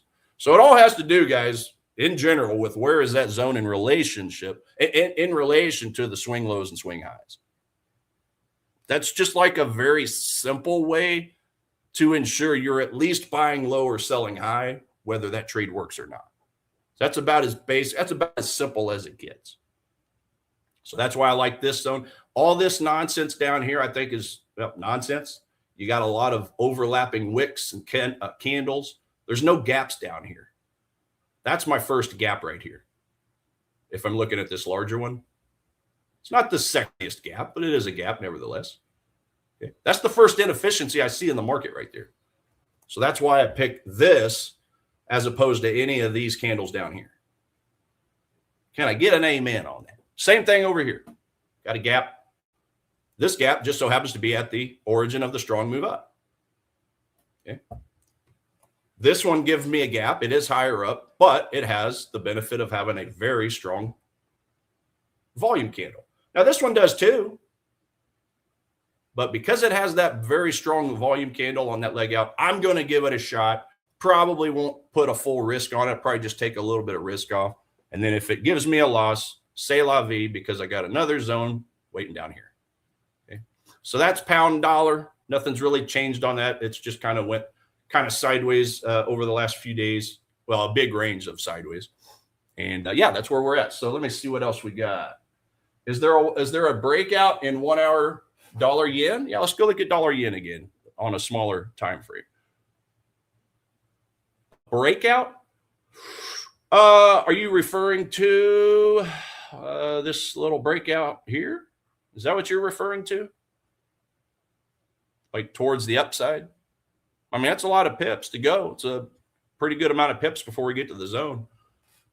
Yeah, I mean, if you're looking at it on that smaller of a time frame, yeah, by definition, it's a breakout. That's probably partially why we're getting a big spike as we speak, breaking through that structure. But for me, what is the daily doing? See, the daily, if we just kind of zoom out on the daily, oh, that was my old chart I had up over here. Well, you can make the argument we're still on a daily high, upper or higher time frame, bullish trend, right? And now we're just down again, going back to curve analysis. Swing low, swing high, back to swing low. We're in the bottom third. So you could say from that point of view, yeah, that could be it just depends on the time frame you're on. But you can make an argument and say, yeah, that might be a pretty discounted place to buy anywhere in that bottom third. And I don't know, maybe further down on a smaller time frame, we might have had a zone of demand down here. But it just got really scary when we had the intervention. And that's what this picture was over here. This was a picture from last Thursday. I don't think I showed you guys. I think I might have showed this on my other chart, my other chat. But we had that 484 pip drop, retrace 188 pips up, 133 down, 236 up, 234 down, 200 up, 168 down. All that in a span of 24 hours, guys. That was a crazy day. That was Thursday into Friday. Okay. So that's why I've stayed out of this right now. Really, a lot of the most of the end pairs, if not all of them, is I'm just waiting on things to kind of calm down. Now, what about my average true range over here? Remember, I talked about that. Prior to that intervention move, we were averaging around 70 pips range a day. We got all the way up to 130 pips, and we're still currently at 100 and we'll just call it 120 pips. So we're still almost double the average range. It's just a little too volatile for me. Little too volatile for my taste, for my strategy, guys. Maybe you guys have a different strategy than me that might work, but for the way I trade, I'm just not interested. It is giving me a -2. It's giving me clearly a -3 on the as far as the moving average crossover that I think is what Nick has built in for the trend side of things. Clearly, we have a big push down. The data does favor the yen slightly over the dollar. But then again, we're getting that mixed data because the sentiment is telling us, giving us a little bit of a bullish score. So it's just kind of all over the place. If we get a terrible NFP tomorrow, it's not going to change the percentages over here because, again, the last one was bearish as well. So we'll still maintain a 30% beat rate overall. But I just need more data. I know that's the same boring answer we give a lot, guys, but at the end of the day, sometimes we just need more data. We need more price action to do certain things, break some structures, or get a better look on this report or that report, or vice versa. So, yeah, for all those reasons, I'm out of it. But yeah, clearly, if you just take a big step back, we've clearly dropped into a discount area, and we got quite a nice wick underneath, showing some strong, reaction to dropping down into those levels. But not really enough to get me too excited because we do have that overhead supply that at this point is about 70, 80 pips away, if that. And then to the 4-hour, 1-hour confluence I talked about, those two sets of eyeballs. And it's just, yeah, it's in no man's land. It's in limbo for me. Dollar yen is. You bought CAD and made some money, Manish, after watching my strategy. Okay, well, good. Glad I could help. That'll be a 10% teacher's fee if you just go ahead and send it on to @TradeLikeATiger over on the socials. I'll be happy with that. Just kidding. Congrats on that though. Anton. Futures EU 134, 135 GU. Futures, like the futures market? Is that what you're talking about? I don't do futures. Long on dollar yen at 156.8, says Jeremy. Okay, so you went long on 156.8. All right. Did you get like a break of this structure here or something? 4-hour chart. Looks like a 156.8. Well, yeah, good stuff. I mean, there's no denying that we had a very strong wick, even on this 4-hour. Very strong rejection, ×2. So, yeah, it's not going to shock me at all. So, congrats on that. It feels like you might have caught a little bit of a falling knife, but hey, I'd rather be lucky than good any day, right? Did you have any decent demand over here? Let's go look. I didn't really dig too deep because of how volatile it was. Yeah, there's not really any inefficiency there. I don't see any inefficiency, but hey, at the end of the day, you made money. Just be careful because it was on a pretty strong downtrend with the intervention. Looking over here at Zedixe. Okay, get that taken off. So yeah, we're still kind of fighting that daily demand, the former resistance that became support to the upside. Weak data, geopolitics in limbo. And for sure, I don't really like the idea of trying to short any dollar-based assets at the moment until we kind of chewed through some of this support, guys. That's just my taste. Okay, back to the top setups. What we got at the top? We went through euro dollar, we went through pound dollar, we went through gold, pound Swiss, pound yen. Let's have a look at those for you guys real quick. Pound Swiss, yeah. Okay, so we're still quite a ways away from anything relevant as far as I'm concerned. That's pound Swiss, pound yen is broken a structure to the downside. I see. So remember, we did break this structure here, pound yen, all these yen pairs, just breaking structures and changing characters left and right. So yeah, I don't really have a play on that. It's kind of similar to dollar yen. Not really too excited about that. But you mentioned making money on dollar CAD. So let's go look at dollar CAD and dollar Swiss since they are still giving us some bearish looks. Your dollar CAD. Okay, so we had our structure, we had our trend down. We are still fighting the demand. So again, it's just a couple forces meeting each other. Lower lows, lower highs. EMA is pointing down. However, we've got the demand over here with a very strong gap up. So I would not personally want to short unless we break and close below the structure. Yeah, and I think I already touched on this. It bears repeating though, guys. You know, if we ever sound like a broken record, it's just because sometimes it's good to reinforce certain things. I don't want to short this unless we break and close down here first. Let's get through the rest of this daily nonsense, and then I can look for a retracement to a supply. Now, I drew this up, this projection line, when price was still in this area. Now, as you can see, price has come up since then and touched that same supply I was looking to short from. So it's mitigated. I have to keep that in mind. Okay. How deep into it did it go? Not too far. I mean, we're still within that 50% middle line, but we've touched it 1, 2, 3 times in a 4-hour as far as 4-hour candles. I don't know that I like that. When we looked at pound dollar, euro dollar earlier, remember it wicked in and immediately dropped. But right here, it wicked in and just kind of got sideways for a while and touched it a bunch. So I don't know that I like that picture. The only reason I liked the euro dollar was because it wicked and went. Okay, dropped and spiked. That is not what we're seeing. On dollar CAD, at least not at the moment. Not from what I see. Well, further up, we got some mitigated supply, so I can't utilize that. We'll see. That's a 4-hour chart. What if I divide 4 by 4, it comes up with 1, so I got 1 hour. Might even get a 2-hour chart. Yeah, here we go. So inside of the 4, we have a 2. That's another set of eyeballs, guys. It's a little more obscure, the 2-hour chart is, but it's used more than you think. So that one has not been touched yet. That's still fresh. What about the 1 hour?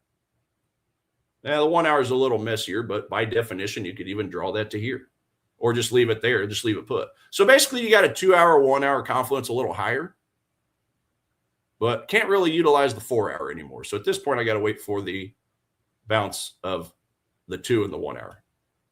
Okay. So that's probably what I would look at if we break and close below the demand first. Okay. So I'm not even going to fool with an alert on that until we break a structure. Dollar Swiss was our other bearish idea. And just as always, taking a look from the trend to the start. Did I get my death cross yet? No, I didn't. So at the moment, it's very, oh, wow. How about this? 4 pipettes difference between the moving averages. The 8 is still above. So I need the 8 to comfortably close below. So this is going to take for me probably the rest of the day, probably tomorrow as well. This would probably be something I would look at on Sunday night here in the States, Monday morning, whenever the liquidity pops in. I want to see a breakdown of this as well before I look for any supply. Got some supply a little higher up, but just like I drew here, let's break this structure on this yellow projection candle, and then we can look for a retracement and try to find a zone. Okay, so I don't have a play on that either. Now I can get super aggressive, and if it retraces to the zone right away, take a short, but I don't like fighting the trend. I just don't like it. That is close enough. The alligator did close its mouth, so perhaps a very small risk just to see, but that's kind of like stopping a rocket ship. It's the opposite of catching a falling knife. I just don't know that I'm too excited about that. Anyway, that's some of the main bearish and bullish pairs I'm looking at from a supply and demand level. Guys, keep in mind, Nick does have his code A1 live for Ola Prime. If you are looking to pick you up a new account, a new trading account, all the rules are listed there, quite transparent, very fast payouts. I think yesterday I said 13 minutes, 27 seconds, something like that. So they're very quick. And during that 6-month period where Deloitte came in and did their little study and, you know, opened up the books and everything, there were 0 denials for all the ones that were turned in that where they followed the rules to a T. That's the key, is the rules, guys. When a lot of firms, and some of them for good reasons, a lot of them get a bad rap just because, you know, it's the public's word against theirs. There's thousands of traders using their products. And a lot of times they say they screwed them over and this and that. But a big bulk of the time, because I saw it from the inside, it's just simply they didn't pass a rule.